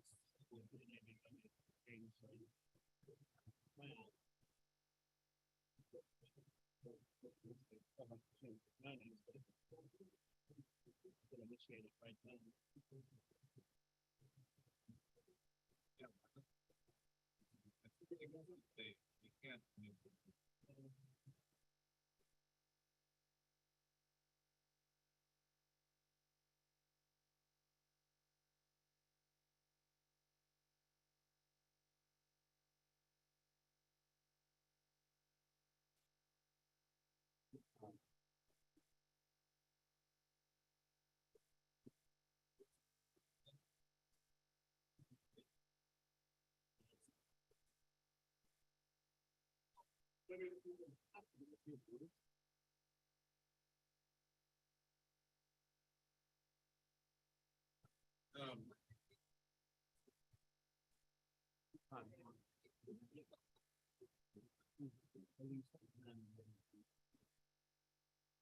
Can I get your attention, ladies and gentlemen? Can I get your attention?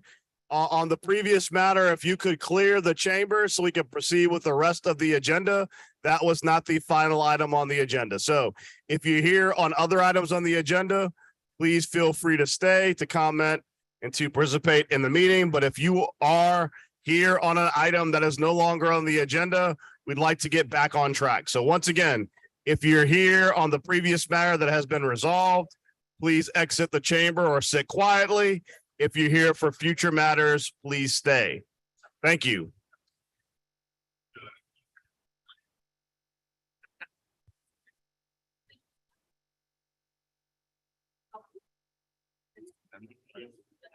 No. Let's see.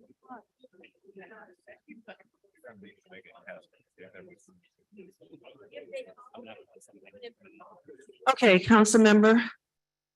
We're on page 29, and we just need to vote on the I'm gonna read the motion into the record again, then I will read the amendment, and then we will vote on it. We're on number 12 on page 29. We have motion M 2362 by Councilmember King, denying the applicant's request on design review 5422 for property located at 40 English Turn Parkway. And there is an amendment by Councilmember King. Number 1, on page 1, line 3, after the word impacts, replace high density and/or traffic development may have on existing rural infrastructure, and what community development and infrastructure improvements may be necessary, and with multifamily and commercial developments may have on drainage, road and utility infrastructure, municipal services for fire, police, emergency response services, and other safety, public safety consideration, and the environment. Now therefore. Number 2, on page 1, delete second recital in its entirety. That is the amendment. Make a motion. Second by Councilman Morrell.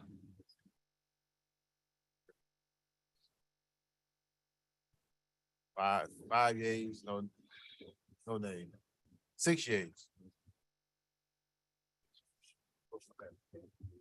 Now on the motion as amended.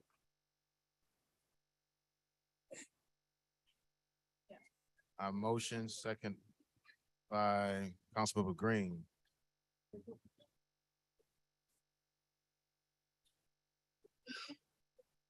6 yeas, no nays. A motion as amended is passed.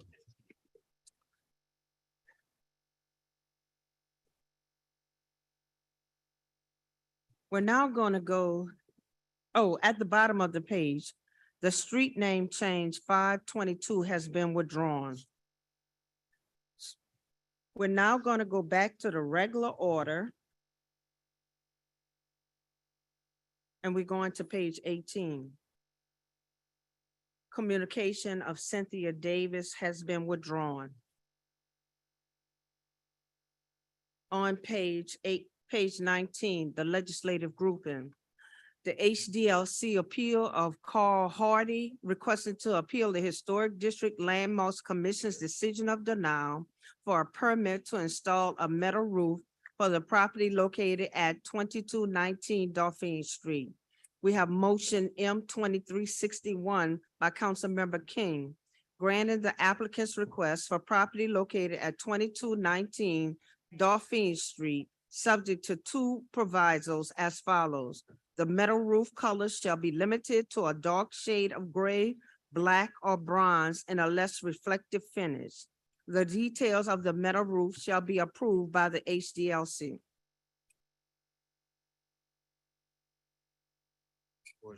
Hello, welcome.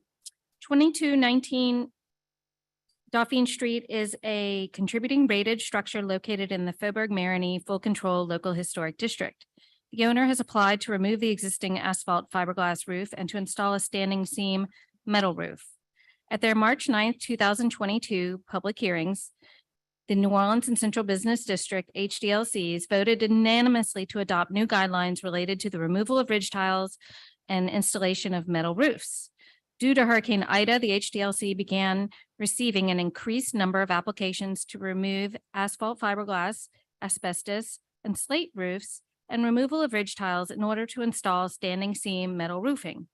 Standing seam metal roofing is not considered to be an appropriate roofing material for many types and styles, as the change in material impacts the character and integrity of the historic streetscape. The revised design guidelines for roofing were adopted in order to ensure that the design guidelines explicitly state that standing seam metal roofing is typically not appropriate material to replace asphalt fiberglass, slate, or asbestos roofs in the historic districts, nor is the removal of ridge tiles. These design guidelines for roofing were ratified by the City Council and went into effect in May of 2022. The applicant is requesting to remove asphalt fiberglass roof shingles to install standing seam metal roofing. Based on FEMA survey research, the Greek Revival style American townhouse type appears to have been constructed sometime between 1870 to 1880. The building is 2 stories tall and has reduced visibility of the existing hipped roof from the public right-of-way due to the building height, low pitch of the roof, existing street vegetation, and due to the parapet extension that runs from the facade to the rear of the building on the right side.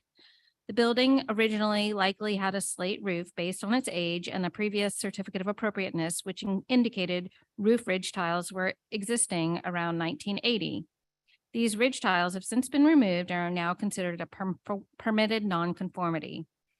As per the HDLC guidelines, metal roofs are not appropriate for highly visible roof slopes where the original roof material would have been slate, especially on higher style buildings. Based on these factors, the staff has no recommendation and left the approval of the request at the discretion of the commission. However, if approval was granted, staff recommended a proviso that the metal roofing be specified in a dark color with a less reflective finish. At their hearing of December 7, 2022, the commission reviewed the staff report and recommendations. Due to the visibility of the roof, the commission voted to deny the installation of the standing seam metal roof. Thank you, Mr. We have a comment card, Mr. Carl Hardy. We'd all love to have slate roofs. Who's gonna pay for them? In fact, they're right. These are all over the water. She's mistaken as to the age of the building. It's much earlier, in fact, and has been substantially modified over time, though I'm not sure how. I've lived there since 1980 when my partner bought it. He had Jack Stewart, one of the premier renovation people in town, did the original work. And all I can say is I'm trying to harden the place to in light of climate change, and there's been nothing there. It's an underbuilt building. It was recently, the sides were taken off, and one of the sill on the upriver side was a partially shaped cypress log. That's how old this building is. That's it. I'm Okay, thank you, Mr. Hardy. and and I'll make another point. My roof is far less visible than almost any of the other roofs I've seen with metal roofing. I have pictures here that were taken by the roofing company if you'd like to look at them. No need. Thank you, Mr. Hardy. At this time, make a motion to grant the applicant's request, subject to 2 provisos. Have a second by Councilmember Harris. Oh, and in fact, the roofing company Hardy. spoke to the Hardy. historic. Okay, Hardy. sorry. Okay, Hardy. sorry. Okay, I'll shut up. Have Thank you. 4 yeas. 4 yeas, no nays. 5 yeas. Motion's adopted. Thank you.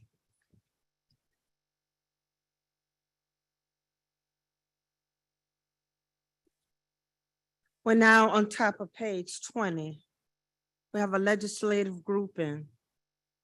HDLC appeal of Carol McCarthy requesting to appeal the Historic District Landmarks Commission's decision of denial of the demolition for property located at 815 3rd Street.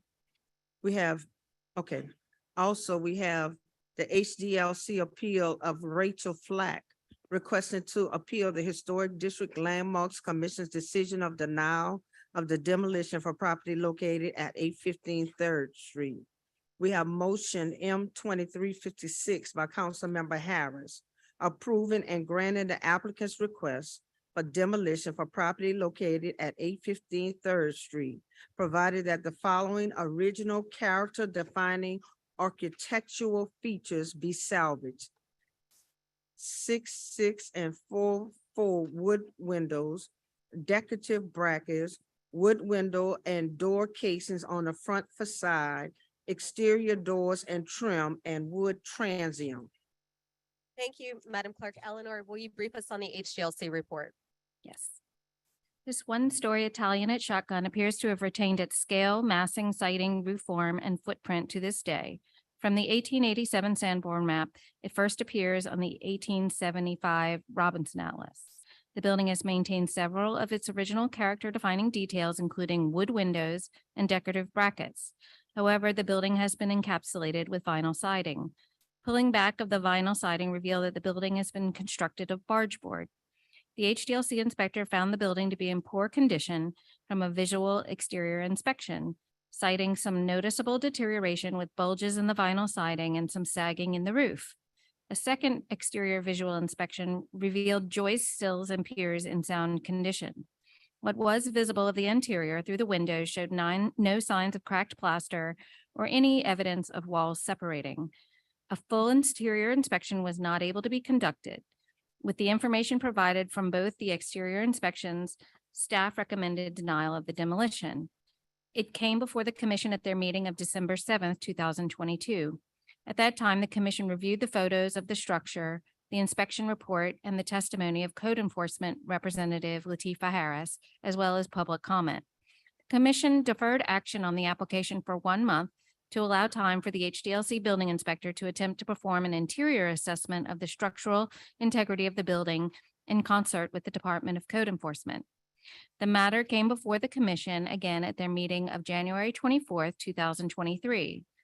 The HDLC inspector was not able to get inside the building, but performed a closer inspection of the exterior.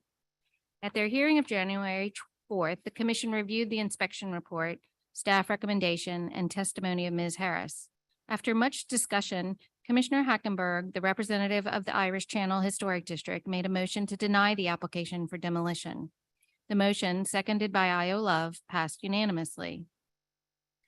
While the HDLC recognizes and deeply empathizes with the quality of life issues related to blighted structures, 815 3rd Street is certainly not alone in this category. The city of New Orleans cannot afford to demolish its way out of its blight problem. Due to the desirability of the Irish Channel, this property is uniquely well-positioned for a successful sheriff's sale. Thousands of New Orleans historic structures, including many in the Irish Channel, were also once in a similar stage of decline. Rather than being demolished, these historic structures were rehabilitated and brought back into commerce, contributing to the historic character of the city as well as providing homes for residents. The HDLC urges the City Council to deny this demolition of this historic structure and direct code enforcement to proceed with auctioning the property off at sheriff's sale. Thank you. Thank you. This motion will allow for the demolition of 815 3rd Street while requiring a few of the historic elements of the property to be salvaged prior to demolition. I very rarely overrule HDLC recommendations, but in this particular case, the property in question is causing a significant burden to the community. Not only is the home covered in vines and trash, it is reportedly overrun with strangers coming in and out of the space at all hours of the night and often requires NOPD intervention. Due to these extraordinary circumstances, it appears that the quickest option to remediate this blighted property and end the criminal activity is to demo the house.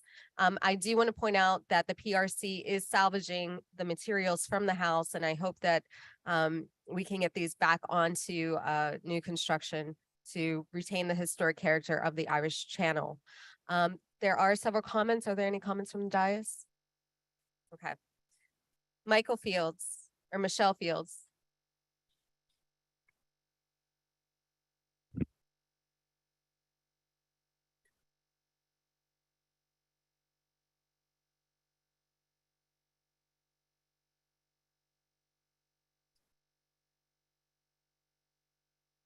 Hello, good afternoon. Hi, good afternoon. And just a reminder, everyone has 2 minutes to speak.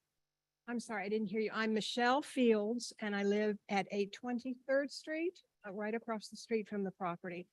And I'm sure that you don't want to listen to me talk about squatters and crime and whatever, because there's a lot of detail about problems the neighborhood has with that in the record already. I just wanted to make a couple of points. I looked at the HLC's mission statement, and it talks about cultural and economic and the general welfare of the community.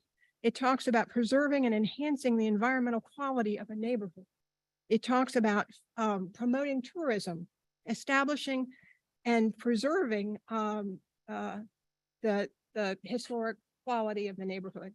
And in the unique situation that we're dealing with here, that we have a long deceased owner with no heirs. No one has ever suggested there's any heir. My daughter purchased her property across the street in 2003. The owner at that time of 815 was an elderly retired woman who of very modest means. The house was in great need of repair at that time in 2003, and nothing has been done since. She passed away several years ago. No one in the neighborhood who knew her knew or saw any evidence of any neighbor, any friends, any relatives, anyone. So my point is to allow it to sit there and further deteriorate, because really that top picture looks much worse than that right now. And to allow it to deteriorate further works contrary to every single one of the mission statements in the HLC that I was reading.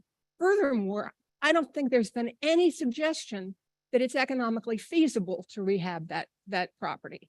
And it's a very small property. So in terms of getting any kind of financial, get your money back out of it, I don't think it's going to happen because it's a very small property on an undersized lot.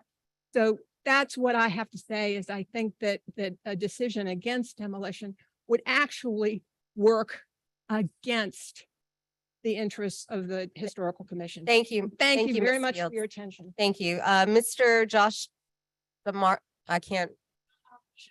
He's gone. Okay. Yes, he had to leave. Thank you. Rachel Flack.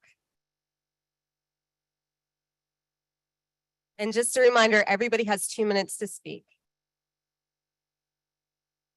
Honorable Council, I come to you guys today as a deeply concerned citizen, lifelong citizen of New Orleans. I'm born and raised here. And I'm a mother of a 10-month-old baby.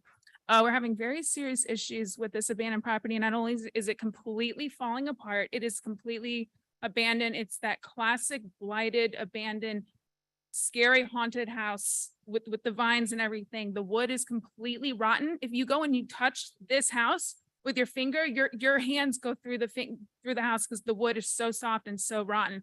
Us neighbors have to board this house up to keep squatters out. There's squatters in and out of it on a weekly basis. Police raids, stolen guns, stolen property. It is the Wild West. It is a complete and total nightmare. It is very scary to live next to. And I'm a homeowner, like I said, born and raised here.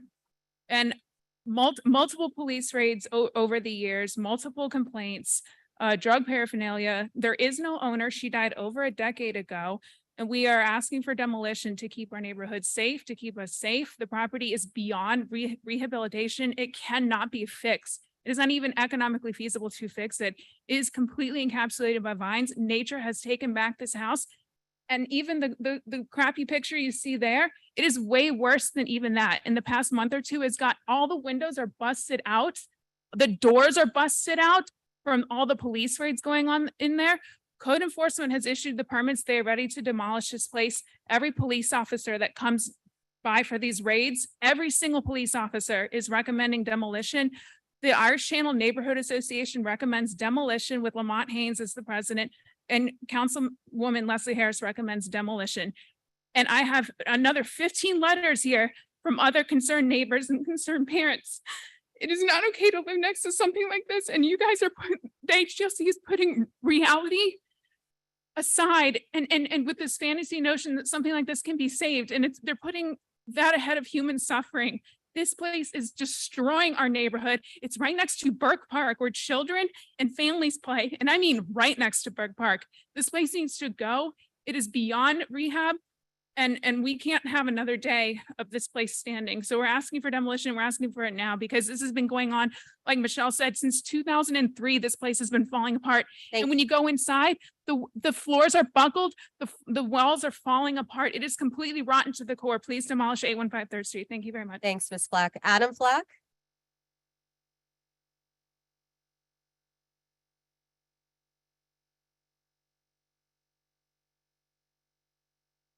Hey, good afternoon. My name's Adam Flack, owner of 824 3rd Street, 70130. Honorable Council, as a concerned resident and homeowner of the Irish Channel, 815 3rd Street has become such a health and safety hazard that I'm asking for the structure to be demolished. The blighted property has become such an eyesore and safety concern that is affecting our quality of life. We fear is going to collapse at any moment. We try to avoid the area, even though it's right across from our house. The house is structurally unsafe, full of visible mold, rotten wood, plant overgrowth, and walls that barely stand. The roof is covered in thick vines, causing it to partially collapse. Police have raided the house on multiple occasions, arresting squatters and confiscating stolen guns, property, and drugs. The squatters have been a relentless issue. The neighbors and I have boarded it up multiple times using our own plywood and nails to keep the squatters out. The boards fall right off because the wood is so soft and rotten. This dump is way too far gone for any repair or rehabilitation. Nature has fully consumed this property. The owner has been dead for years with no beneficiaries. Time and time again, we have joined Zoom meetings, sent emails, made phone calls to the city and code enforcement. This is an emergency, and this structure is on the verge of collapsing. I live in fear for my safety, my infant safety, my family safety, and the safety of the public. This structure is directly located next to the park and church and is a hazard to the entire neighborhood. Please help us and proceed with demolition. Michael Burnside.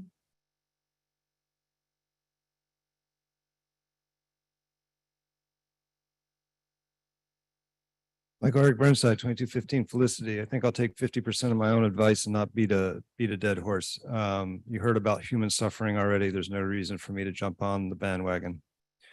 It's unfortunate when history and suffering collide. The major problem seems to be private property, and the idea of private property seems to be that there's owned by mortal human beings. So when you go buy a piece of property, you should be required to put down who it's going to go to if you're not able to actually be a private property owner. If some court decides to declare you mentally deficient, like a good old Mr. Dean did here recently with some of these housing projects over in Algiers and other places, if you cannot own property, then there should be someone on the property to whom it goes, whether that's to the city of New Orleans, the state of Louisiana, the Catholic Church. There's somebody needs to be responsible for the property. The system cannot handle the absence of an owner. And I don't mean the physical absence, I mean the legal non-existence of an owner. The system cannot, it worships on private property. It will not go onto private property because it does not have the power to go onto private property because of this, that, and the other thing. This is the underlying truth, is that that legal framework needs to be assaulted. When you own property, your property is only temporarily yours. It's a lifetime lease. You're either going to leave it to your kids, or you're going to leave it to your church, or you're going to sell it and disperse the money. You're not going to own it forever anyway. So we might as well figure out a way now to figure out who's going to be responsible for it when you cannot or are not responsible for it anymore, other than if that doesn't work, then the HDLC needs a budget to buy these properties for itself and become the owner. Or the city needs to eminent domain them and become the property, the owner of this. Somebody needs to own the stuff, because the problem is human suffering should not be pitted against our historical fabric. We need to find a third path. Thank you. Brilliant as always, Mr. Burnside. Nathan Lott.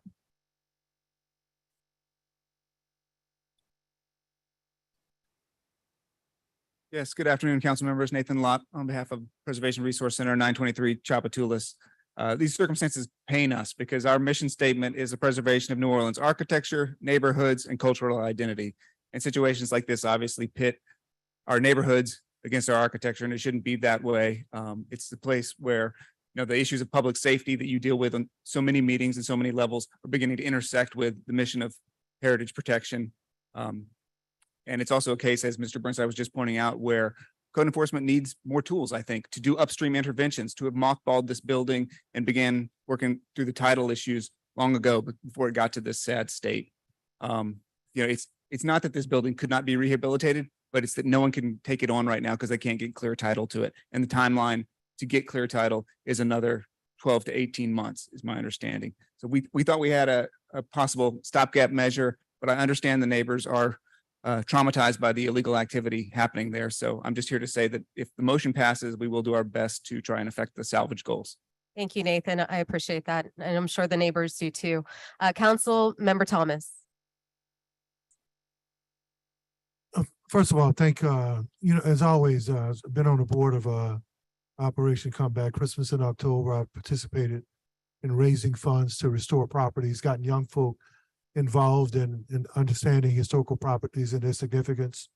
Had conversations with Lola C. Lyon and Jacques Moriel about being careful that we don't tear down structures in historical African-American communities, that they deserve the right to be preserved too.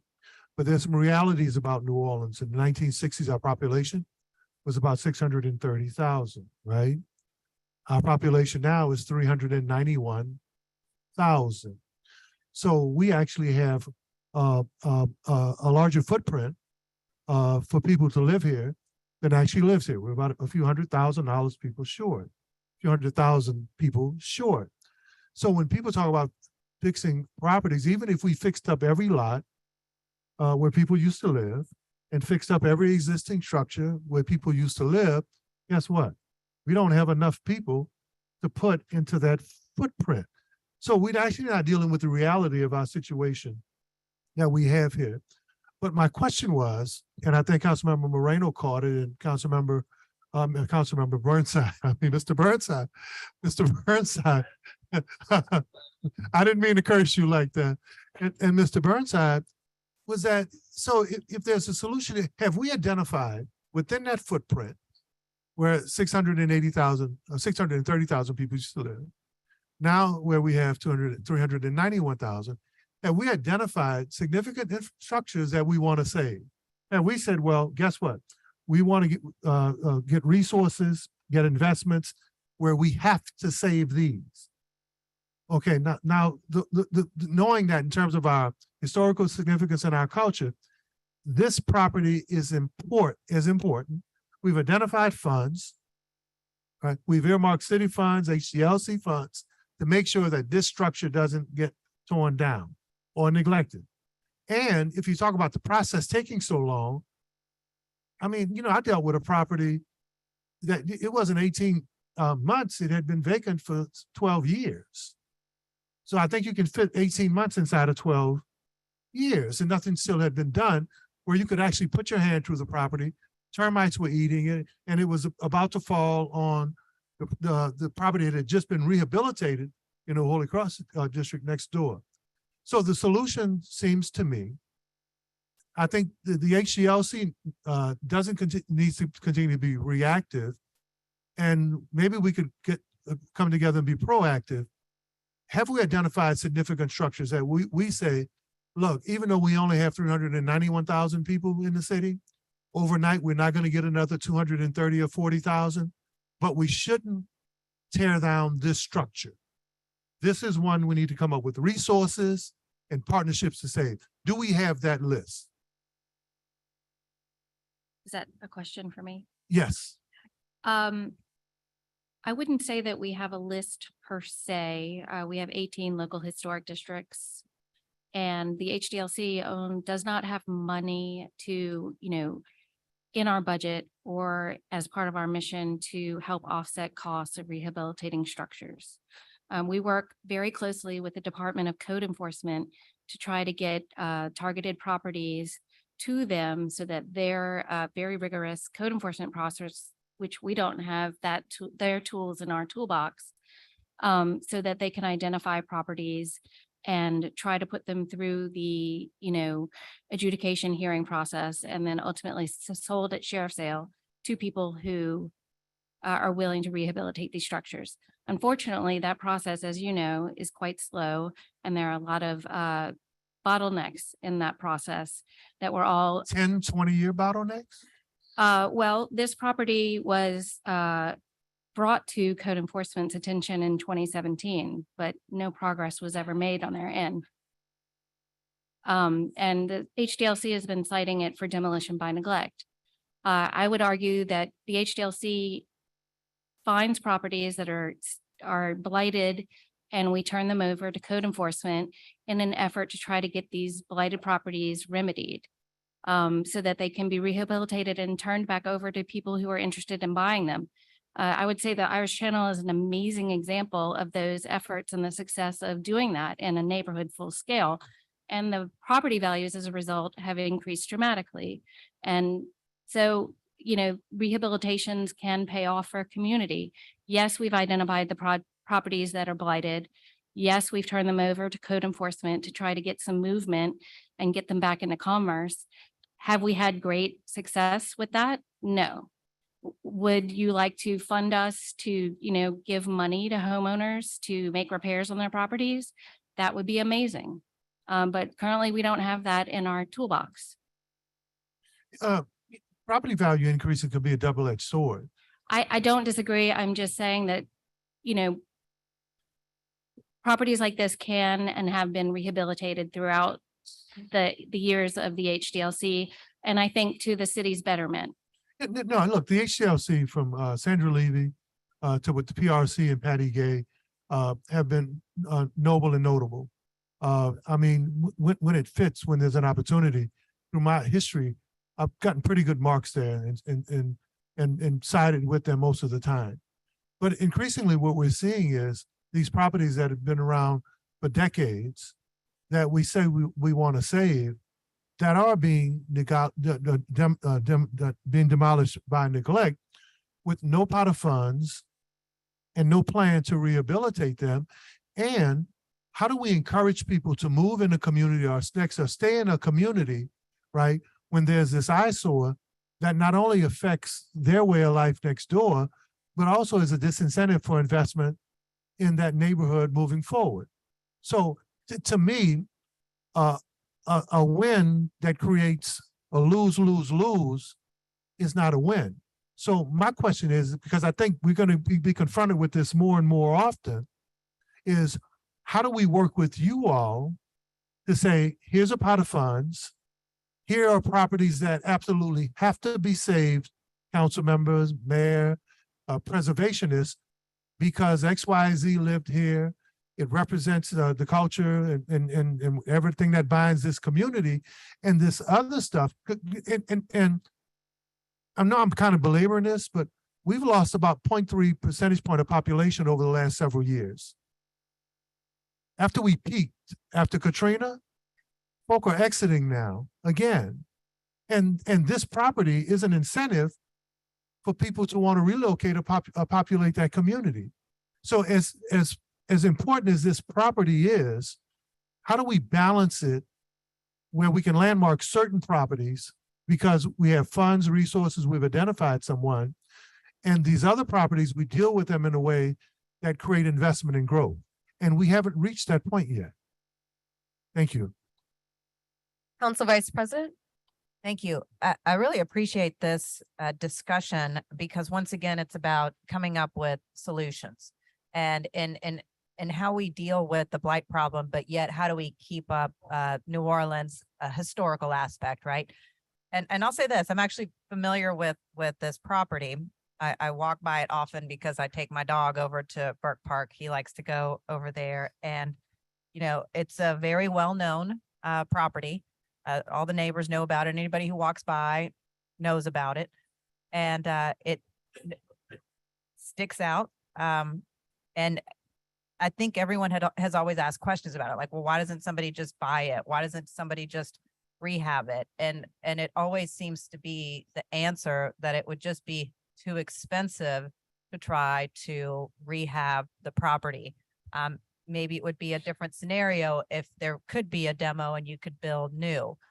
So whether it's a developer trying to make some type of profit in building a home or rehabbing a home, it was not going to be feasible.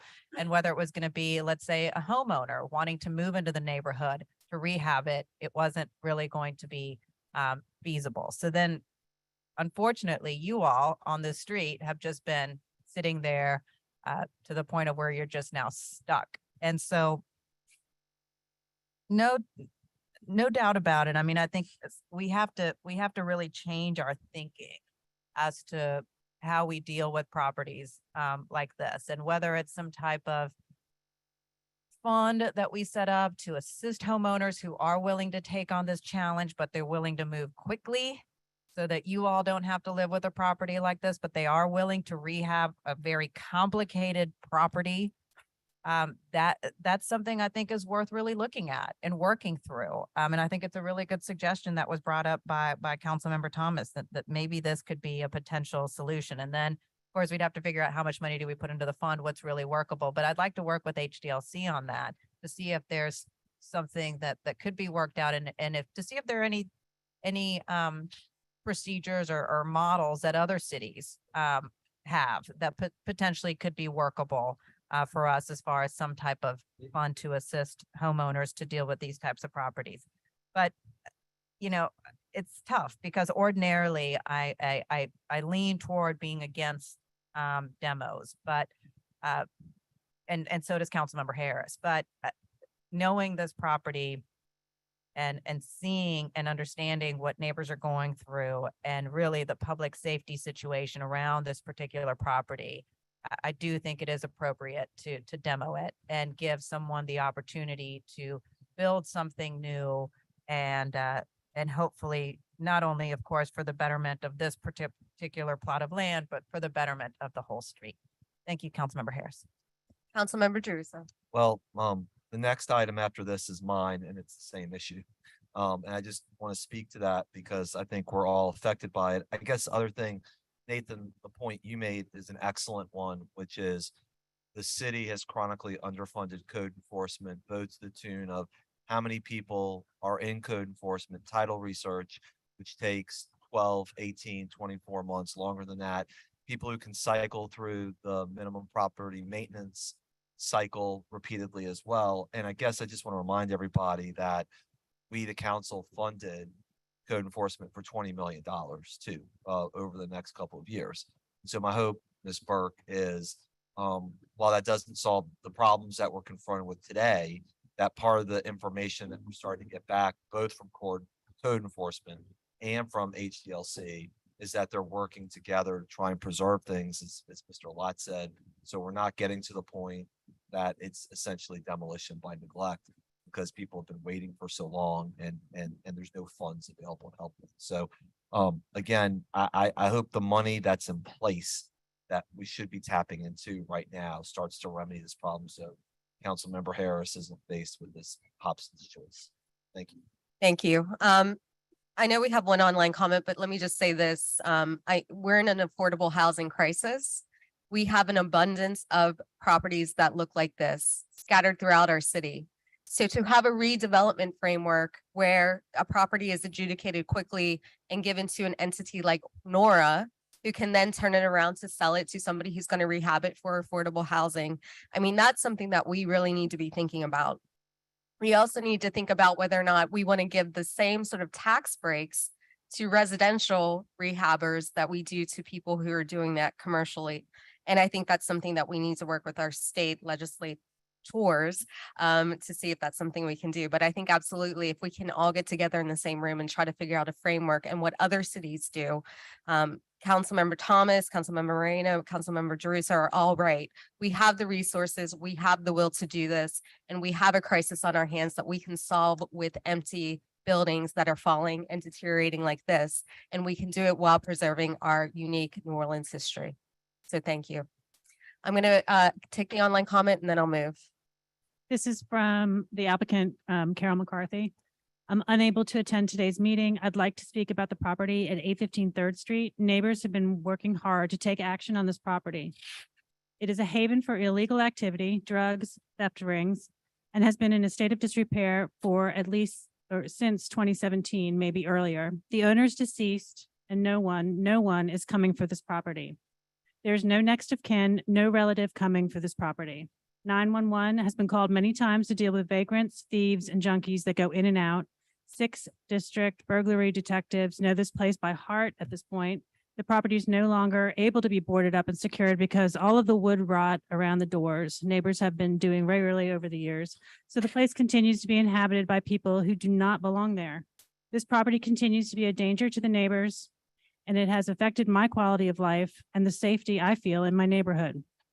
Every time I pass it on the way to the park, I do not feel safe. And I do not feel safe letting my kids pass this house as they walk alone to the park. I should not have to amend my daily routines to save a house that no one is coming for.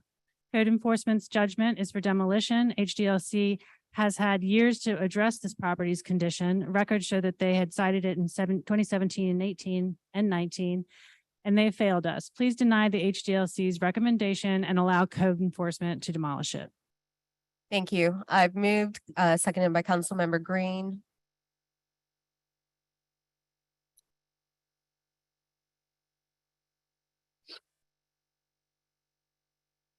Five yeas, motion passes. Thank you.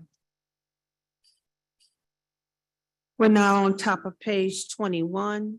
The HDLC appeal of 2220 Broadway Street has been deferred to February 16th.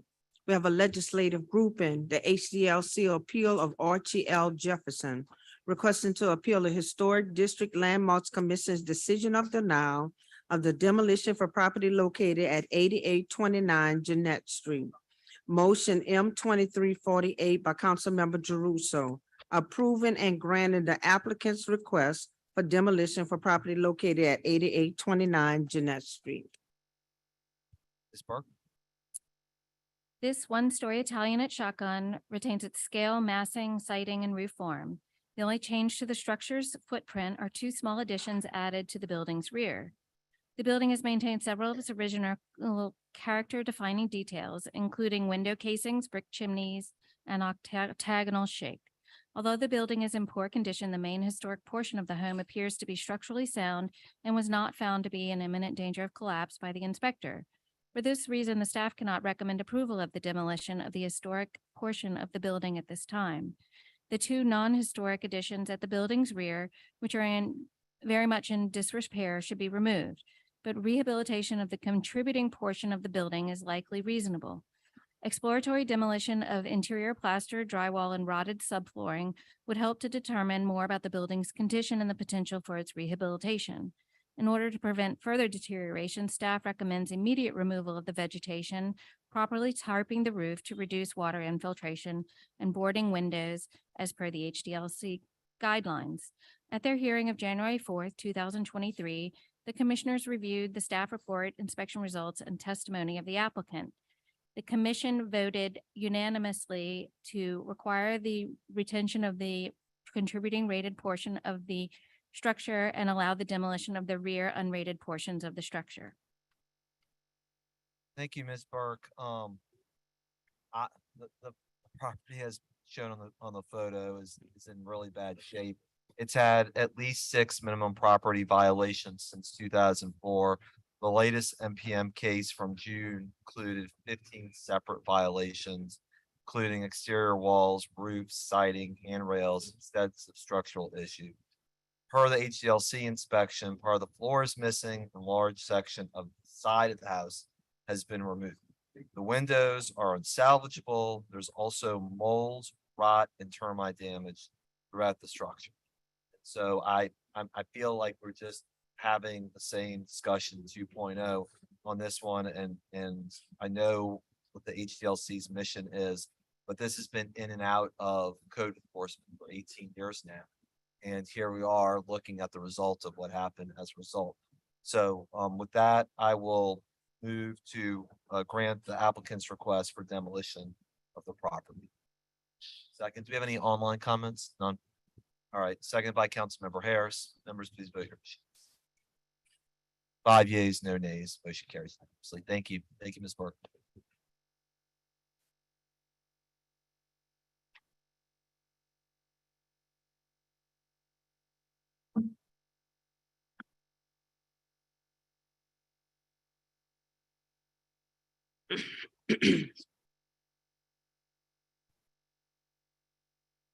Well, top of page 22, all matters.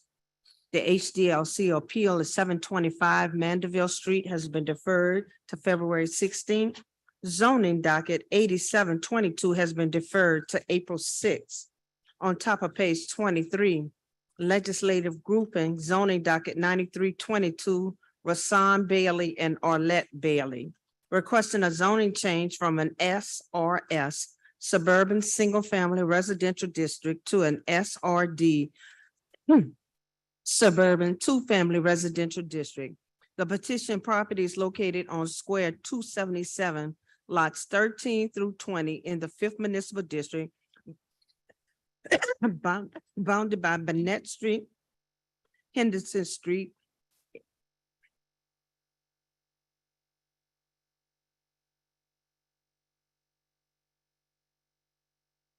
Adrian Street, and Mamus Avenue. Municipal address 3670 Bennett Street. The recommendation of City Planning Commission being for approval. We have motion line over M 2325 by Councilmember King, granting the applicant zoning change request on zoning number 9322 for property located at 3670 Bennett Street. Thank you. Thank you, Madam Clerk, CPC. So this is a zoning change application affecting a parcel on Bennett Street in Algiers near the Intracoastal Waterway. It's formed by 8 lots. The property owner would like to develop each of those 8 lots with doubles. The zoning of the property is similar to most of the rest of that portion of Algiers, which is single family residential. And thus the developer property owner is seeking a zoning change to allow the 2-family development. The staff recommendation for this was denial because the property has a single family zoning, and that's based in its single family designation under the master plan. At the Planning Commission, the commission was really sympathetic to his intent to put these buildings into, or the site into commerce with new construction, and sought to address the master plan issue by including this in the bucket of potential master plan amendments that'll be considered by the Planning Commission in the coming months. And so given those considerations, the Planning Commission is comfortable with the zoning change and recommends approval. Thank you. I'll make a motion to grant the applicant zoning change request. Second by Councilmember Green.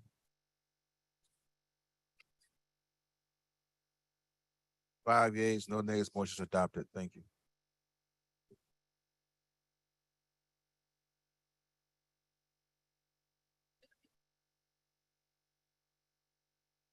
We're now on top of page 27.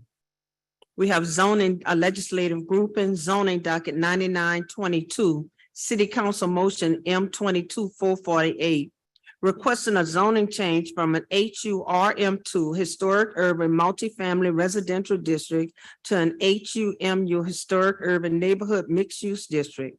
The petition property is located on square 124, lots 1, 2, 2, or an undesignated lot, and 5D in the second municipal district bounded by Iberville Street, Crozat Street, Bienville Street, and Basin Street.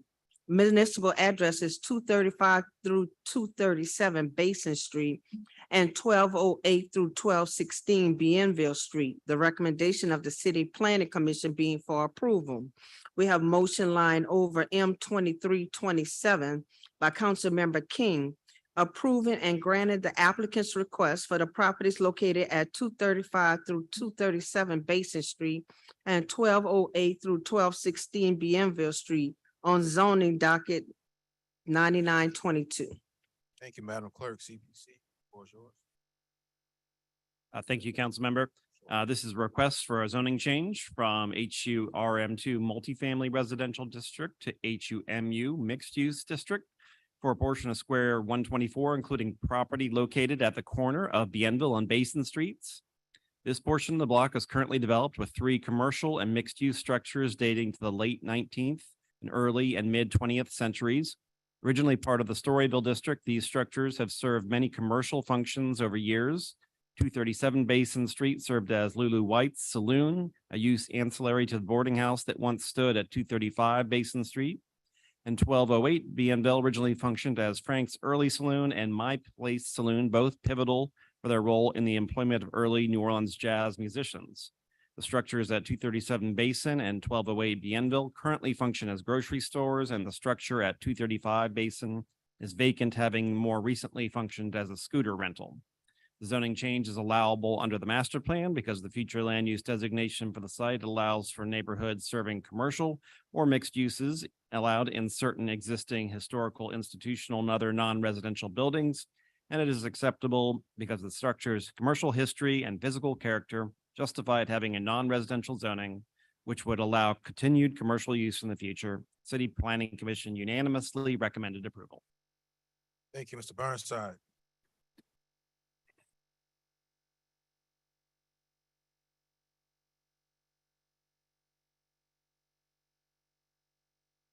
One of the other legal problems we have, of course, is we have to treat the big the same as we treat the small. So when a lady's here worried about her kids and crying, we have to treat her the same as a Fortune 500 company. I don't believe that all people under the law should be equal because I'm not equal to a Fortune 500 company.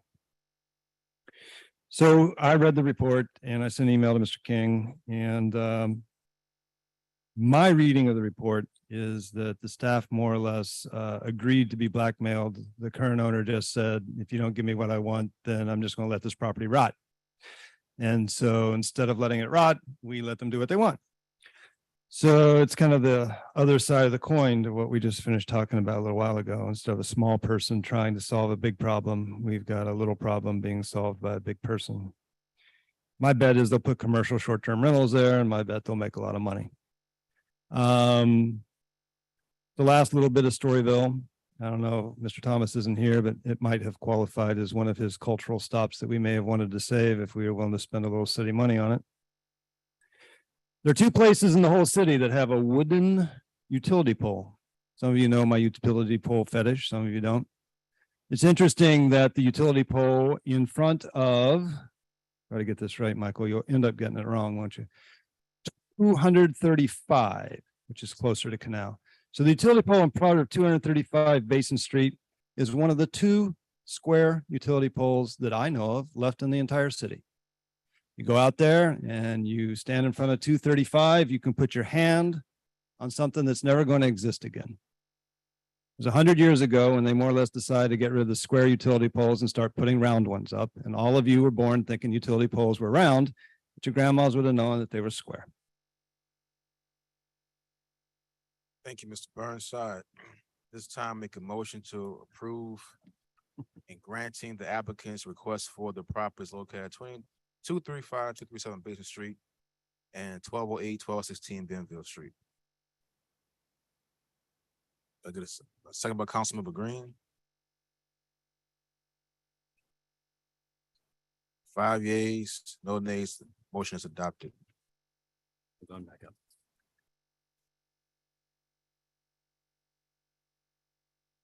On top of page 28,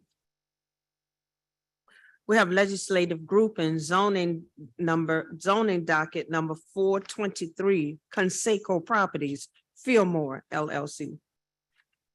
Requesting a conditional use to permit the retail sales of packaged alcoholic beverages in an SR2 suburban pedestrian oriented corridor business district, EC Enhancement Corridor Design Overlay District, Residential Short-Term Rental Interim Zoning District, and the rescission of ordinance number 26,413 MCS. Zoning docket 9219 on square 4,056, lots 1, 2, 3, and 4 in the 3rd Municipal District, bounded by Fillmore Avenue, Marigny Street, Mithra Street, and Elijah Fields Avenue. Municipal addresses 2221 Fillmore Avenue and 5300 Marigny Street. The recommendation of the City Planning Commission being for approval, subject to one proviso. We have motion M 2349 by Councilmember Green, granting the applicant's conditional use request on zoning docket 423, subject to one proviso, as stated in the City Planning Commission's report for properties located at 2221 Fillmore Avenue and 5300 Marigny Street. Members of the council and public, this is a low-key meeting, but this is a very exciting event that's come up on the calendar. We have an investment by the Canseco family of $5 million in their new grocery store, which is within sight of their existing grocery store. So we're seeking today the approval of the retail sale of packaged alcoholic beverages at the new site after years of successful sales at the previous site. So at this time, I'll ask the representative from the City Planning Commission to give us an update.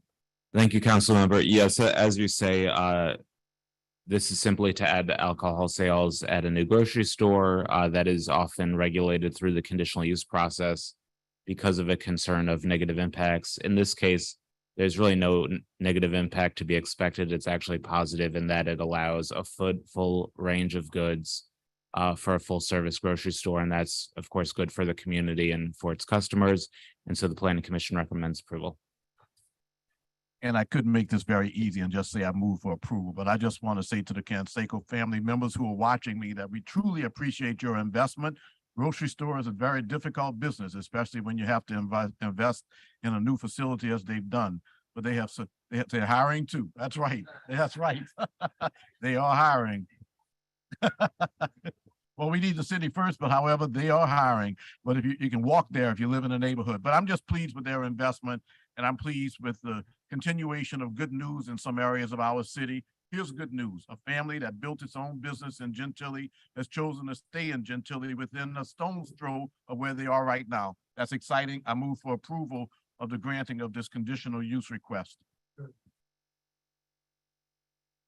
I didn't see who seconded it, but I'll appreciate it. If we vote our machines, Councilman Jeruso, thank you.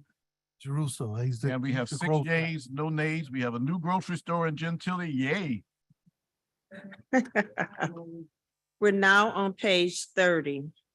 We have ordinance calendar number 33,671. It has a note that it was deferred, but I've been told it's going to be withdrawn. We have ordinance calendar number 33,893 is being deferred to February 16th. We have ordinance calendar number 33,950 is being deferred to May 11th. On top of page 31, we have ordinance calendar number 33,983 has been deferred to March 9th and referred to the Quality of Life Committee. We have ordinance legislative grouping.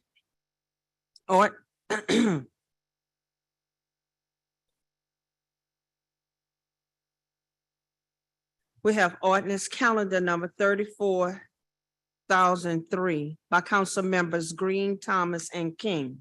An ordinance to amend and reordain section 66-283.5 of the Code of the City of New Orleans to reestablish a penalty of vehicle impoundment for illegal dumping and otherwise to provide with respect thereto. The Criminal Justice Committee recommended approval.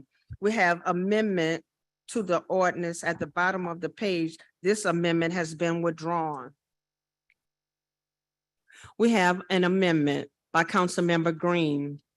On page 1, line 3, add B, all motor vehicles which are used or intended to be used to transport or in any manner to facilitate a violation of 66-282B through C of this chapter shall be impounded and subject to forfeiture, except that. Number 7, no motor vehicle is subject to forfeiture under this section if the illegal dumping is of a waste material, waste weighing less than 5 pounds. Number 2, on page 1, line 6, replace code enforcement with public works. Number 3, on page 1, line 8, replace code enforcement with safety and permits or his or her designee. Number 4, on pages 1 and 2, replace lines 11 through 25 with the following.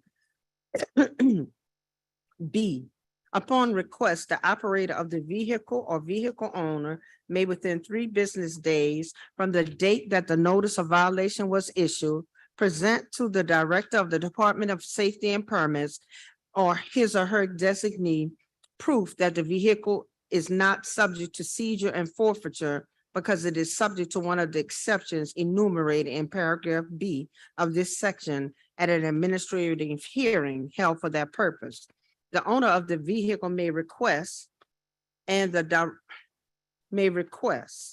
and the Director of the Department of Safety and Permits and his or her designee may grant an extension of time beyond the 3 days within which a hearing must be held upon its own motion where appropriate.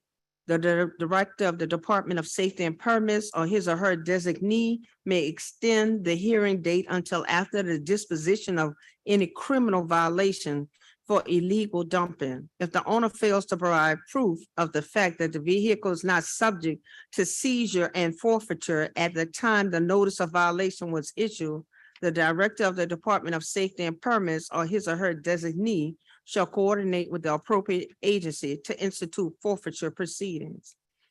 Number 5, on page 2, lines 27 through 32, delete section 66-283.5 D2 in its entirety and renumber the subsequent paragraphs accordingly.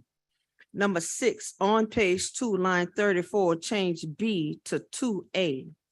Number 7, on page 2, lines 34 and 35, remove the Director of the Department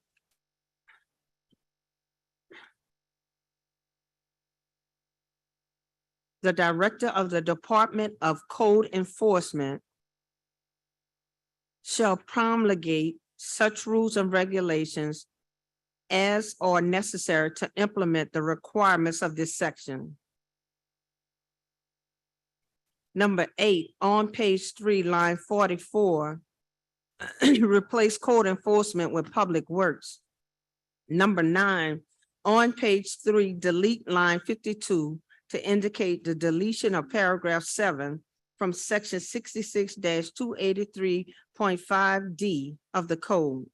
Number 10, on page 3 and 4, replace lines 53 through 60 with the following. F.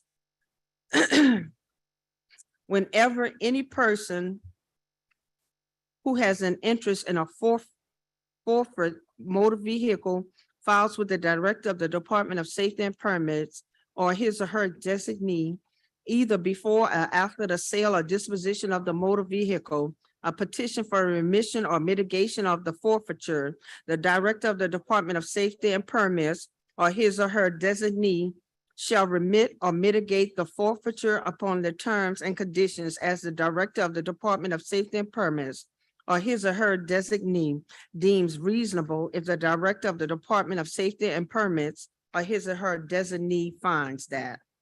G, any property contained in or dumped by the motor vehicle at the time of seizure may be held for evidentiary purposes until such time as the forfeiture proceeding is concluded, or the law department determines that the property is no longer needed for evidentiary purposes, whichever is sooner. Any property that is not needed for evidentiary purposes may be returned to the person who has a right of claim to the property.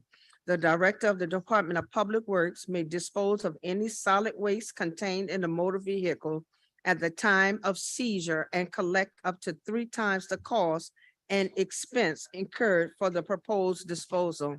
That is the amendment. Fellow council members, the amendment was a bit long, but it's a little bit complex. Remember that this is an amendment to an existing ordinance, and so it has to be reflected in this manner. So what I'm going to move is the incorporation of the approval of the amendment, and then I'll have more explanation a little bit later. So move. Is there a second? Second by Councilman Jeruso. Please vote your machines.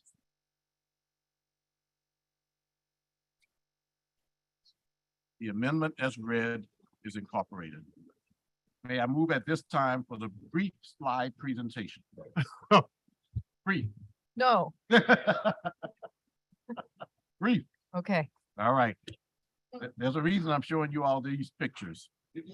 You believe me? And I think I have the 4 votes, but I want to make a point. If it comes up. Just let me know. Ready. Especially the public that's watching this. Look, council members, there happen to be 5 district council members here and they understand this is for the public. I want you to look at some of these photos and I'm going to tell you something at the end. All these are photos of illegal dumping. So today we're not trying to approve something that addresses litter. We're trying to address illegal dumping, people taking truckloads of items and dropping them in our communities where they have options. Remember, for example, look at this picture, hundreds of tires. For those people who dump those tires at the corner of North Roman and St. Anthony under the interstate have been paid for that. Next. It's a shame. That's North Roman at St. Anthony. That is under 610 between benefit and humanity. Next. That's it? Okay, I think somebody cut back. Well, look, I'll give you that last one, for example. That's a thoroughfare that is traveled, but that trash was put there by two gentlemen in a vehicle that they leased in Alabama and put on the side of it that they collected trash, but they decided that their way of disposing of the trash that they had been paid for was to go under the interstate. I showed you all those pictures because interestingly enough, with all those pictures that I showed you, that's a limited area between Claiborne Avenue and also South Galvez, St. Bernard, and a little bit past the Legion Fields to St. Roch. That's one concentrated area where there may be at least 40 dumps in that area. Our Department of Sanitation has done a fine job, and I do appreciate their work, but I'm tired of having to go back and see dumps being replenished where they existed previously. So this is an amendment to something that has been on the books for a while. I don't wish to look back, but we haven't ever seized a vehicle involved with illegal dumping, according to police records. So this is a move for a vote on an amendment, which identifies the proper department, safety and permits, with whom we've had significant communications to implement the vehicle impoundment procedure. This amendment excludes the penalty of vehicle impoundment if you have 5 pounds or less. So I'm making it clear through Councilman Gerusso's amendment that this is for the seizure of vehicles involved with instances of serious offenses. The ordinance was heard before the Criminal Justice Committee and received unanimous approval. This ordinance is an amendment to existing legislation, and I appreciate the existing legislation, but it was under the Department of Health and it wasn't done. I'm looking for us to begin seizing vehicles if that's the case. I've amended the ordinance to include the proper department and safety and permits. As Health Department was previously named and no vehicles were seized. I've certainly worked with the administration and you all through conversations, and I appreciate the amendments to identify that proper department, and we've met with various department heads.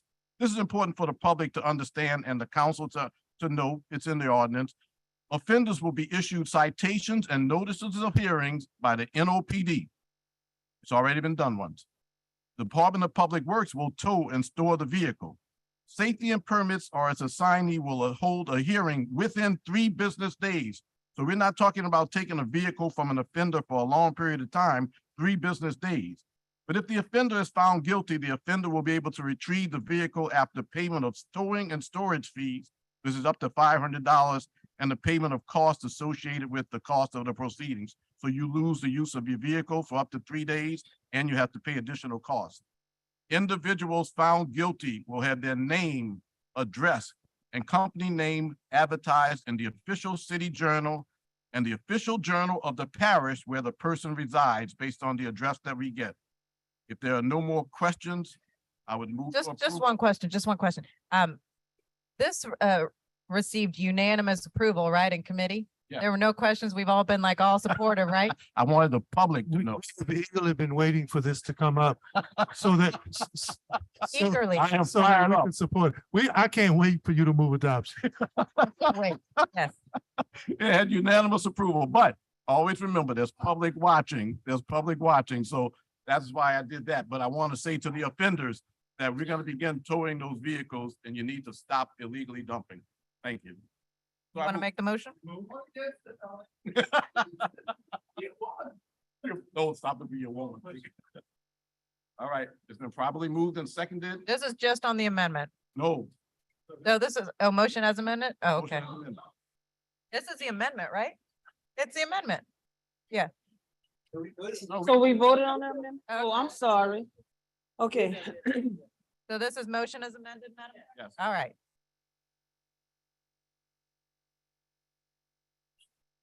I don't see the numbers, but okay. Less is more, Eugene. Less is more. All right, there you go, man. All right. We're rolling. Stop dumping in our city.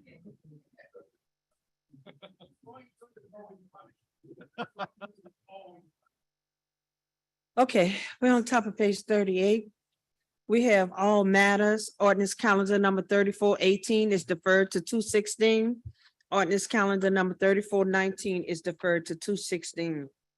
On top of page 33, all matters. Ordinance calendar number 3420 is deferred to 2/16. Ordinance calendar number 3421 is deferred to 2/16. We're now on page 35. We have ordinance calendar number 34,025 is deferred to 2/16 and referred to the Budget Committee. Ordinance calendar number 34,026 is deferred to 2/16 and referred to the Budget Committee. On top of 36, we have ordinance calendar number 34,027 by Councilmember Jerusa by request. An ordinance authorizing the mayor of the city of New Orleans to enter into a cooperative endeavor agreement between the city of New Orleans and the New Orleans Museum of Art for a term greater than 1 year for the public purpose of supporting local needs in the area of education for underserved and underrepresented populations by supporting NOMA's mini massive initiative in the city, as more fully detailed in the cooperative endeavor agreement form attached here to as Exhibit A and otherwise to provide with respect thereto. Move for approval, seconded by Councilmember Harris. I have 57 slides. 5-0. Thank you.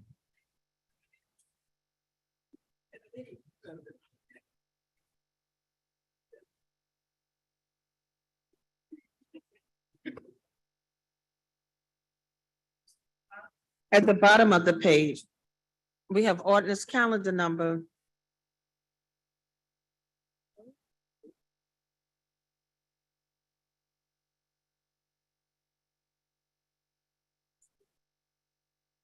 We have ordinance calendar number 34,028 by council members Harris and King by request. An ordinance to authorize the mayor of the city of New Orleans to enter into a 5-year cooperative endeavor agreement with Arcadian Ambulance Services, Inc., doing business as the National EMS Academy, to establish a course designed to prepare and train students as emergency medical technicians, subject to examination and approval by the National Registry of Emergency Medical Technicians, as more fully set forth in the form attached hereto as Exhibit 1 and made a part hereof and otherwise to provide with respect thereto. Thank you, Madam Clerk. We have one public comment from Mr. Samaron. He's gone. Okay. So I'm going to move for this. Good thing.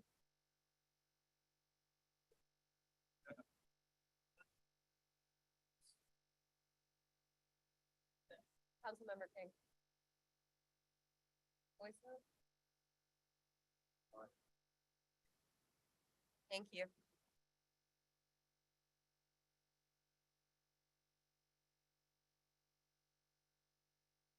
We're now on top of page 37. We have ordinance calendar number 34,029 by Councilmember King by request.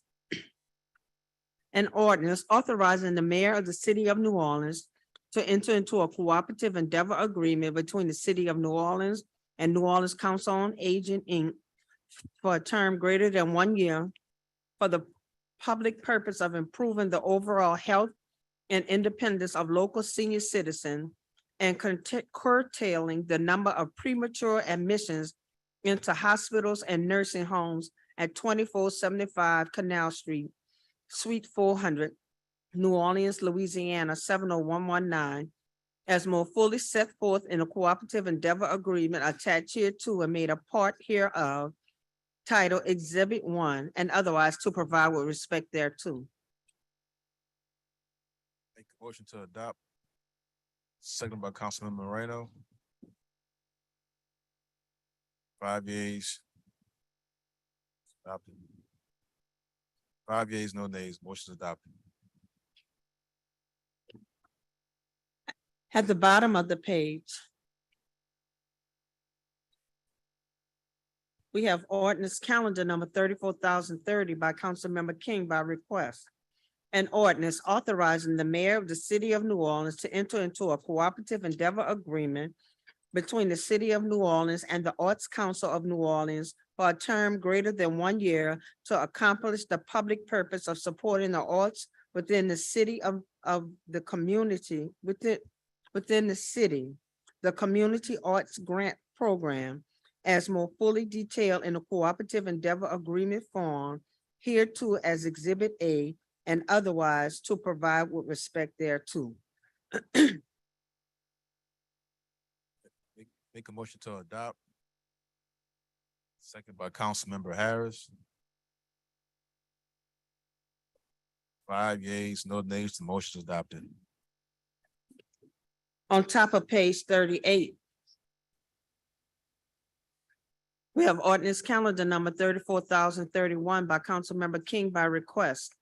An ordinance to authorize the mayor of the city of New Orleans to enter into a first amendment to the cooperative endeavor agreement to amend the cooperative endeavor agreement between the city of New Orleans and Rebuilding Together New Orleans relative to the contractor providing financial sponsorship services in support of the city's Neighborhood Cares Initiative to increase the maximum aggregate amount of compensation payable by the city to the contractor, to extend the term of the agreement for an additional 1 year,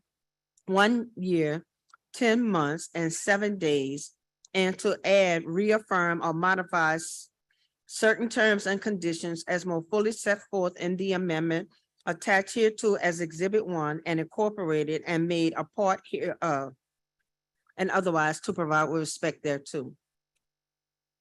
All right, make a motion to adopt. Second by Councilmember Moreno. 5 yeas, no nays, the motion is adopted.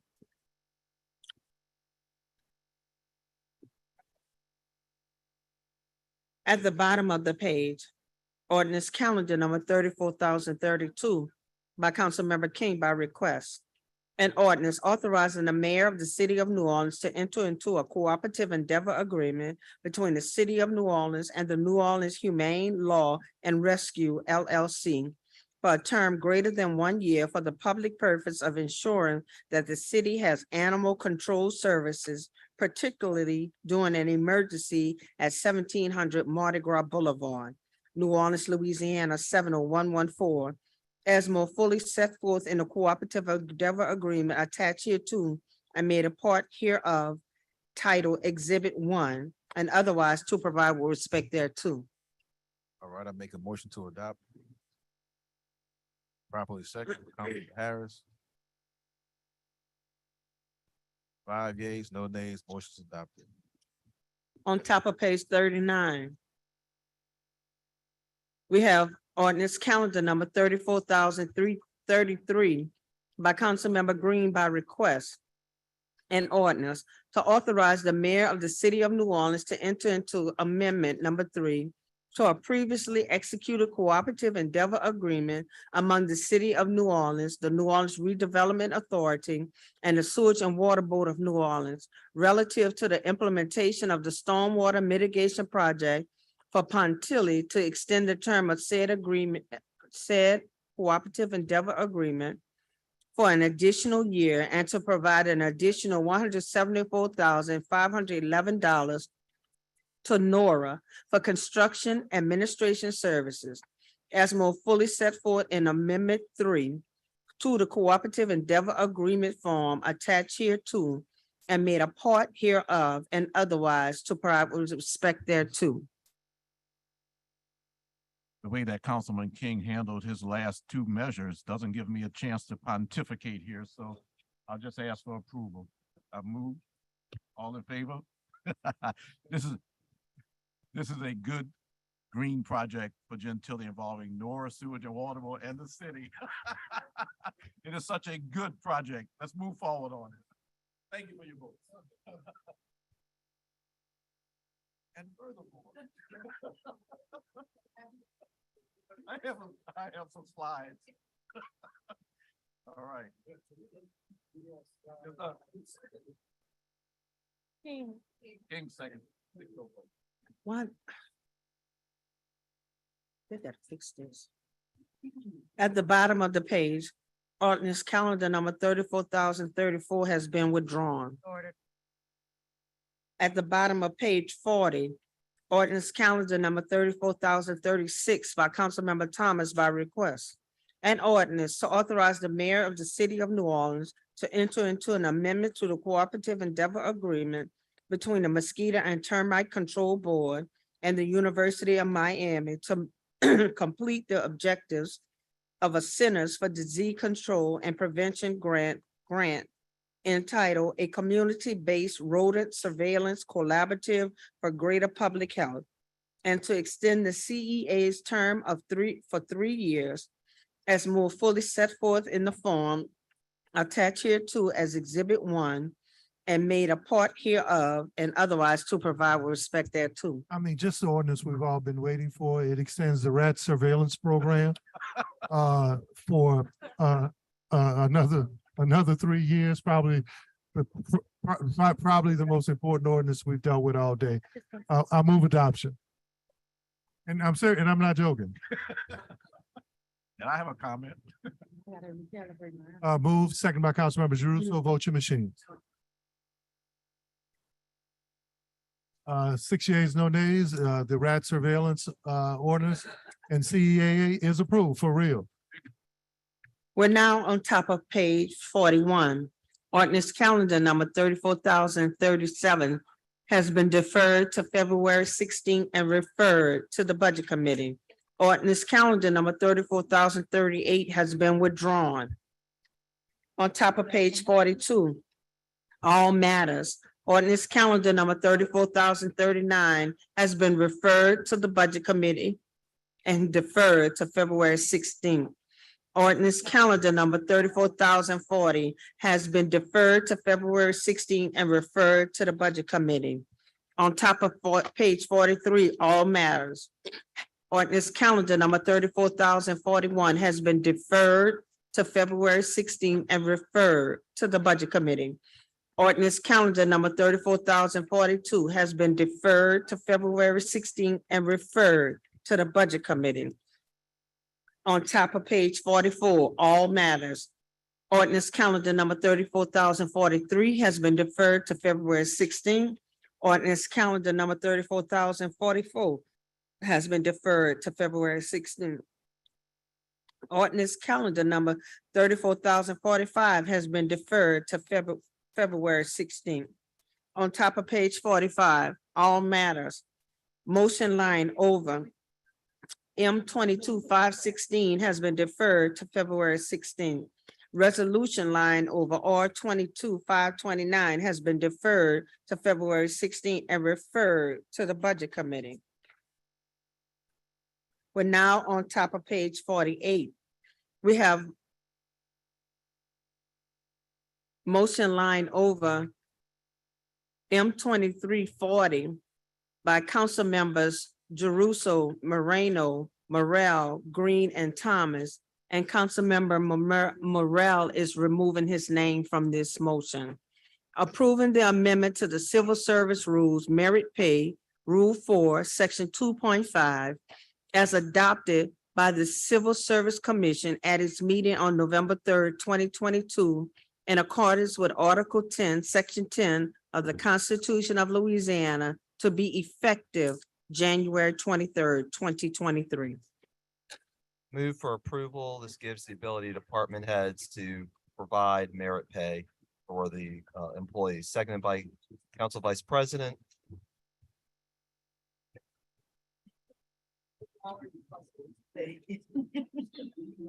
I need 5 yeas, no nays. The motion passes. At the bottom of the page, motion M2350 by Councilmember King by request, adding the president of the council as a signatory to the amendment number 4 with the contract between the City of New Orleans, Department of Public Works, and Mott McDonald LLC, and authorizing the president of the council to sign the amendment number 4 between the City of New Orleans, Department of Public Works, and Mott McDonald LLC.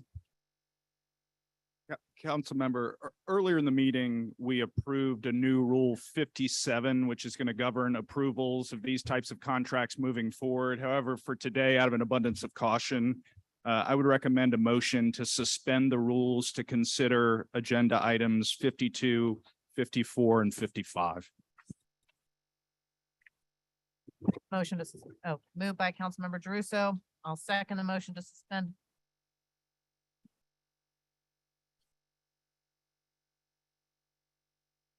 Five yeas, no nays, and the rules are suspended.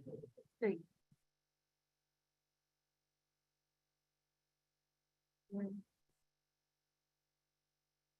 right. At this time, I make a to move.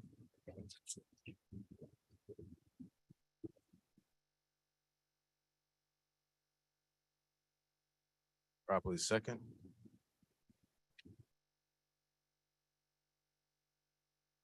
Six yeas, no nays. Motion is adopted. We're now going to go to the bottom of page 49.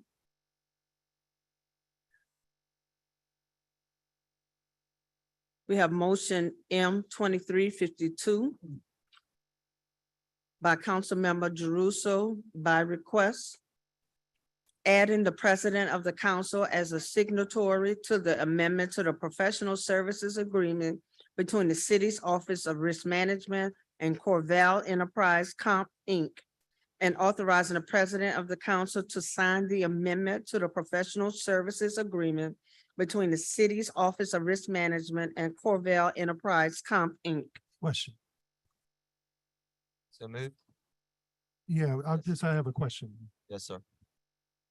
What happens if you don't get all signatures?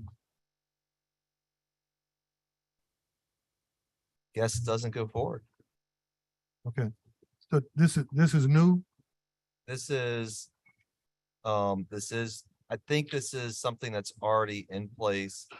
And then they're asking the president to also be a signatory as well, to sign the amendment to the existing agreement. How does this affect a potential emergency situation? I'm gonna have to defer to the law department or our lawyer on that. This is pursuant to the Article 70-10 of the city code we recently passed, and there's an express exemption for emergency situations of Okay, contract. all right, thank you, I'm sorry, Councilman. No, good question. So I moved, seconded by Councilmember Moreno. 6 yeas, no nays. We're now on the top of page 50.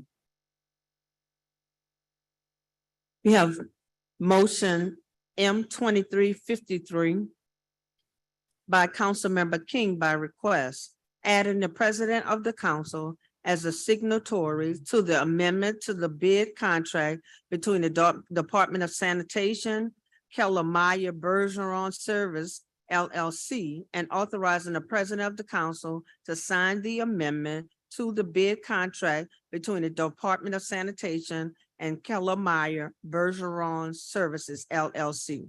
Make a motion to adopt. Second by Councilmember Harris. 6 yeas, no nays. The motion is adopted. We have motion M 2354 by Councilmember Druso, approving the amendment to the classified pay plan fire hiring rate increases as adopted by the Civil Service Commission at its meeting of January 20th, 23, in accordance with Article 10, Section 10 of the Constitution of Louisiana, to be effective February the 5th, 2023. Madam Clerk, council members Thomas, Moreno, and Morel has to be added to this motion, Harris. And then I have a short statement here from Aaron Mishler, who's president of New Orleans Firefighters Association. My sincerest apologies for not being able to be there today. To thank all of you in person dealing with a family emergency. I'll be watching virtually. Please pass on my overwhelming appreciation for all the firefighters in the city of New Orleans to you and the entire council. Your hard work and commitment to our firefighters and getting this done has, without a doubt, changed the lives of our firefighters and their families. Thank you from the bottom of our hearts. Signed, Aaron Mission. So moved, properly seconded by Councilmember Moreno, And Councilman Green requests also Councilmember to Green be as added. well. And Green. That King, everybody, we'll have a full vote, all seven. No, only the ones present. I'm sorry, Councilmember Morel, we love you.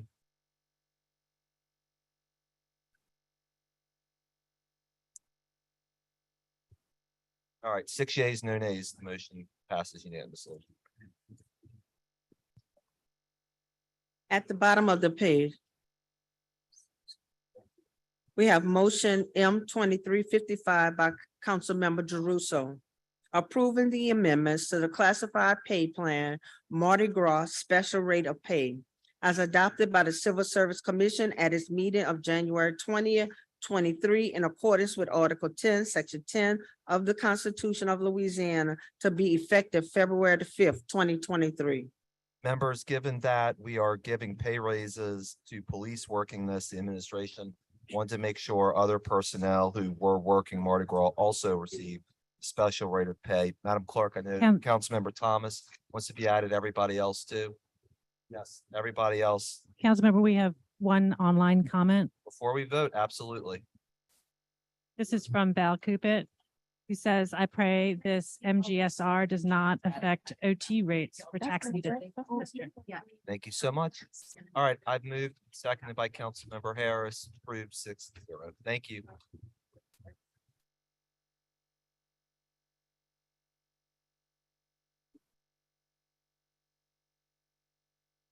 Thank you. We're now at the top of page 51. We have motion M 2355 by Councilmember Harris, directing the City Planning Commission to conduct a public hearing to amend and reordain ordinance number 4,264 MCS as amended by ordinance number 26,413 MCS as amended, the comprehensive zoning ordinance of the city of New Orleans to amend Article 19 to establish a new interim zoning district to be named the Preserving Residential Character Interim Zoning District, the intent of which is to prohibit the use short-term rental, commercial within certain areas currently zoned HU, MU, Neighborhood Mixed Use District, MU1, Medium Intensity Mixed Use District, and MU2, High Intensity Mixed Use District, as indicated in the official zoning maps of the city. Thank you, Madam Clerk. This commercial STR IZD covers parts of Central City, the Lower Garden District, the Irish Channel, and a stretch of Tchoupitoulas that is covered with commercial short-term rentals. The impetus for this IZD is, of course, the Brown's Dairy development, but the issue is stretching into other surrounding neighborhoods where we are seeing a proliferation of commercial short-term rental permits and application. Single-family homes rented out in their entirety as commercial short-term rentals are eating up our housing stock and posing serious quality of life issues for neighbors. We get emails about these all the time. It's unacceptable that people are using a loophole in the zoning code to create whole home short-term rentals, and I will not continue to allow our neighborhoods to be gentrified and filled with cookie-cutter homes for the benefit of tourists. The boundaries of this IZD track the map of existing commercial short-term rentals and the areas they are most prevalent to the detriment of actual long-term neighbors. I also ensured to place boundaries around traditionally identifiable neighborhoods where the presence of commercial short-term rentals are most heavily felt. This is a stopgap measure, and it will put a pause on the continuing expanse of commercial short-term rentals in these neighborhoods, while my colleagues on the council and I, along with CPC staff, take a deeper dive into commercial short-term rental regulations. We have quite a few public comments, beginning with Michael Burnside.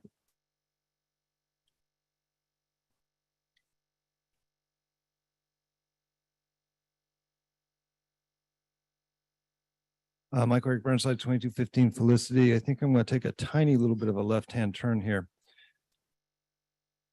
The basic idea of mixed use seems to not be in my brain in alignment with or the same as the behavior of the city. So the city seems to, and I could be wrong on this, and I'd love to be told I'm wrong. The city seems to view mixed use as an or. You can have commercial or you can have rental. Whereas I see mixed use as an and. You actually have to have both. So it's like your first floor is commercial and then your second floor is residential. On the same lot, you have both. It's a mixed use building, right? And so I hope that I'm wrong. I hope the gentleman who runs the Flum map or others here say, oh no, Michael Burnside, you don't understand reality. But I don't have anything directly against commercial short-term rentals. What I have something directly against is the lack of residential housing. So if somebody were to come along and say, yo, dude, I'm going to make money off one commercial short-term rental, and in exchange, I'm going to give you one affordable housing. I go, hey, who's a beggar, who's a chooser? Sounds like a good deal to me. But if somebody uses mixed use as a zoning that allows an or, that means the guy with the short-term rental commercial can just come in and take what could have been residential, flip it into commercial. The land's gone. The use is now narrowed down to whoever comes to visit, not whoever's here to stay. So it's a word thing, which lawyers love so much. Is mixed use like put the commercial on the first floor, residential on the second floor, and then like a commercial short-term rental on the third floor? Or is mixed use like I can come in, put my commercial building here, and too bad for you, go down the interstate somewhere and get a house in LaPlace? Finally put, Mr. Burnside. Mr. Southall, who I don't see here, is in favor of this. Maxwell? And Maxwell, thank you for staying.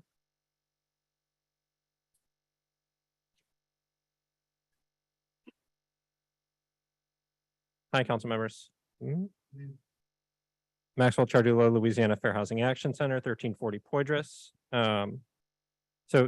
Thank you to Councilmember Harris for bringing this motion. This is exactly what housing advocates and neighborhood groups have been asking for, which is that we not leave mixed use areas out of the conversation about short-term rentals, because the idea that mixed use zones are somehow separate from our neighborhoods is a joke.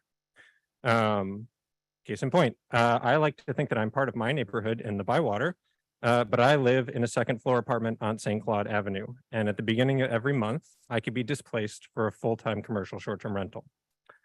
Councilmember King, I would love to work with you on something similar for the corresponding downtown mixed-use districts, HMMU, HMC1, and HMC2. I know Brown's Dairy has been in the news, but downtown already had our own version of this with the Saxony in the adjoining lots. Right, that was supposed to be 75 condos, and then when they couldn't sell them because it's mixed use, they turned most of them over to Sonder.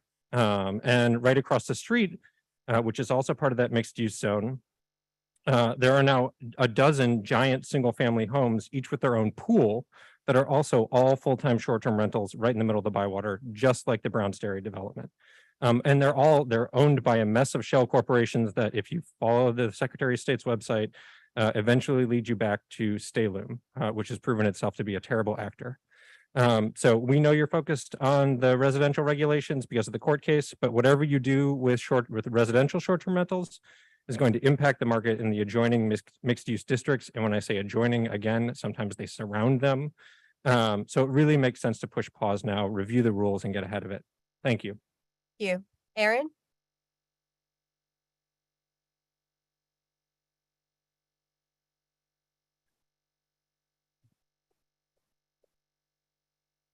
Good afternoon. I'm Erin Holmes. I'm Executive Director of Ukraine Property Owners, Residents and Associates.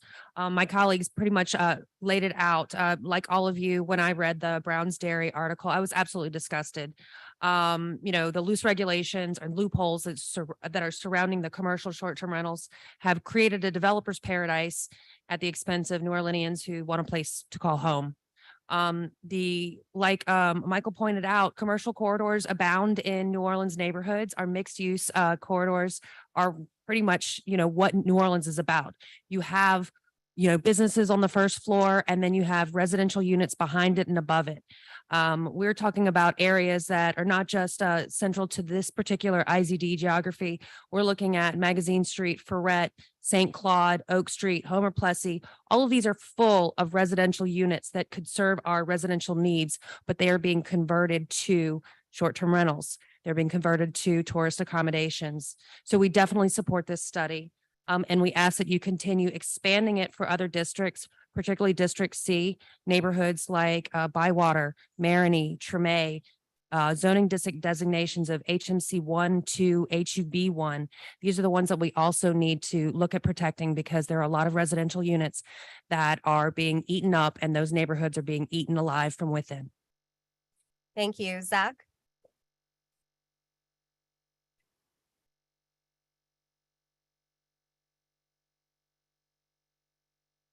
Good afternoon, Zach Smith, 530 South Norman C. Francis. Conflicted on a couple things for item 58 and 59. And knowing that this meeting's gone on for a while, just kind of get some general statements.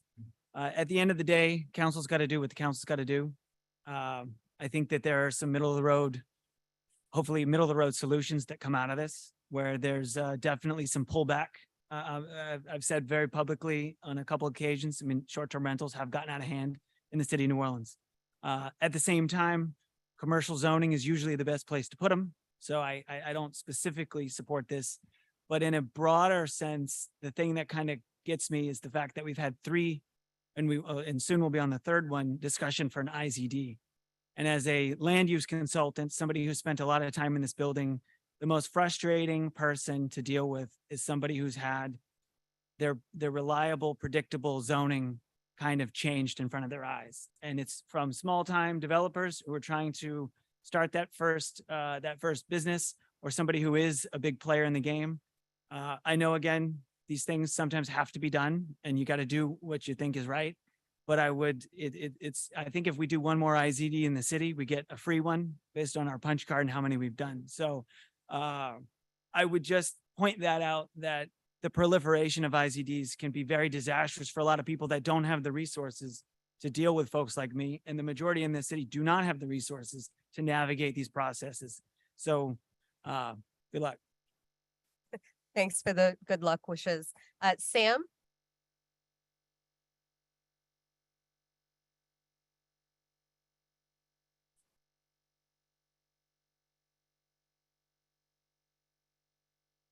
How's it going? Sam Levin, 1712 Soniat.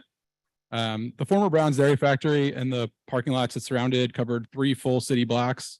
That site was purchased by a variety of development groups and is currently being transformed into 192 affordable apartments, healthcare facilities, a brewery, 200 transient lodging rooms, and more. I think it's a wonderful development for the city. The piece of property referenced in the NOLA.com article that's also referenced in the motion is about 1/3 of the overall Brown's Dairy site. The affordable housing project mentioned in that article never existed. It was an idea from a previous developer that did not come to fruition. Instead, they subdivided the land into standard sized lots and sold all of it to a handful of different buyers, of which I am one. The previous owners do not have any affiliation with the projects that are currently being built there. I had nothing to do with the previous concept. I was no part of any promises made to the city or city council by the previous owners. I acquired my lots legally, submitted drawings for permitted uses that were approved by the city. This is a high-intensity mixed-use neighborhood according to the master plan and CZO. I'm looking to build 2-story buildings in an area that allows up to 7-story buildings and allows such uses as food processing plants, auto body shops, live music venues, and more. This is not a historic neighborhood according to the HDLC. Besides the brewery and GCHP project on surrounding blocks that are under construction, the site's surrounded by a surface parking lot, vacant land, and the blank back wall of a hotel. I'm following all the rules and regulations I've been presented with. Please do not punish me, the other current owners of this area, or the other 40 million square feet of the city included in the motion for whatever broken promises the previous owners have made. At a minimum, please do it with due process. Let's have an MPP, listen to the stakeholders, hear CPC's recommendations, and then craft thoughtful, responsible legislation to resolve those issues. I also ask each of the council members to consider the message that excessive use of IZDs sends to all businesses and property owners throughout the city. Thank you. Any comments from the dais? Any public comments? I have one online comment from Amy Lewis, who says, I'm a single mom and homeowner in Algiers Point. On Patterson Street, I have one commercial STR license that I obtained because my home address is zoned HUMU. If I understand motion 2358 by Councilmember Harris correctly, it would make having a commercial STR in a residential HUMU zone illegal. I want to share that not all commercial STR owners are big corporations. There are some like me that are small mom and pop operations who rely on this income. I know you've been hearing a lot of stories from small mom and pop residential STR owners in the past weeks as you rewrite regulations. I urge you to think about people who have existing commercial STRs, who are good neighbors and responsible STR operators. My home is a duplex and we live on one side, so there are never any parties or disruption. Please make sure that existing homeowners, taxpayers, I just paid the city $8,100 in taxes last week, and responsible STR commercial operators are not penalized and are grandfathered in. Thank you for your time and consideration. Thank you. Councilmember Thomas. Councilman Harris, thanks again. Like Maxwell, I think this is the kind of legislation that maybe gives us a chance to look forward. But, you know, there's so many question marks about what we do and how we do with housing, whether it's STRs, affordable housing, or planned communities. I think the one thing that is consistent here is that, well, we do not have a citywide plan for affordable housing, how we protect neighborhoods, whether they're historic or not. And how do we designate communities for growth? And, you know, the comments will remind me, you know, it take me back to the footprint of the city. I keep saying that within this footprint, we have enough space, and Maxwell and I talked about this. Within the footprint of the city, we can come up with something comprehensive that considers affordable housing as well as what developers want to do, as well as what people want to do in mixed-use communities. That if we could do something comprehensive and just take the time to do the work, it kind of fits. You know, we got a big gap in what was versus what is right now, but it just doesn't seem like the amount of work that is being done in the footprint with that I think really has the ability to satisfy everyone. So we keep doing this stuff, interim zoning district by interim zoning district, spot this by spot that, and that's not the solution. So, you know, I think at some point we're going to have to come together with city planning and with different housing agencies and business community to say, you know, what fits inside this footprint? What areas are the best place to do this? And how do we protect existing, and whether it's historical or whether it's mixed use? And I think we need to do that soon, especially given the way the numbers and the way that things are trending right now, where investments are trending right now. So appreciate the effort that I think you're making to kind of get us there, but there's a whole nother level of work that I think has to happen to get us where I think you want us to be. Yeah, I appreciate that. And I know that last meeting, we asked the CPC to study an affordable housing overlay, which is something that is important to all of us. And I think you're right. We need to look at this overarchingly rather than piecemeal, but this is what we have right now facing us. So with that, I'm going to move. I get a second from Councilmember King. I have 5 yeas, motion carries. Thank you.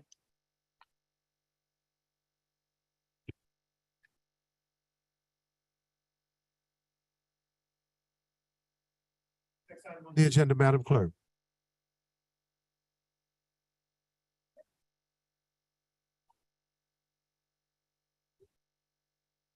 No, I've been asked to conduct a meeting. We're down to 5 members, so we want to keep it moving. Councilmember King? We have comments? We have any comments? Online comments? Yeah. For the next item, yeah. Okay. Okay, we need to get 5 present so we can move forward. We don't want to violate Robert's rules, because Robert still does the rule. Madam Clerk, 5 members present? Council members, we need to go back to 58. Motion M 2358, because Councilmember King seconded, but he was not here to vote, and he has to vote. we need to. So we're gonna reconsider this reconsider- vote. We're gonna reconsider the last vote and then we're gonna vote over. Okay. Motion to reconsider. Second by Councilmember Green. Vote your machines on reconsideration. 5 yeas, no nays. The motion is reconsidered. And now we need to vote on it after this. Moved by Councilmember Harris. Well, we need a motion and a second to reconsider. Moved by Councilmember Harris, second by Councilmember Jeruso. Vote your machine. 5 yeas, no nays. Okay, now we'll go to motion M 2359 by council members Harris and Jeruso. Directing the City Planning Commission to conduct a public hearing to amend and reordain ordinance number 4,264 MCS as amended by ordinance number 26,413 MCS as amended, the comprehensive zoning ordinance of the City of New Orleans to amend Article 19 to establish a new interim zoning district to be named the Bed and Breakfast Interim Zoning District, the intent of which is to ensure that bed and breakfasts are compatible with preserve the character and integrity of the neighborhoods citywide. Thank you, Madam Clerk. This is a citywide IZD that seeks to protect traditional bed and breakfasts that are compatible with and preserve the character of our neighborhoods in which they operate.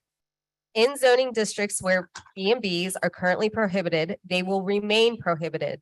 In zoning districts where B&Bs are currently permitted, they will become conditional.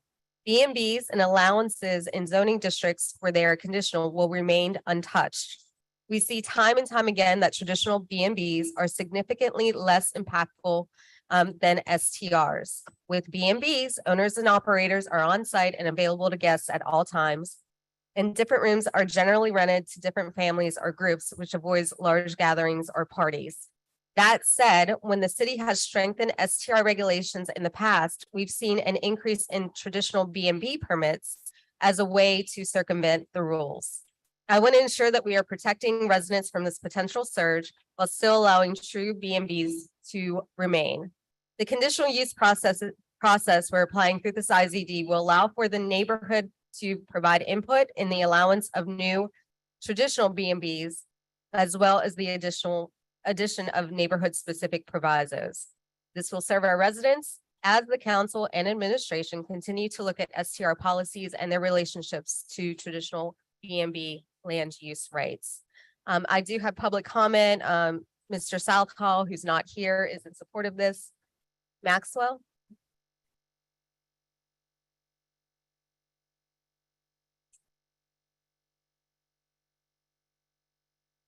Thank you, council members. Maxwell Chardulo, Louisiana Fair Housing Action Center, 1340 Poydras.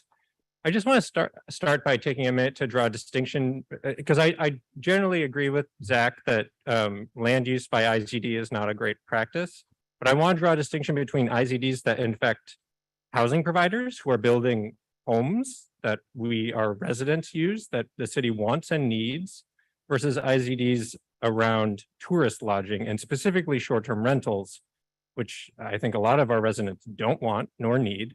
And also is a new disruptive industry that is, no city has fully tackled or figured out how to regulate yet. And every time a city does pass a new law, gets sued by those short-term rental operators. So I think those are very different things. And in some cases, in this case, I think IZDs are really necessary. And so I would say if we ever get this one in particular, I think is important because as you mentioned, Councilmember Harris, if we ever get real enforceable short-term rental regulations, which I'm hoping for, short-term rental speculators are just going to morph into B&Bs, into hotels, and into timeshares, which is something that we've already seen happen in a number of parts of our city. So I agree that we need more of a comprehensive plan. We need to look at this. I absolutely agree, Councilmember Thomas, that we need a comprehensive affordable housing plan. And I absolutely want to work with all of you on this. But these things are related. And so we want to make sure that we don't see more residents displaced by speculators and tourists. Thanks. Thank you. Zach?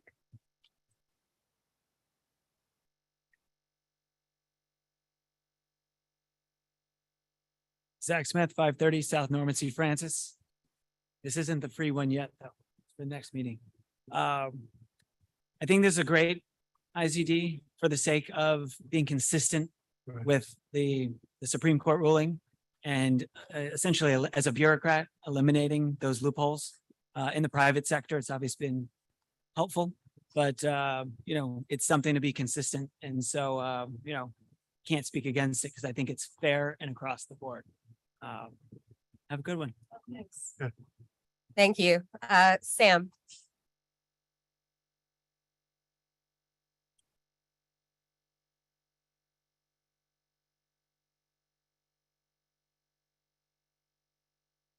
How's it going? Sam Levin, 1712 Sonia Street. Our city's economy relies on tourism and hospitality. We continually give out subsidies and abatements to attract major hotel developments, despite none of those companies being headquartered here. Short-term rentals are the biggest trend in the industry in decades, and many of the commercial operators are located here in New Orleans. This is not only an opportunity to stay ahead of the curve on transient lodging, but also an opportunity to promote homegrown companies. Beyond that, CSTRs have produced tens of millions of dollars in tax revenue for the city and the state, including millions of dollars per year goes directly to the Neighborhood Housing Investment Fund that is supposed to be for affordable housing. Just the Browns Dairy site that we've been talking about will produce nearly $100,000 per year for affordable housing. Many of these projects are being developed on previously vacant land or in long vacant buildings, not taking away existing housing. The construction and operation of CSTRs employs hundreds of locals at a variety of income levels, everyone from architects, artists, contractors, housekeepers, landscapers, lenders, property managers, maintenance workers, realtors, repairmen, and many more, and they are all voters. The guests that stay at our premises are diverse, not the rich white New Yorker straw man argument you've heard from others. These guests are seeking out CSTRs because they don't want to stay in non-distinctive hotels on Canal Street. They want to experience the city. They want their own space. They want to shop at local coffee shops, local bars, local restaurants, local retail. Please give the enforcement staff and the new software a chance to police the illegal units before we start squashing a burgeoning industry that could have positive long-term impacts on the city. Thank you. Thank you, Aaron.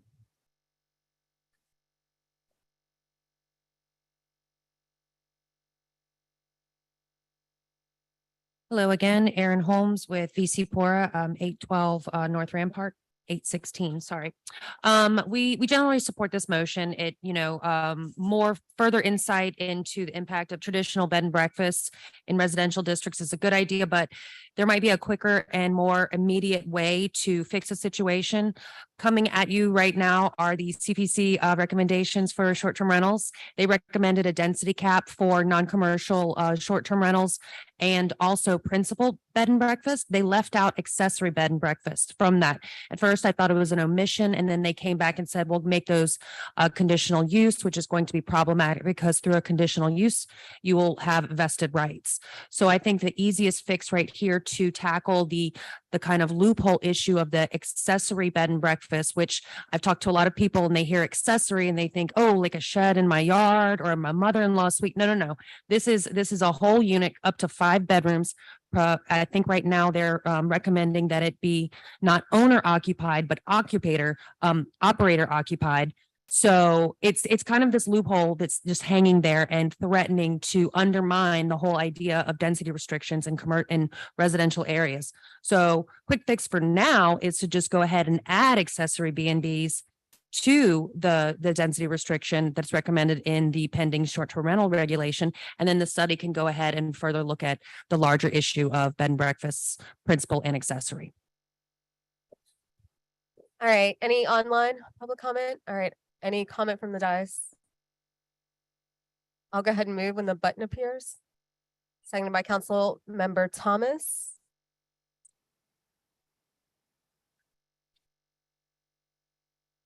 Need one more vote. Oh, there he is. All right, thank you. Motion passes. Next item on the agenda, Madam Clerk. Next item is we need to suspend the rules to go to ordinances on first reading. Move by District E. Moved by District E, seconded by District A. Vote your machines on suspension of the rules. Vote your machines. Councilman Thomas? Yes. Mr. Burnside would like a point of personal privilege for 1 minute. Yeah, for the 8th council member, point of personal privilege. We still need the rest of the votes to go into All right. 5 yeas, no nays, the rules are suspended. Mr. Burnside. I am a stranger today. Mission when the plan purpose here that my heart was calling today. Take leadership. So what the my life around? It's not by for a split second. I want to acknowledge it because I find myself saying with it. Amen.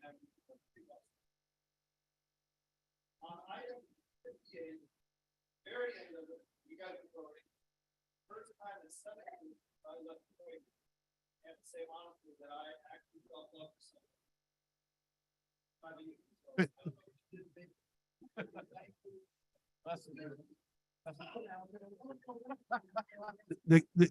They call that they call that Leslie Harris love. We agree with you. First reading. Ordinance on first readings, ordinance calendar 34,046 by Councilmember Morrell, an ordinance to establish section 26-80 of the Code of the City of New Orleans relative to inspections of multifamily housing units of 10 units or more when there are violent crimes, incidents on the premises, and otherwise to provide with respects thereto. Ordinance calendar number 34,047 by Councilmember Jeruso by request. An ordinance to authorize the mayor of the city of New Orleans to enter into a cooperative endeavor agreement with the Lakeview Crime Prevention District to aid in the crime prevention and to add the security of district residents by providing for an increase in the presence of law enforcement personnel in the LCPD as more fully detailed in the CEA form attached hereto as Exhibit 1 and otherwise to provide with respects thereto. Ordinance calendar number 34,048 by Councilmember King by request. An ordinance to authorize the mayor of the city of New Orleans to enter into a cooperative endeavor agreement between the city of New Orleans and the Total Community Action, Inc. for a term greater than 1 year for the public purpose of reducing food insecurities and improving the overall health of households in targeted low-income city neighborhoods at 1420 South Norman C. Francis Parkway, New Orleans, Louisiana, 70125, as more fully set forth in a cooperative endeavor agreement attached hereto and made part hereof titled Exhibit 1 and otherwise to provide with respects thereto. Ordinance calendar 34,049 by Councilmember Thomas by request.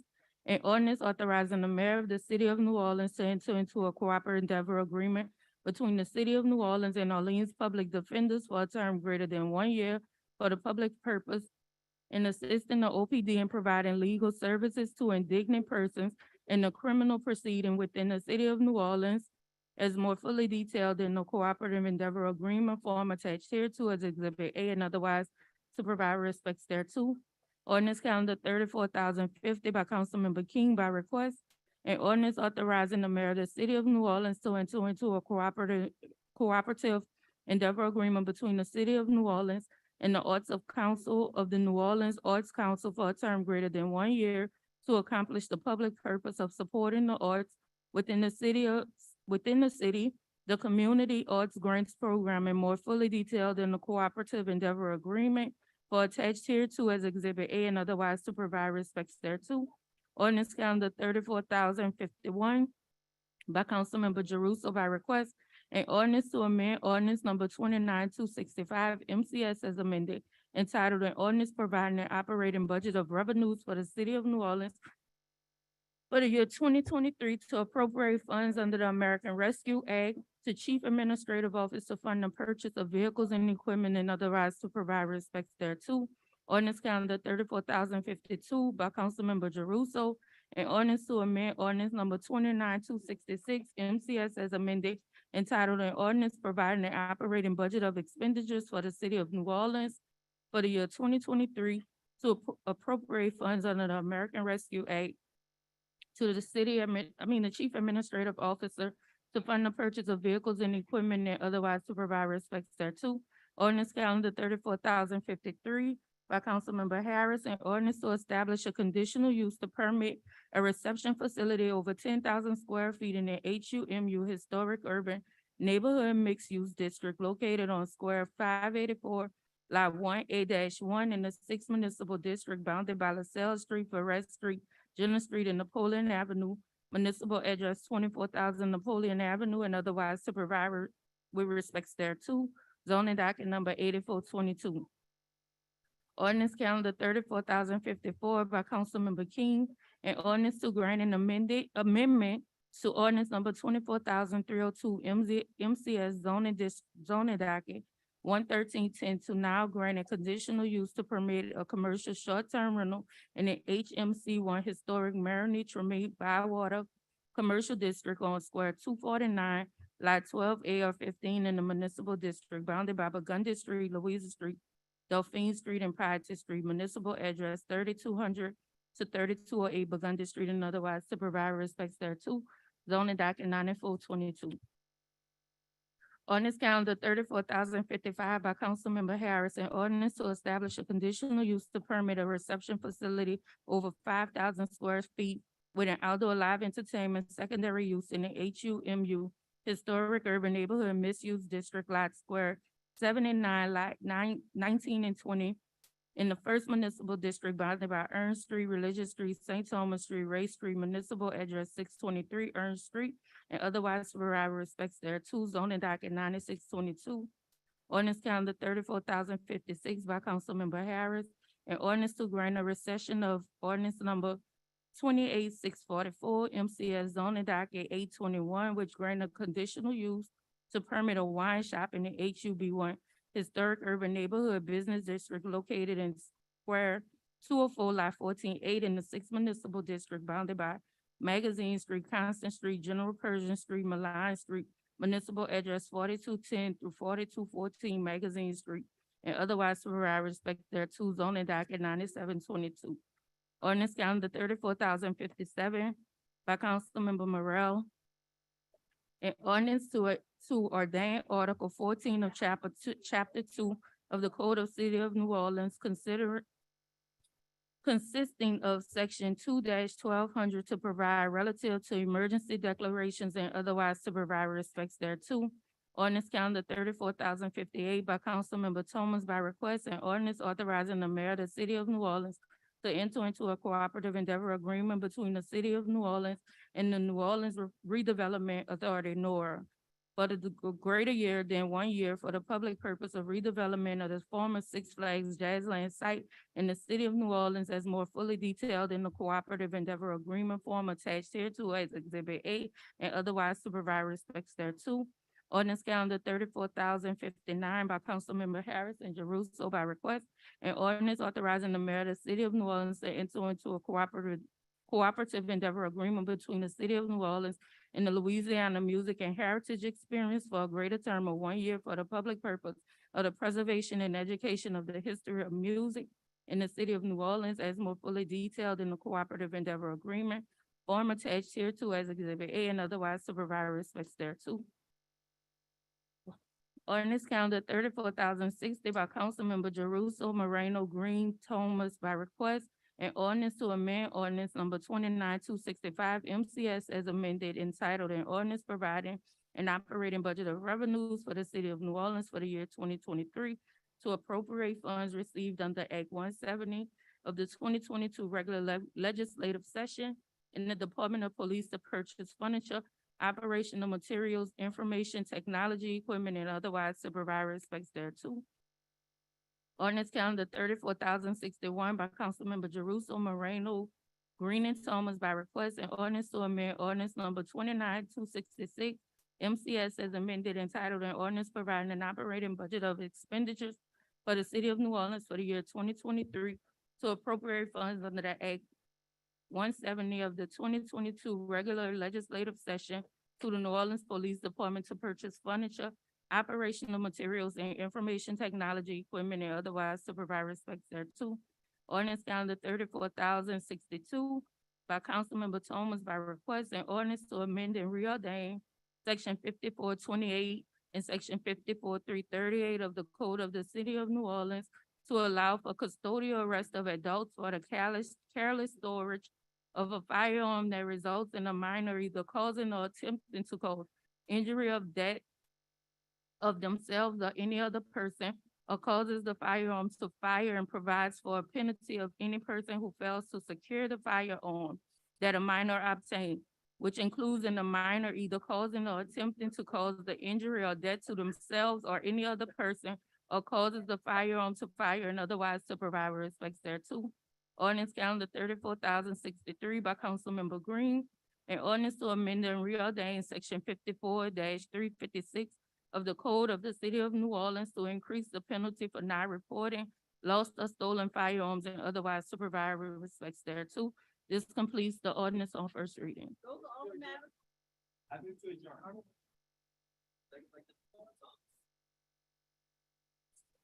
Motion adjourned.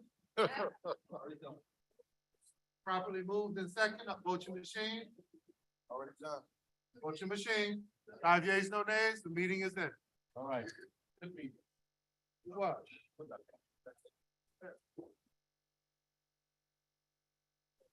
job, Councilman.